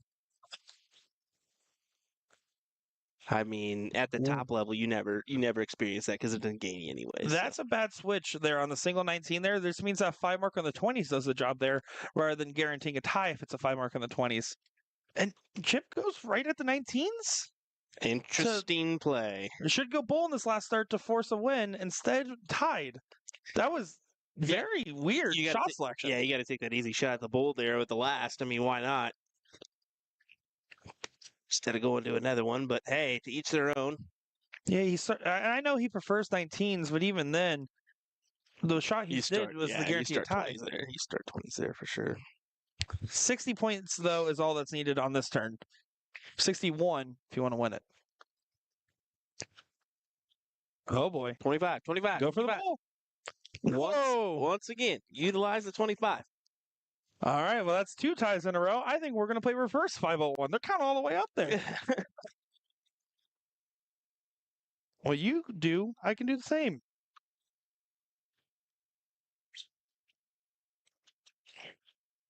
Finds 5 on the 20s there. Sorry about that. That was my beatboxing robot making noises. Beep, boop, beep. That's what it does. That's what the beatboxing robot would sound like. You're suckering us into this right now. I am really not. Andrew there does go ahead and win it after 9 darts on the diddle. He'll take it. And we are tied up 1-1. Who's going to win this last leg decider to advance?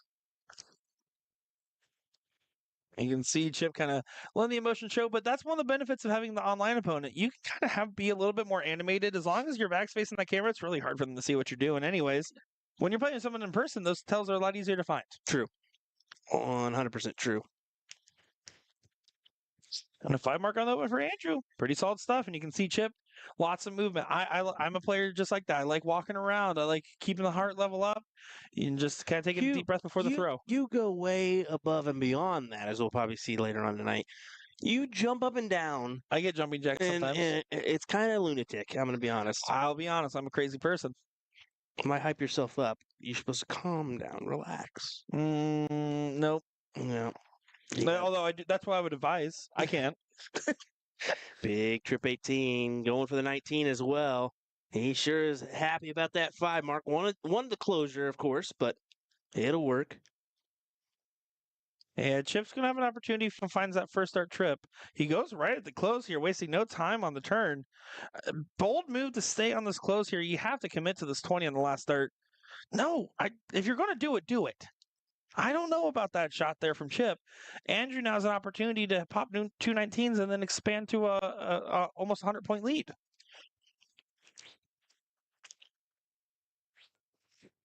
Three. Yep. Nope. Yep. Nope. There you go. I'm learning. Hey. Sounds like we do have a match coming up on board number 2, so we'll square in that one after this. All night long. Well, for some of us, before some have to go lose 2 straight. Well, if it makes a difference, I thought I was handicapped and I would have a chance. I can't lose 2 straight. It's a best of 5 on the winner's side for that event. So not handicapped tonight. Not handicapped for the All-Star. For the Loyalists, yes, I believe so. Okay. So Nick, 2 and out for sure. Mm-hmm. Maybe. Right. What is happening today? We've lost our minds. I blame all this delicious food out here. That's got to be it. Yeah, double bonus. Dart tournament, great food. Triple bonus. Good little town. And Chip goes for the aggressive shot on the 15 there. Does find the recovery shot on the 17. Man, I've commentated him. We've seen him over at Filthy Assassin Throwdown. We've seen him. I've seen him played against them. He's definitely playing some tricky, ticky-tacky. Yes, he is. That he is.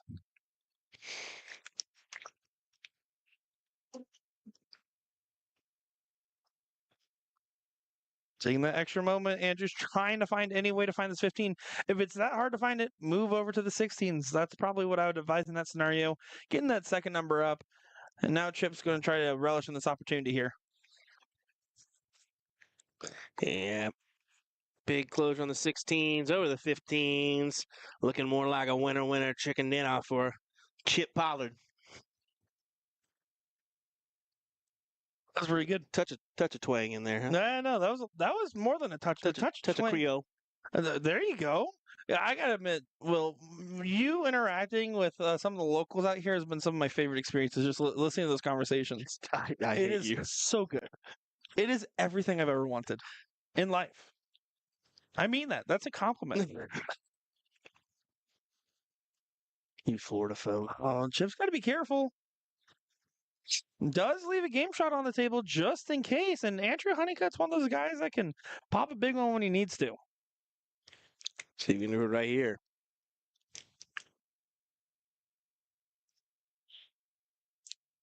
Not going to happen now. And now you expect Chip to go ahead and seal this one away. Yeah, needing just the one bowl. I would assume so.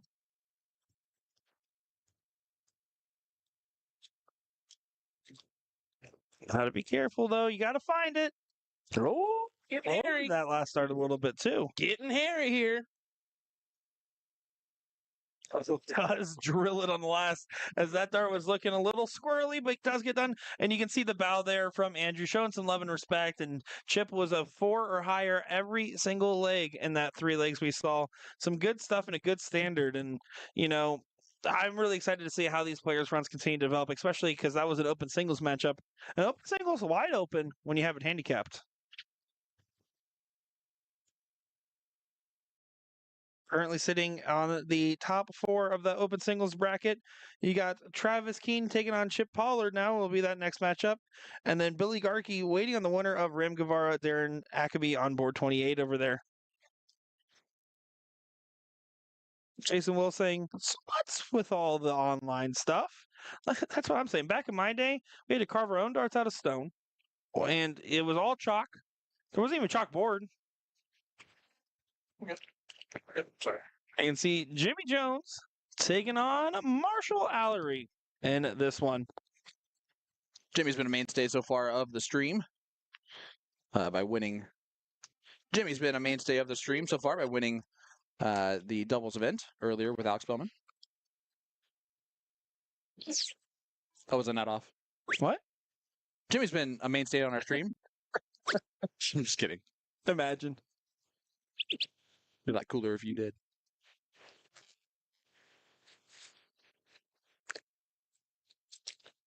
All right. Well, I'm back from crying earlier.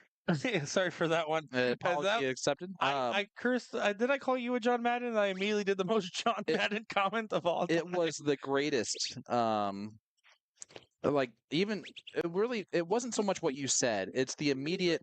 I can't believe I just said that motion that you gave of stupidity, and then literally face palming. And yeah, the actual face palming that you did. I couldn't stop myself from laughing, and then I had a coughing fit, of course. Because I've told you guys can't make me laugh too hard, or else I'll cough. Well, I'll stop being funny and charming, Sean. That would be nice. That would be nice. Jimmy Jones, so far off the margins in this first leg. Marshall with an opportunity to try to get some damage done on the dartboard here. So I can see Joe and John in the chat saying, way to go, Chip Pollard, giving him some love in the chat. Chip ended up getting that one? That is correct. That's awesome.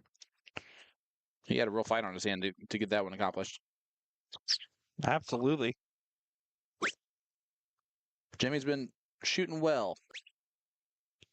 Very well.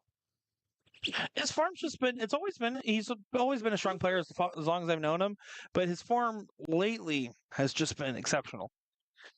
Will and I will tell you, when we were over in South Carolina streaming not too long ago, just 2 weeks ago, him and Patrick Paul Gibson in the finals, it was a non-pro final that felt like it was better than the pro final. No offense, Brian Langley and Joey John Rowe. Major offense to both of them. Joey John Rowe. That's fair. See, we're getting the camera fixated there on Jimmy. Big time Timmy Jim. Gets a nice 6 mark again. This time on the 18s. Marshall does have the higher ground of the 20s to look at. This is the no cap. Yeah, you better believe it. Event this evening. No cap on that statement there, Sean. And more app turn is probably open, just because while there is no individual cap, it's just whenever you see like something titled no cap, you'd assume the people with the highest averages are playing this because it's handicapped. You can be anybody in this one. Even me? Yeah, you could play in this. Not anymore. It's already started. That's fair. And you had to play your 50 games to qualify. Needed 50. I got it. I know you did because you're playing the All-Star event tonight. I like to qualify. It's like going to the TOC or NDA or this one, like all those different events that I qualify for and don't play in because I'm a man of the people, folks. Something like that. And there is, of course, a good time having out here. I'm happy for all these players that are playing in person as they do get that opportunity for the bonus, in-person bonus for top 4 finishers. Money only for them. It doesn't matter if the best in-person player got 10th place. If you were the best out of all the in-person players, you get that money for yourself. And it pretty much is parallel to the winnings of the normal 1st through 4th payouts. And if you're from anywhere else around the country, you have to go to Yats if you want crawfish etouffee. Whereas if you're here in New Orleans, you can get crawfish etouffee around the corner. Wherever you want. And I can't even spell etouffee. Well, it's a different language. It's That's French. fair. Will pronounced it a toffee yesterday, and I almost went insane.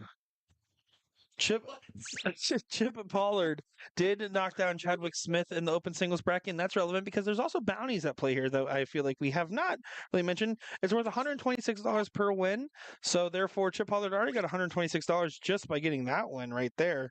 Nice. That's awesome. I want to see if it's still going on the loser side of the bracket here. Wait, are you sure it's not just the person highlighted across the board, the bounty the whole way through? I'm sure. What if it shows me as the bounty the whole way through to the finish line? I played in this program. Am I still the bounty if I'm highlighted the whole way?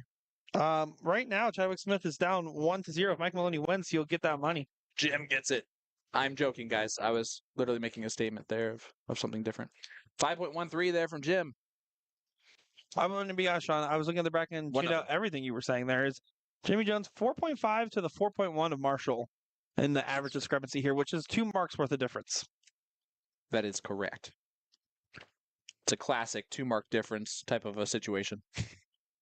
As Joe says, there's the Indiana sneaking out, mentioning Yats. Oh, yeah. Yep, Joe. I don't know if it was Indiana thing. I thought it was Indiana and others thing. In Indiana, you have to go to Yats if you want crawfish etouffee. And it's not the same thing, guys.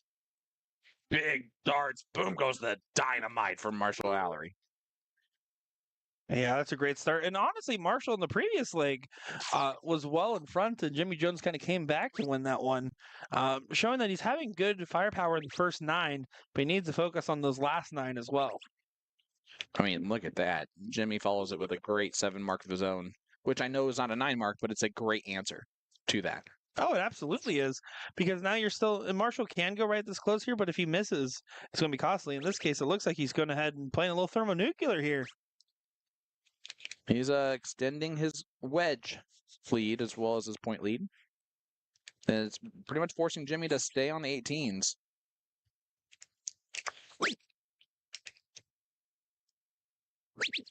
Does find the trip 18 there. Yeah, again, another 7 mark. 7-7 opening here for Jim. And here's the thing with Marshall is you went a little bit wide, and he needs to focus on going tall now. You need more points. Yep. Jordan Klein saying, darts is dumb. I forgot how to play. That would require you knowing how to play in the first place, Jordan. Jordan, you don't have to tell me twice. I played against you last night for a couple legs, and you did not look like you knew how to play darts. Oh, jokes aside, we do love Jordan Klein. We do. One of our friends. We had a great time yesterday with him. Oh, look at this. Jimbo making the work happen. Big time. Timmy Jim looking for the white horse, not going to get it. The last start probably would have been better at the 15 there after getting at least one close and one number opened up. I think that would just probably the safer play, but I do like the idea there. If you hit the 20, you're a hero. Yep. And Marshall's got to be careful, not looking nearly as tight as he was before, or as loose as he was before, looking more tight now. Would make more sense to say. He must work out. There's a song about that. I work out. That's the one. Only a 3 from Jimmy. So Marshall an opportunity now to kind of cement control in this leg. Yeah, of the 20s and 17s. really has to just make sure to be tactful on this turn. Which means you got to be smart. I with your don't. style. I listen. I love opening up and going wide on numbers. This is not the time to be shooting that 15 here. Does trip on the last, but you're down 11 points, and your 20s and 17s are vulnerable here. And if you're Jimmy, you shoot right at those 20s. And you say thank you if you hit them. Yeah, But- he might need to bail. He's going to stay. I don't like Yeah. to stay because you're feeling committed. Now it's 2 wedges still to 1. Now it makes his 16s vulnerable. Well, yeah, exactly. Now it's trip 16, 3 bulls, and Bob's your uncle. And some points, though, for Marshall. That's why 3 bulls would be enough. Touche. No, etouffee. I heard it was a toffee. No, that's why I got my coffee. I got some toffee flavor, please. Anyway, Marshall's going to step up here, seeing he's going to look at the 16s. He hits a 17 instead, a triple 17. Monsters in chat saying, how many teams tonight for the 4th time, LOL? I will not answer your question until you tag Mike Porterfield 15 times. Wow. Go look at the bracket. Will says, go look at the bracket. No, there's a lot of, let That me is tell not you. Mark, that's Bonder's Monsters. Yeah, completely different. Let's They get are it straight. completely different people. I will say that there's a lot of different players across all the different brackets because, I mean, you have the 35, 45, 55, 65, and open singles going on right now. Yeah, there's 5 different singles events going on. And then you sub the Loyalist, which is a doubles draw. And then you have the All-Star, which is the Nick Teixeira exhibition. Where he's going to win that easily. I mean, all these other players have been so tired. Mike Porterfield, thank you. All these other players are going to be so tired in this event, and you're going to sit there and be super fresh. You should win. Yeah, but I take an hour warm-up, so I'm just letting you guys know I'm out of the booth in 45 minutes. We won't miss you. I know. Marshall's going to win this one after pointing a little bit more.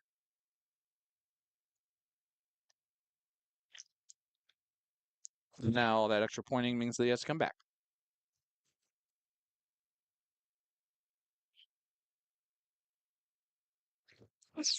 Across all the different brackets, roughly around 200 different players playing currently.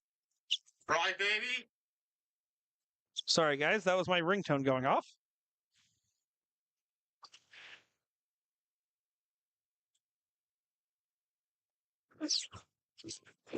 Finds 3 bulls there, but Marshall just needs the 1. And now we're going to another leg, 1-1 here. Chad, I don't ask for this very often, but you guys pray for me to continue to work the next 2 days with these Yahoos. I'm having a lot of fun. That makes one of us. Well, you guys would have kept me up with your snoring last night. I'm just kidding. Actually, I fell asleep first. It was my fault. sponsors, I did no such thing. I can't speak for a producer though. And on YouTube, at the baby flying squirrel says, "Are we going to see Nick on stream? Maybe. Yes. Yes, you are. Probably. Yes. Apparently. Yes, you are. You'll know he will. Sponsors, how's that going to be my nickname? I literally didn't even say it. Sorry for the scare. That was actually pushed. What button do you push? Oh, I hit the split. It definitely. It was a little scary. Oh, it ad. I was terrified. That was terrible. Well, Nick would like to, Will would like to apologize, for hitting an extra button. He didn't need to, though, because we didn't even notice it. Oh, went 5 on the second dart there, and only tied the score. Didn't shoot the bull on the last dart after having a haywire second dart. Only needed single on those last 2 darts. Ladies and gentlemen, welcome to the next conversation of utilize the bull in this.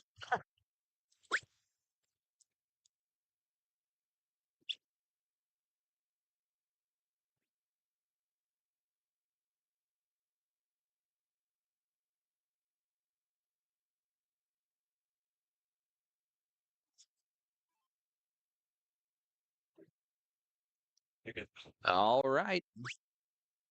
And it looks like Marshall is not done doing anything crazy here. He actually shot near the 3, and I would have been so insane if he hit a single 3 there. But Marshall will get the start here in this last decider. I think Jimmy actually was like shaking his head at him shooting near the 3 too.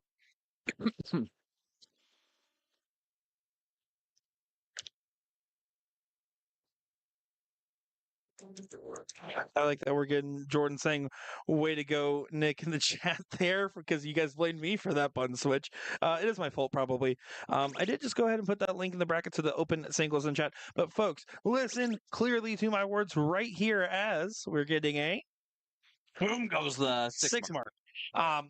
You Down set me up without me paying attention. That's rude. Well, you should always be paying attention to the darts, Sean. Remember, if you have a smart device, which you do, go ahead and go to the App Store right now. Download that bullshitter app. It is literally free.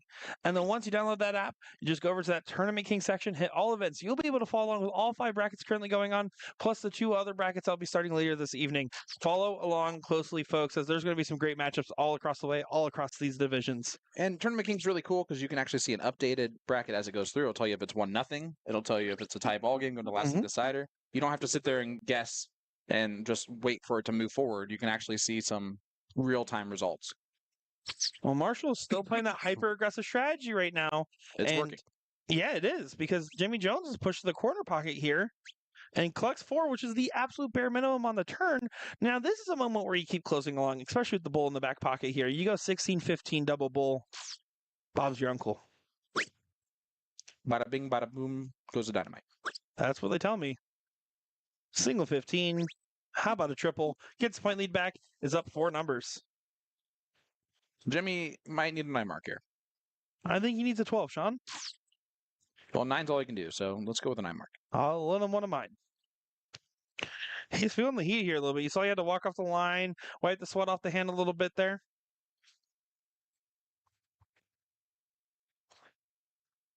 Oh, and the frustrations of the moment got to him. They're in full now, as Marshall just needs a 5 mark for the match win here.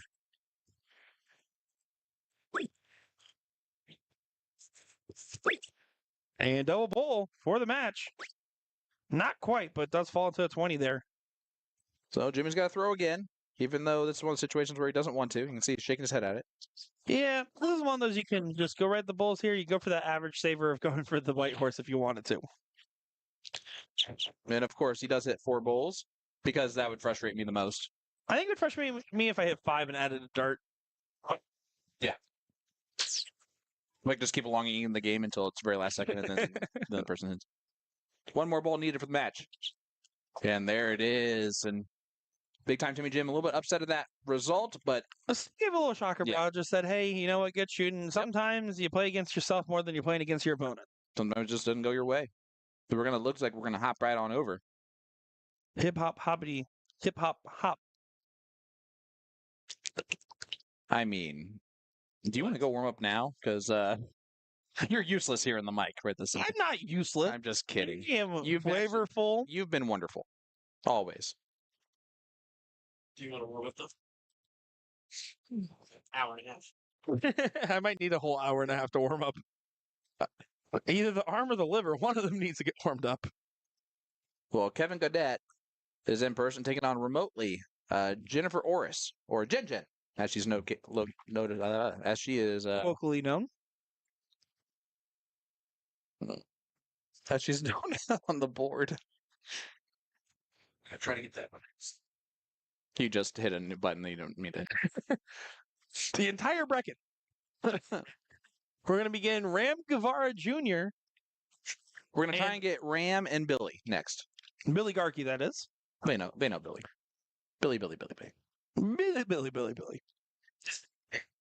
Does Billy have a better average than you? Yes.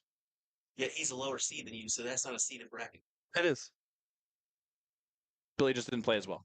That's true. I play really good in EDC. I'm not gonna lie. Because you know why? I play with my dad in a lot of those events, and I have to really bring out all the stops. I'm getting a lot of points, and I don't get a lot of shots at closes. But Billy Garkey, so we'll save this context for when he's playing on the board. How about that? Because Sean and I did get a chance in Rockford, Illinois to actually meet and commentate him, and then we had a clip of him hitting a crazy shot against Aiden Cromwell that went bullshooter Facebook viral. So we're familiar with the goat. So sorry, guys.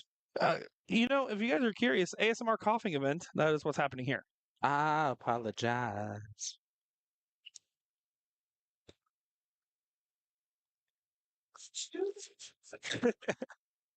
Kevin just going to keep marching along the board, has the 2 numbers.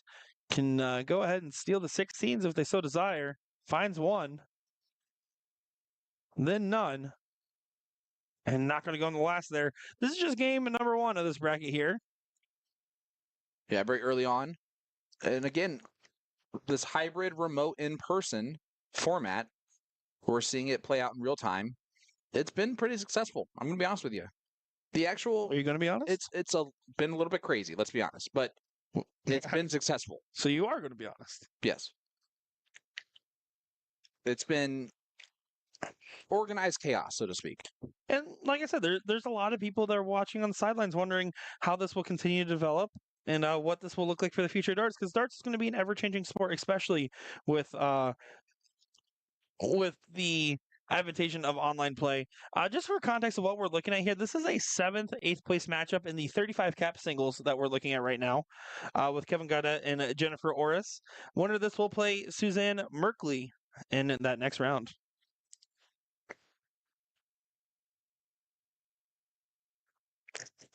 And if you guys are looking forward to watching the rest of the 35 cap bracket, I will let you know, if Kevin gets eliminated, everyone else in the bracket out of the other 7 of the 8 remaining are remote.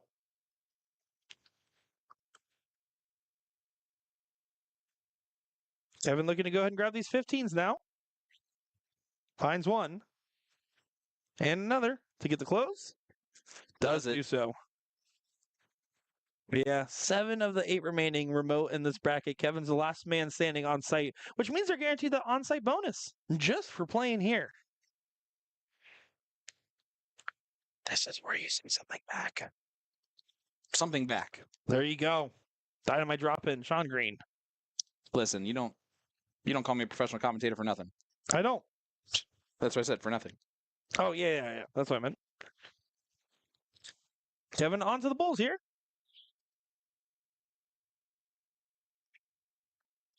Yeah, trying to win this first leg, and some good music going on out there. Oh, I'm rock and roll. I knew you were going to sing it. That's why I didn't try. I know how my voice is right now, and I got to save it. That is true. This is pretty much a first of its kind tournament. There has been attempts at running just individual hybrid brackets, but never something where the entire tournament is hybrid other than the Loyalist and All-Star events here. It's really cool to see something so unique. And like I said, there's a lot of gravitas to the future of online tournaments based on how well this one goes. And really how it will change in the future. There's progress that's going to be made here no matter what.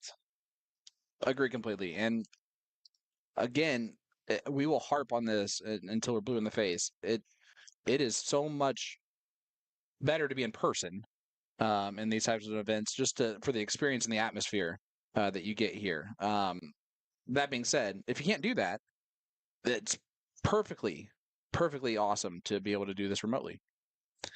Yeah, and that's the other thing is either you get the comfort of the home bar or you get the luxury of being in a vacation destination with extra money to win. Either way, it's a win-win. And if you win that money, there's a casino right down the road. Yeah, where then you can give it right on back. Or you walk out of there ahead like I did last night. It's the first time you've ever done that. I did not. After me saying that out loud. So, like I said, right now, you're saying that out loud. Kevin already guaranteed $200 just because he is the last standing person that is, in fact, in person.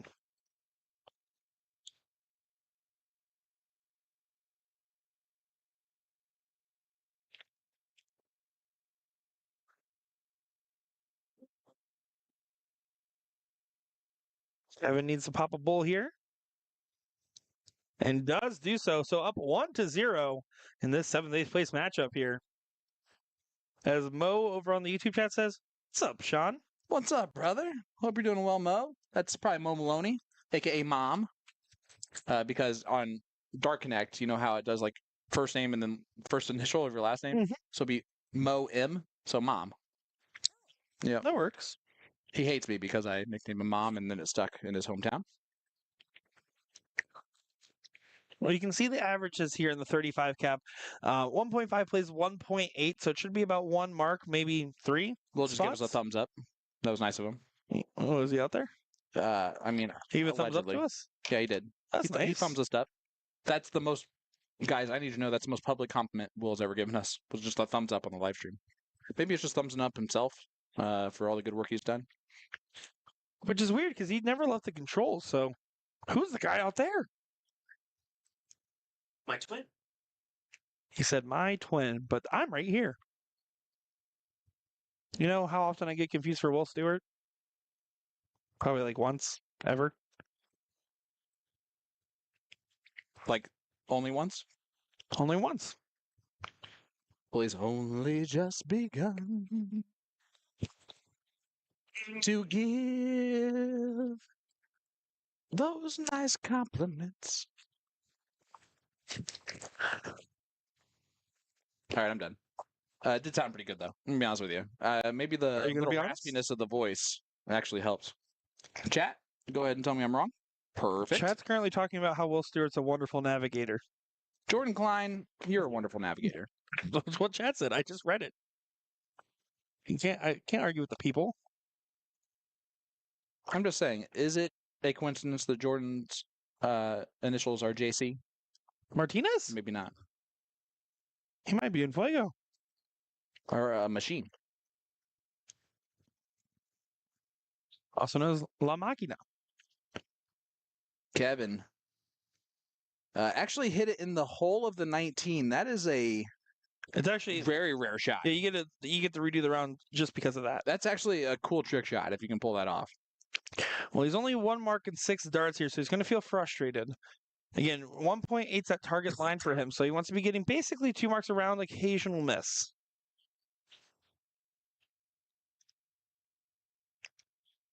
And then Jen. Oh, Jen. Only a 1 mark there. And when the opportunity comes a knocking, Kevin, you know the rest of the song. He did not know the rest of the song. No, but does not get the close, Kevin. No, he did not. So Jen going to be going over here to try to get the close. Yes, she will. Taking her time, which is totally fine. Just line up the board, seeing where she's going to go. Listen, taking advantage of each of these darts, that's what matters most here. Needs a single at least. She does get the single. She did her job. And that's a huge advantage there. That's all you got to do in that round. Just do your job.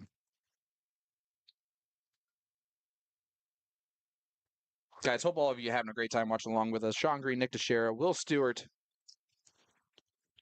live here at the EDC World Championships in Nolens, Louisiana. And for those that are from Ohio like myself, it's New Orleans. New Orleans. That's what Kansas would say. It's Nolens. No, I believe they would say Etoffee. Nolens, Louisiana. They say Yodo. How my maggot. Finds the trip 18 there. Jen in control of this leg, finding the double 20 for an assertive point lead, 140. Jen is dominating this leg.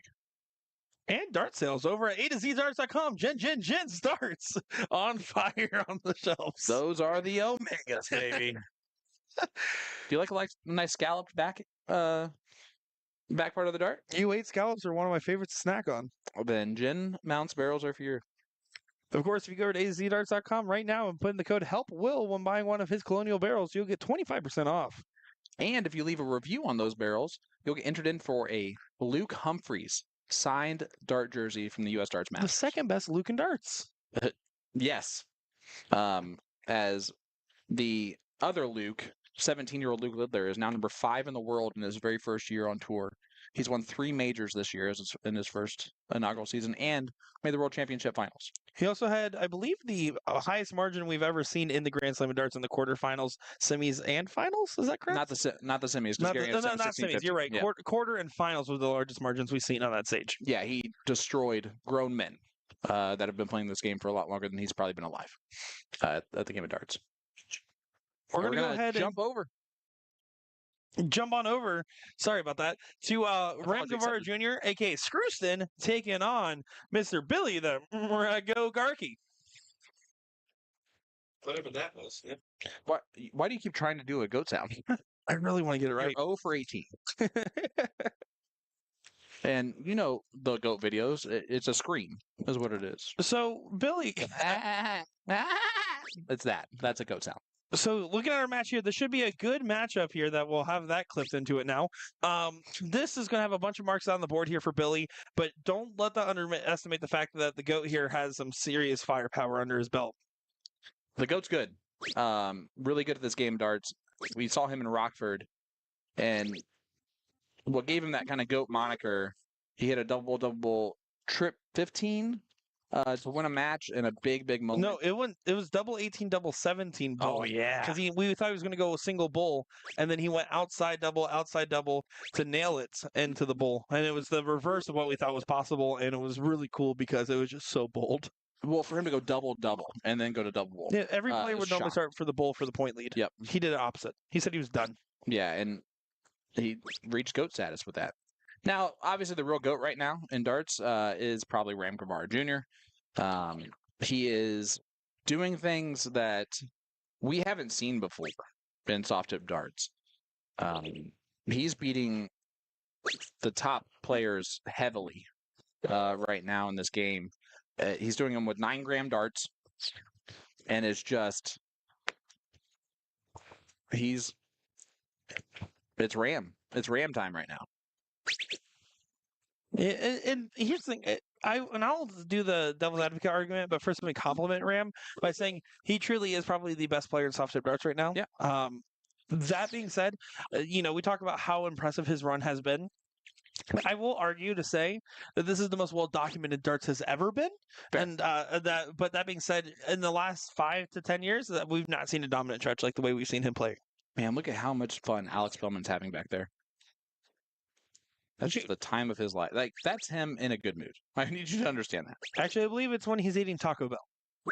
Well, nobody wants to eat Taco Bell all the time, especially when you're in New Orleans. That's true. I don't know if he's waiting or if he's out and just waiting for something else to start, but he is just... He is still in this bracket. He's on the loser side of it, I believe, waiting on a matchup here. The GOAT wins leg number 1. And let's talk averages and how they are equal. Ram lost by 3 bulls right there in that leg, with Billy having all of that. And again, I want to point out that Billy is a top player in darts, and Ram gets this much of a handicap put on him. Well, he's a high level player as of late. He will tell you. Yep. He up in Rockford at the mid-September. That was his first time really having a run like that in a singles bracket. It was his first time he felt like he was truly over a 4.0 average as a whole and as a player. So this is a new level of status where when you hit that big stride, you can hit that big jump. How many times have we seen a player that we've known to be of a certain level, and then all of a sudden you come back a week later and they're a mark above their average from where they were? It's happens often in this game, especially players that have been only playing for like a year or 2 years. We've met a player already this weekend that's only been playing darts for a year. Playing in her first big tournament this year, and she's already shooting really well. Sponsored already, and it's just gonna keep getting better. That's awesome. But the GOAT, here's what I think is awesome, right? This is what the pride I get in darts is. I'll throw out nicknames for people, right? I'll like just assign them dart nicknames. It's a fun thing for me to do. And not only did Billy accept the GOAT moniker, he's wearing a jersey with the GOAT on the back of it, and he just got that moniker in September. Yeah, that shows a dedication to the nickname. He it was said, it happened, he liked it. It's a perfect nickname for him. He's got the Billy Goat goatee along with that beard, and his name's Billy. Billy Goat works perfectly. Yeah. It's either Billy the Goat or Billy the Kid, right? Right. It's kind of like your 2 options, and with the gray and the beard, the kid was off the table. Well, you're correct. You've been saying that a lot more lately, and it makes me feel really you keep saying smart things from time to time. It's almost annoying, honestly, that I have to be nice to you.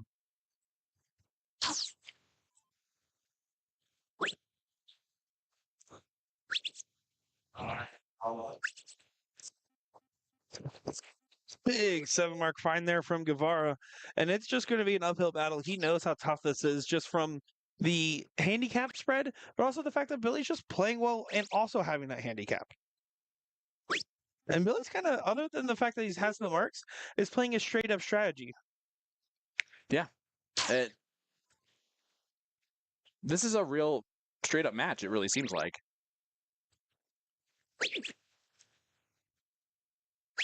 Well, we get our first boom goes the dynamite in this leg. And it comes from Ram. He messes up every time, but he's built Ram tough. And we're going to lose everything. Will trying to make it so that we don't have nice things anymore. I think Will was trying to be more helpful to the hotel staff because we are sharing one of their hallways. I think he was trying to find a way to get it. We're a little cozy. I will say we've been cozier too. So do want to give a big shout out to JW Marriott and the EDC staff for giving us the accommodations we do have. I'm not upset with these at all. We've had worse. I've heard horror stories. The very first year for the Continental Cup in Los Angeles, they were in a bathroom stall for commentary. And we're talking not just like normal, like everyday commentators like us.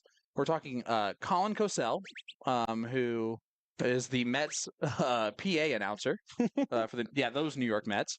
The grandson of Howard Cosell.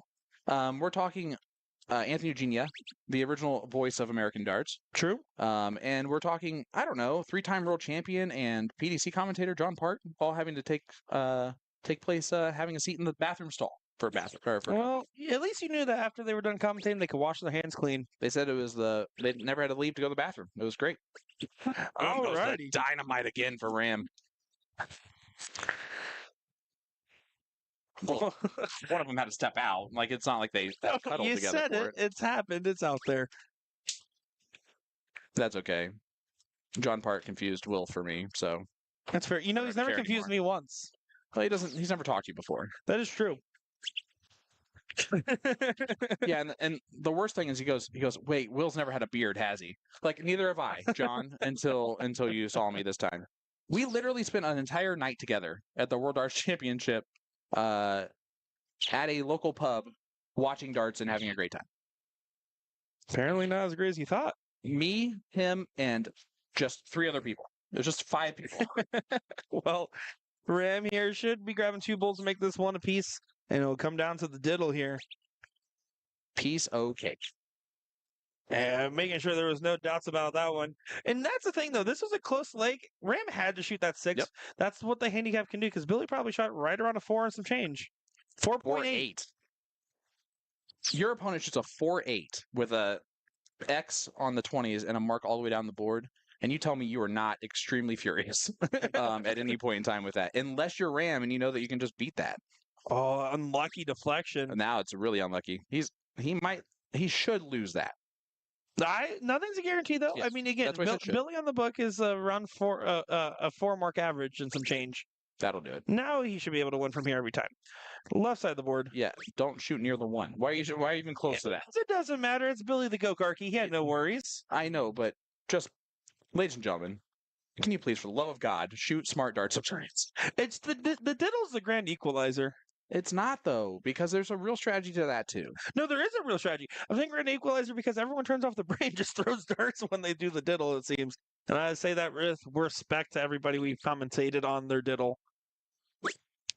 There you go. Billy does go ahead and get that 4 mark is effectively a 6, as he has that 60-point advantage there. Ram's going to go and play the bottom of the board. We saw him focus on the 19s and 17s a lot in the last. I mean, the bottom of the board is his honeypot. Ram, if you give him 17s to point on, he'll say thank you for these 9 marks. That's how automatic he has been recently on those numbers. Billy has watched Ram play darts, has to have watched Ram play darts over the last month or so. It's kind of hard to miss it if you're a dart player that likes to watch darts.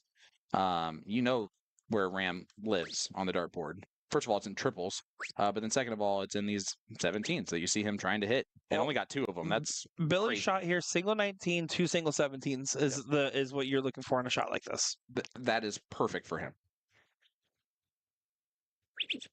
Trip 17, That'll do. Trip 18, single 19. Oh, How about Trip 19? Trip, It's an trip, trip. emotional white horse. That's a trip for Sing there for that 7 mark. And that's the way the handicap can crumble. Ram Yep. who? The GOAT is looking to take Rambo to out of this tournament, loser side. To the loser side of the bracket. This is a winner side matchup that we're looking at here. That's why We're in charge. I have you near me. Top 4 winner side. Thank you. Our producer's in my ear. It's right there. I can see it. Yep. And the other one that's playing right now is on board 15, and that's Travis Kuhn and Chip Pollard.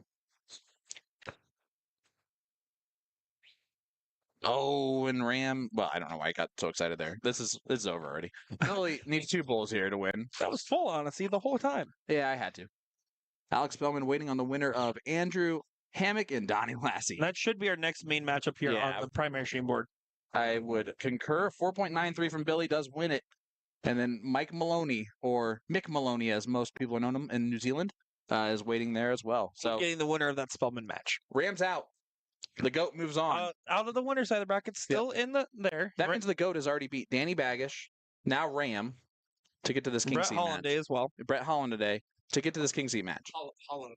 Alrighty, guys, we're going to figure out. Person too. Did you see him out there? Yeah, Brett is here. I said hi to Brett and Gina. Of course, that's Gina's here too. Yeah, that's a CSC champion. Well, former. No, that doesn't matter. Always a champion in my heart. That's my GOAT. Speaking of the GOAT, Billy just won that one, and we will have more action coming your way right now. Right this second. This is actually still going on. Yeah, this is the 35 cap singles. If Jen wins this, there is remote only for the last remaining 6 players in this bracket here for 35 cap singles. And we are all rooting for Kevin so hard to keep playing this bracket. Well, Kevin's already got that first place money right there for the on-site bonus. You know what? That's true. The $400. Boom. No, it's 200. It's a small. 200. It's singles. Yep. Sorry, my bad. Get it right. Can't get sued. Can't. Well. Do you feel like if it's an open event, it should be a straight up or no handicap? So open is how they refer to non-handy or non-capped events. It's not true open in the sense that anybody can play in that event. So that you have to kind of remember that. And I'll be honest, when you play the EDC remote singles, they have the open singles multiple nights a week, and that's just their phrasing on it. This is a non-capped tournament, but otherwise it falls in the normal formula. I just realized that if I just entered in the no cap event, I would just have to hit 7 marks total to win a match. That is true. Because I have an X all the way down. Don't get me wrong. If I'm playing against Ram, X all the way down. I mean, I played in those open singles, like I said, on EDC, and I've got matched up against a 1.5 before. And when your base average is a 4.1, I spotted X's all the way down. It's confusing for a steel team. It's confusing for an average start player. Yeah. It's different terminology. So, Payne, to be fair, I do agree. If this was a true open tournament where anybody could play in it, yeah, no handicap. What are you talking about? For sure. 1,000%. But open really means just non-capped. Yep.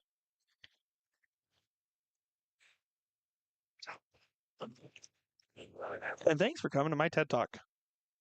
I actually learned a lot.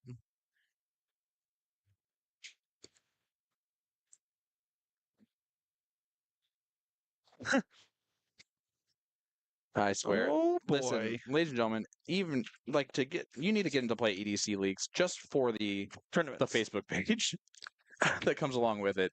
It is popcorn central. You can just live off because that of all the positivity, people. It's amazing. Wish each other good luck. Something like that. You know what I heard? Please. I heard Danny Baggs shouldn't even be playing in this event. You know who told me that? That EDC link. See how wonderful this that page is? But of course he is definitely more than eligible. He's played a lot of games, way more than he needed to. Like 3 times as many. 182 is what he said. He only needed 50 to qualify for this. 50? Yep. So if you're a brand new EDC player, this is a good time to talk about this, and you want to get involved, you're watching this along right now.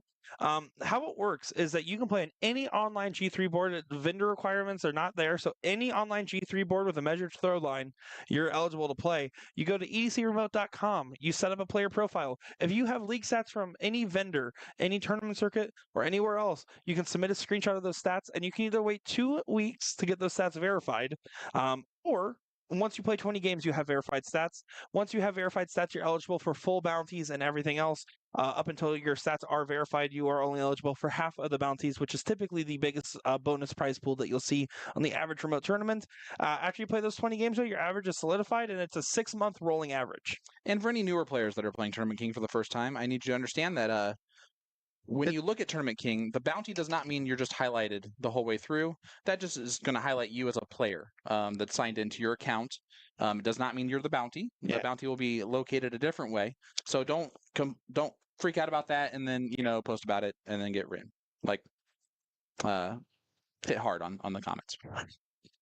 That happened to you or something? No, there's a guy that happened to on the EDC page. It's amazing. Oh, incredible. Yep.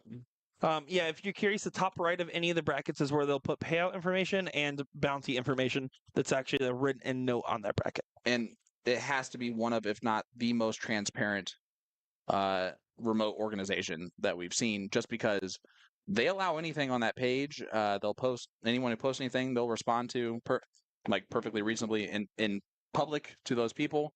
If there's a mistake, they'll obviously own up to them, and if there's not, they'll make sure that people know that they have made an error in judgment. Well, and the core pillar of the EDC community, and you can see from the Facebook page, is the fact that they pride themselves on their transparency.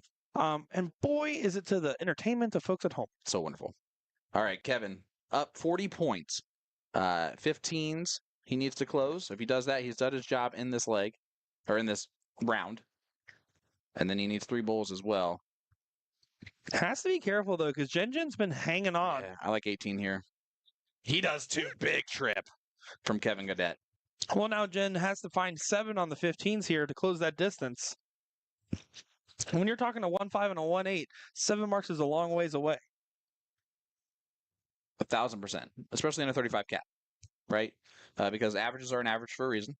They're in this event for a reason, and unless they are a 0 in 01, they are a typically probably around a 1-5 to 2-0 probably player. Something about that. That's about the right range. Yeah. So this is where you'd see a newer player, up and comers, and people trying to get into the game. I do believe we're about 13 minutes away from that Loyalist event to get started here. So I'm looking forward to that. Which means we're an hour and 13 minutes away from your first match on stream. Which means we're about 15 minutes away from me hitting a practice board. So and a bar location. No, I would never drink and work. Well, you're not working for the next hour and a half, so you might as well drink then. You immediately become sober when you come back here again. So I won't spoil the Loyalist draw because I know some of you guys are listening that are playing in that. But it is 32 players, but 16 teams. They do a random pairing of those Loyalist players. And there's interesting teams in here, I'll tell you that much. I'm curious to see how this one will play out for that bracket. Am I seeing... Oh, that's a good one, yep. I hit the wrong button. Almost forfeited them. You should have. That would have been funny. Is it just all of them right there? Yeah, that's it. Yeah, that should be it. Oh, well, and those guys. Yep. Okay. But that's not released yet. They'll probably put that bracket out in about the next 10 minutes here. Kevin Gadet does get the job accomplished there in game number 3. He will move forward in that 35 cap, which means that we still have a person in person in that bad boy. Gadet does it. That's what I've been saying. He does it for all of us here in the tournament hall. So we're going to take a very short break while we wait for our next match on stream board number 2, which should be, again, Alex Spellman and someone. Andrew Hemmick and Alex Spellman. So stay tuned. We'll be right back with that match right after this.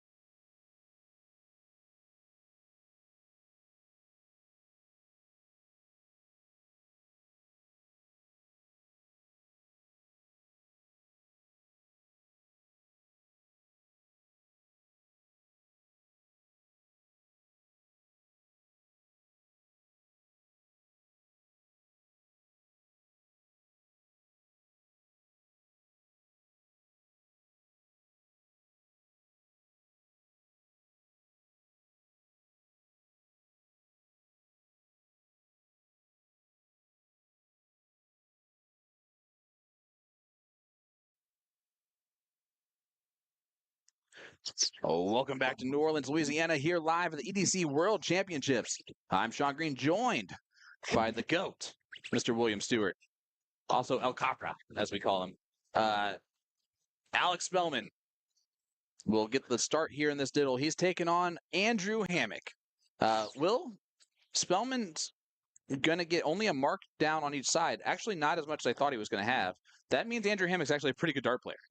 I'm going to be honest with you. With me. I think Please, that for the first time in forever. Spellman admittedly told me I've been doing nothing. I've been just sitting down here, I've not thrown a dart, so if it's bad, that would be why. And I said, well, that's your own fault, bud. I'm going to be completely honest with you. It's not going to matter. I've sat there and watched him sit there, bored out of his ever-loving mind for the last hour and a half, not doing a single thing. Look at him right now. He's bored that he's playing darts right now. And he's probably still going to throw way better than I ever have in my entire life while trying. True. Spellman doing Spellman things, of course. Well, he needs to collect fast because this is going to be a tough start. Got to make sure we're Sean sitting up if that's going to happen. Impossible task of trying to suck in his gut. Well, first of all, that's offensive. Second of all, you're correct. All right, so Hammock does get the point lead. Stop talking to me like that. And Alex going to have to look at the 18s here. And so far, not been Alex Spellman that we're used to seeing. Okay, you're beautiful. It's true. Sometimes. Anyway, big 5 mark for Spellman. He's trying to fight here in this one, but yeah, needs to find some form of consistency and find it fast if he's going to take this leg. Andrew Hammock's going to win this match. I'm just going to call it as it is. He's, first of all, throwing great. I'm going to say that right away. But second of all, unless Spellman really gets motivation to wake up a little bit and play, because I know that he's going to play in that All-Star event tonight, and I know that that's where the money is going to be for him.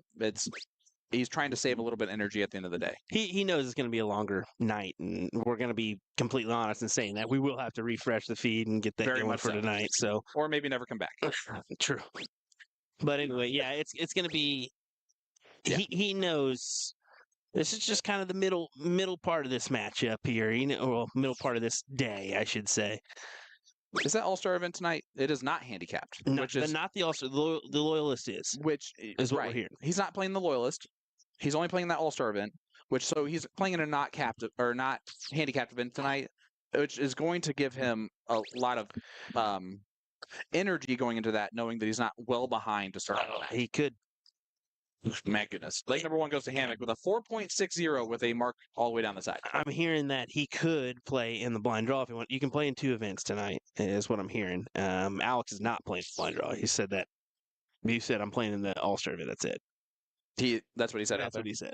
Did you interview him on camera? No, I would have. It nonchalantly passed by him and Mike and just got into a conversation for a second. And yeah, someone's getting a little crazy with their camera. He mentioned that. Nice 7 mark open for Spellman. Even when he's not trying, he will still shoot fantastic darts. Now, I think there's another reason, too, why he's feeling this. He did have his flight this morning. I think 4 a.m. is when he left. Yeah, listen, so I don't care who you are. Boom goes the dynamite there for Andrew Hammock. I'm going to yell at a boom if you hit a boom. That's going to come back to bite you. And again, he plays some soft tip. Not very often. No. He is mainly a steel tip player. He just got interactive in his area, few months ago, if I'm not mistaken. He has to drive a few hours he used to have to drive a few hours to play in soft tip events. What's up with that, Fuquay Arena? Yeah, right. Where can you get some soft tip boards? What's up with that, Wichita, Kansas? Come on. Well, he goes 9 mark, 7 mark. And again, this is where the frustration has to come in for our top players. Yeah. They've played darts long enough. They've lost to players that they know are not as high average. Boom goes the dynamite, Alex Spellman. Boom goes the dynamite, Alex Spellman. Got to make it worthwhile. I don't want to go to his level of energy at that moment. This is insane. But Andrew's not messing around. This is gross. Look at him go here. Trying to fill it up. Only a 6, but maintains that advantage. He's averaging a 7.25 right now in this leg because he's gone 9 mark, 7 mark, 6 mark. And he has a mark on everything, yeah. Will. Yeah.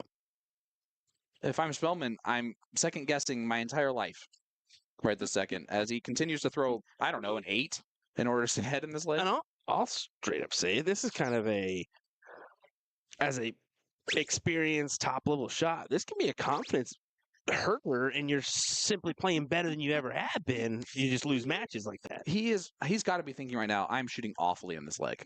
He thinks so, but he's not. He has to be averaging 7+, yeah, right? Yeah, he has to be. It's just that's what you Going have to back deal with the average that you establish.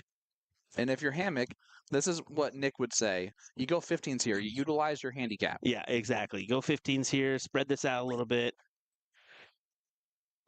Because even a trip 15 still gets you that 15 points. And what's the difference between 15 points and 16 points? Well, a lot one is another wedge. Yeah, exactly. That other wedge is the key there. I mean, because Spellman has the higher number. He's got the 20s and 18s here. The Jackal's gonna. He's gonna take this leg. Yeah, he is. He's Big gonna darts. take this leg. What an 8 mark for Spellman. He ate in that leg.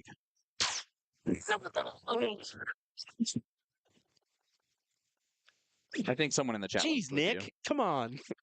Yeah, we need to leave the extracurriculars to Nick to share, aka Dominic, aka Dirachi, young buck himself. Herbert saying, "Don't sleep on him." Sleeping on him, we're giving him his credit. How It's are we just sleeping on him? We know He's it's shooting phenomenal. Yeah, we know what Spellman's capable. He threw a 6.9 to win that leg, guys. He had We're not to. sleeping on Hammock. Hammock, What did he throw? it doesn't matter. He's 38 points back, and Alex Dorado 6.9. It's For 5.83. Yeah, 5.83. Get out of here. Mark down the whole board and shoot a 5.83. Forget about it. Yeah, of course, you give the upper heads up advantage to Spellman by a little bit, but yeah, it would be a good match, heads up. And the BH, Brian Herbert knows who Andrew Hammock is. Yeah, and he has a mark down the whole board. Get out of here. Count up it is. Spellman's going to shoot the bowl if he misses this. He didn't miss it. Yeah, he doesn't need to. I think he throws a 180 anyway, just for funsies. Because he's Alex Spellman. Do you think he's woken up a little bit? Do you think he likes this challenge right now? Do you think that's why he's it could spark you right into it. I mean, it sparked him up fast. I mean, he saw what Andrew brought to the table in that first leg, and he knows he's got to bring it in the second, and you're done. I saw sparks. I did not hear the sparks in that vocals, buddy. That was hideous. That was atrocious. That was atrocious. Probably the worst vocals I've ever heard in my life. How dare you, cats and dogs. All right, Andrew. What do I need to do to improve? Just stop singing. Just stop. Just find a new hobby. Pick up darts or something. All right. Good 7 from Andrew. 7 feels like an 8 compared to Alex's 7. Because that's how math works. Staying up. He's going to utilize high ground while he can. That's all he can do.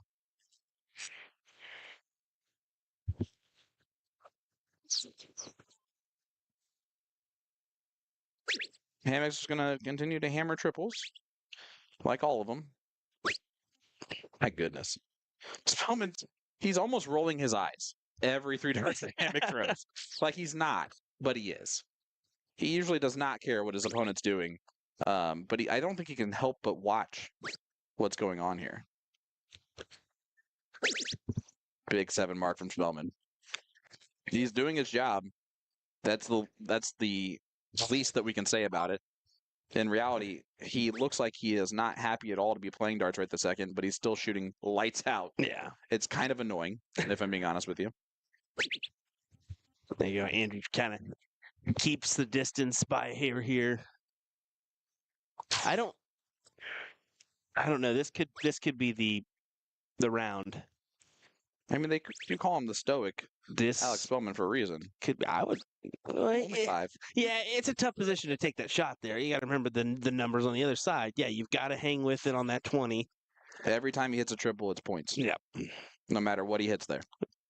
And so you have to stay, especially with the X on the 20s, you have to stay in that mindset all day long. He can't move from the 18s now. As a commentator, this kind of keeps you fresh too, because how often do you really commentate a handicap match? Actually, really, I said this to Nick earlier. I'm excited for this. It challenges me in a new way. Yeah, exactly. I've never done this before. You're kind of fighting from the depths, and one person's got the real big upper hand advantage, whether they have the the start or not. I actually learned something from Nick today. Don't tell him I said this.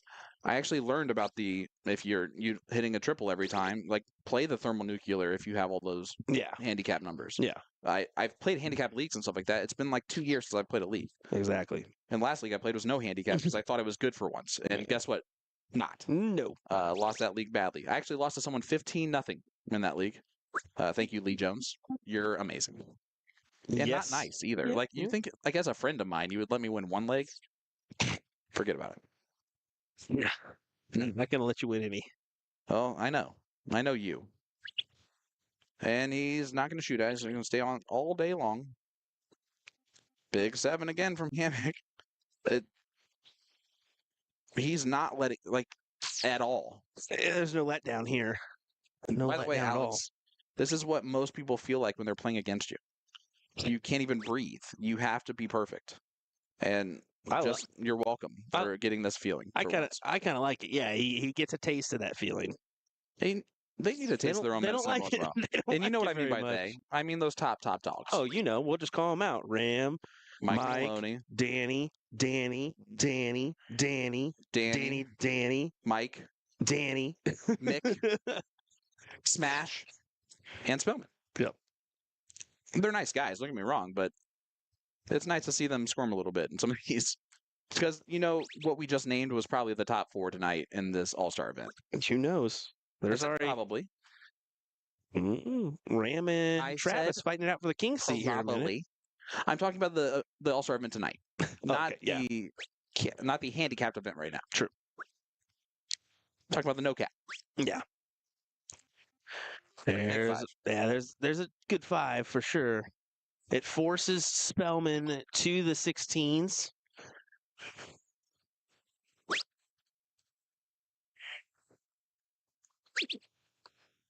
Still down in points, so he's going to stay there. Pretty annoyed. And I don't know how annoying this is right this second as someone's talking on the mic in the middle of this match. It's okay. They're on a time limit, so they have all day. Just kidding. They're on a timer. So if you don't throw your darts in 45 seconds, so you just have to kind of tune this out right this second. It's part of being in a big tournament. You just kind of get used to this type of saying.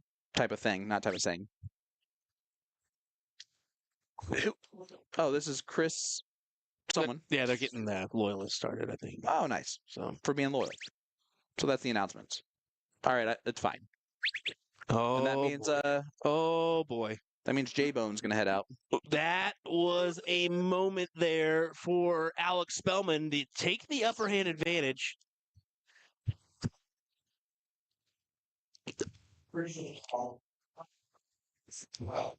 That was a moment. That was really a moment there, Sean.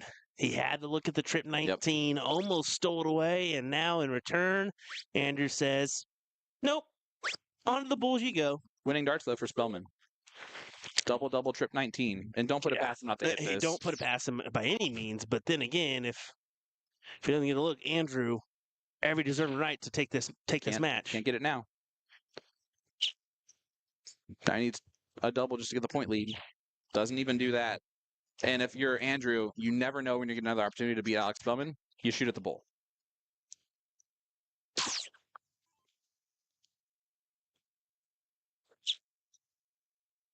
Un más, por favor. And there it is.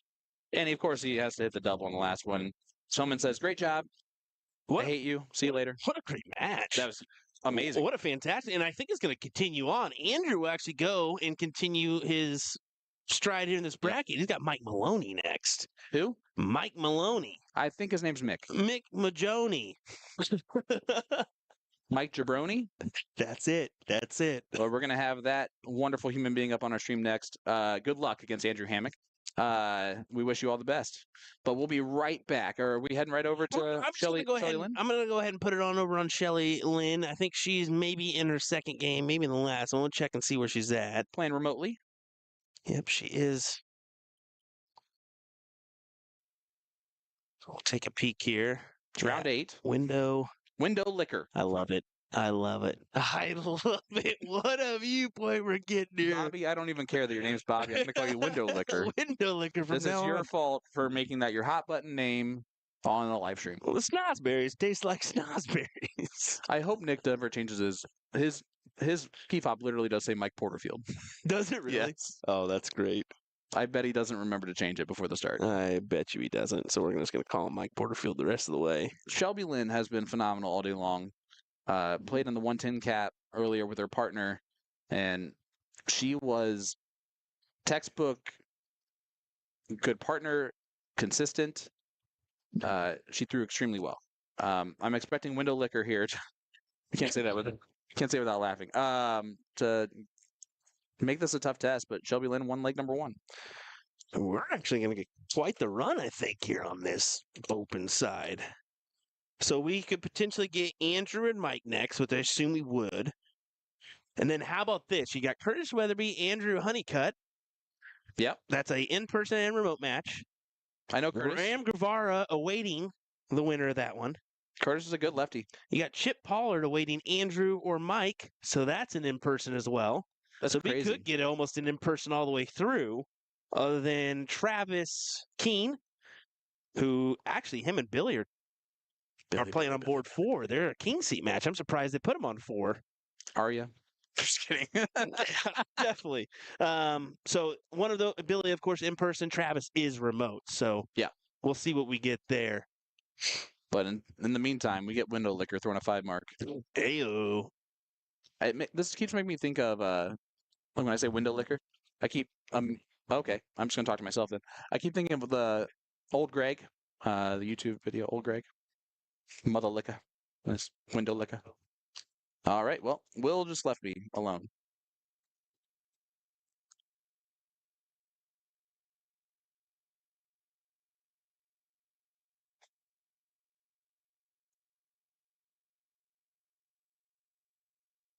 And window liquor, I can't do it. Bobby gets a trip 20 there in the first start.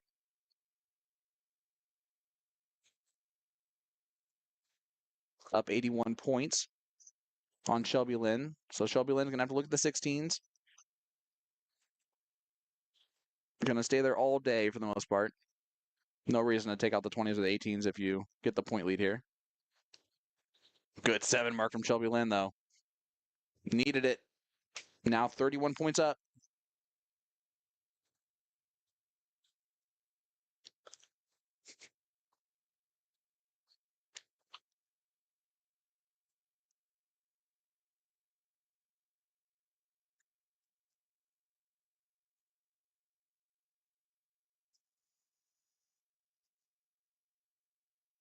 Taking his time, his window liquor.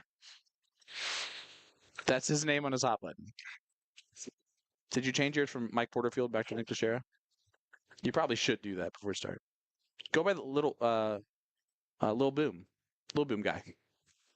As I'm joined by Nick Durachi Teixeira on the mic, as he was kind of forced into it.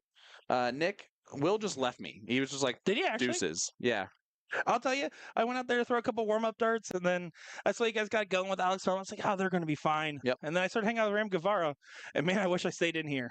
Did you have a couple of beverages? No, he actually told me about how great it was to meet my dad at TOC for like 20 minutes. It was really sweet, actually, and it made me like him, and I normally like talking smack about him, and now I feel conflicted.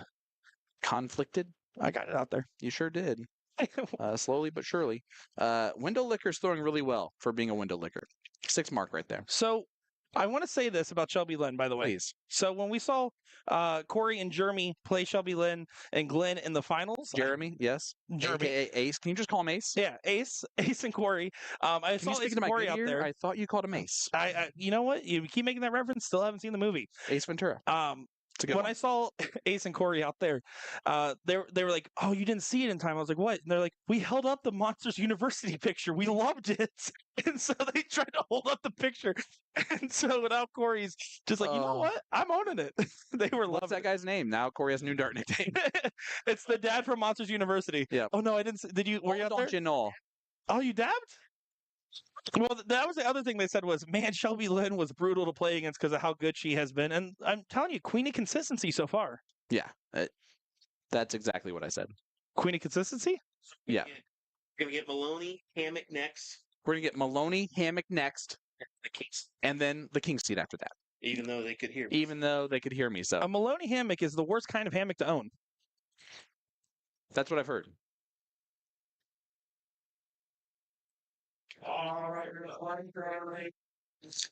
Well, Window Liquor And- taking a moment here to get settled into place. I just got a chill down my spine. Did you? No, actually, What about the top of your head? it feels like the humidity's rising and there's some moisture in my hair. It's getting a or in little the air. sweaty. A little sweaty real quick. It must be the closet that we're in. We're not in a closet. We're in a hallway. You're in a hallway. I'm in a closet. I think closets need to have 4 doors.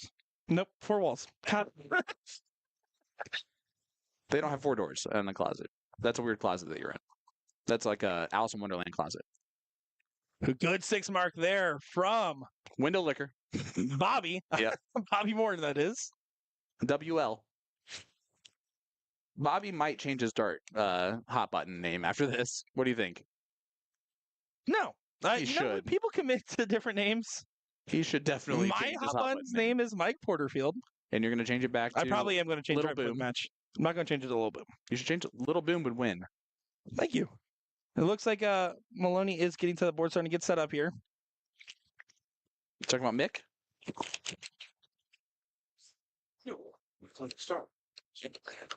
We will move to that match as if it does get started. Just let everybody know. Even though I know we have a lot of Shelby Lynn fans in the chat. But we see Tyler saying, I want to see Mike versus Bagman again. And then Tyler also wants Baggish to be commentating. We tried that. He just talked about himself for 5 seconds. He says he just wants to be a commentator and then never does it. And then he's up there selling merchandise. Well, He's the merch chick. not well. I mean, he is that. He's a pretty merch chick. Well- Definitely a talker. I saw him sell a lot of good stuff out there. Actually, he's a pretty good salesman. No, he is. He is. Yeah. Used cars, his forte. I honestly feel like he missed his calling. It was not professional dart player. It was used car salesman. Well, good shot there from Shelby Lynn, but not good enough to push the pin across. It's going to be 1-1 here. It will be, but again, we will move to Mike Maloney if that match gets started. Correct? Yes. Now it is. Sounds like it. And we'll keep our eyes on this match. We'll kind of do like one of those Back and forth. halfsies. Yeah. Not really back and forth, but we'll keep our eye on this one. We're As gonna it go goes. back and forth. Mike Maloney's the only one at that board still. It is now 1-1 here between Bobby and Shelby Lynn. Can Shelby Lynn win no matter what? She's got darts on her mind, and I forgot the rest of the lines. Window Liquor here to diddle first.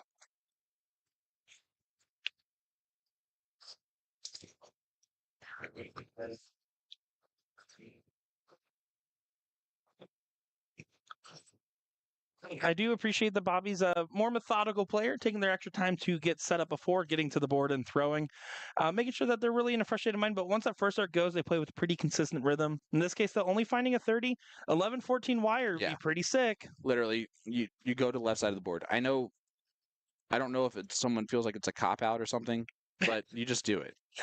No, But if it's Shelby Lynn, you just go trip 19 I don't know because what it's Will's Shelby Lynn. doing, but that was awkward looking. I'll It's tell because you that someone was much. warming up on that board, I'm going to guess, and ran into him. Yeah, I don't know what Will's got going on, but he has to stop making fun of my dancing if he's going to do stuff like that in front of the camera. It was Brandon I'll Montgomery tell that he you ran that into much. there. I'll tell you that much.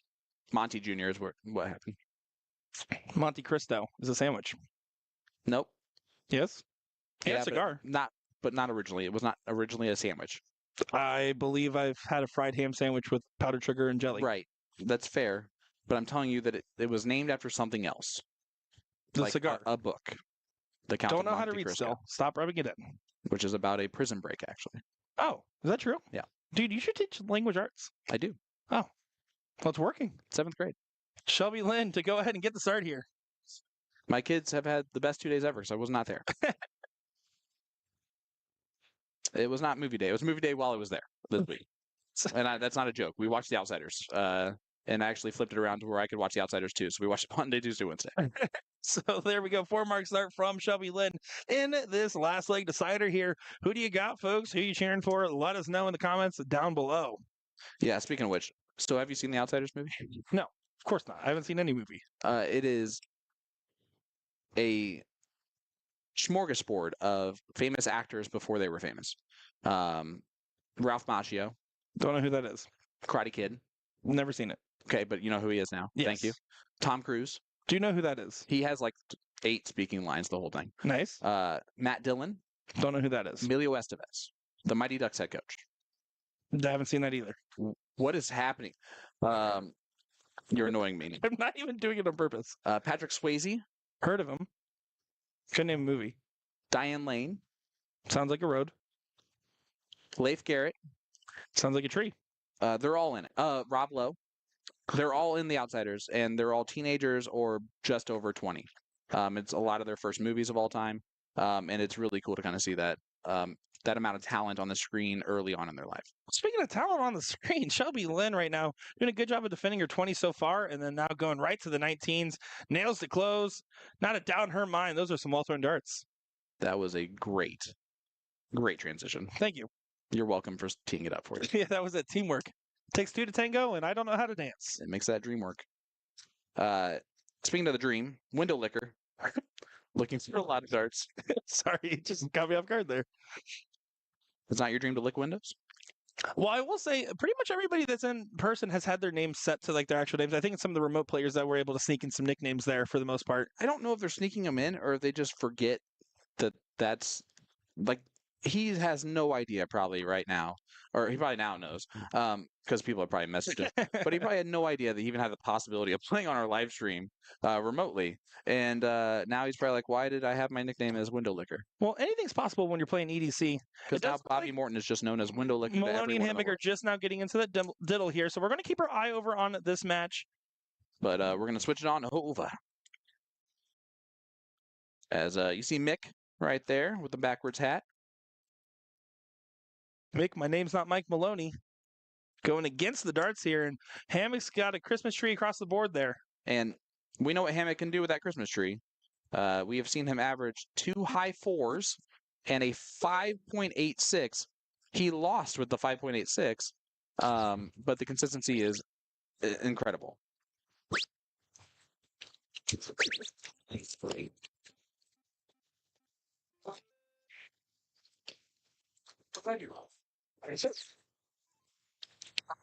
Hammock here, let's see how he plays this, because again, trip 18 on that first dart would have gone the point lead, but pops a double 19 against Mike Maloney. You got to respect the tenacity. You just got to respect it. You do have to respect it. It's insane. Hammock is going to frustrate the heck out of Mike Maloney. Actually, you're going to see maybe the most frustrated version of Mike Maloney in a long time. Like ever since Danny Baggins beat him. Well, we'll see what ends up happening here. I still think anything's possible when you have a handicap in play and you have a talented player. And Hammock's also a pretty solid player of his own right. The only reason there's such a big difference maker in average is simply because Mike Maloney is just that good. It's Mike Maloney, yeah. If you're a 5.8 a plus player, you're going to give handicap in this event even to a 5.0. And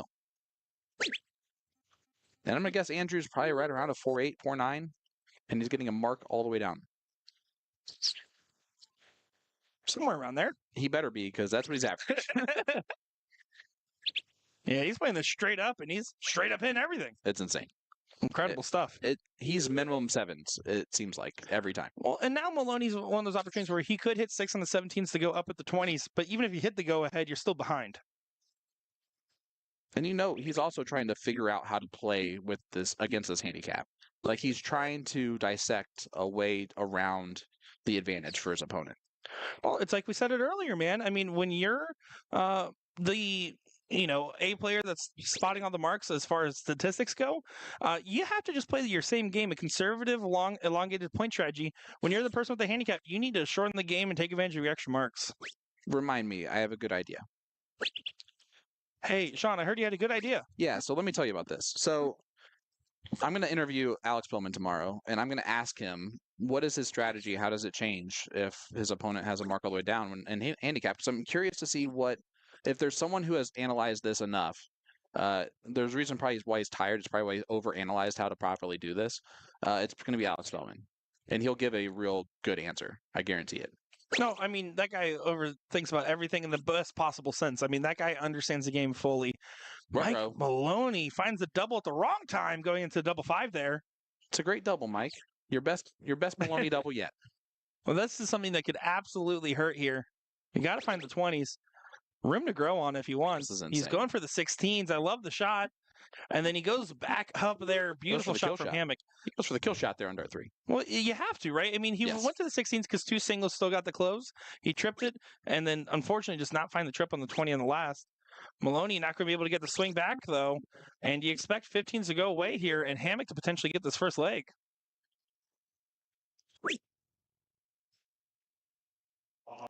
Oh. Stay there.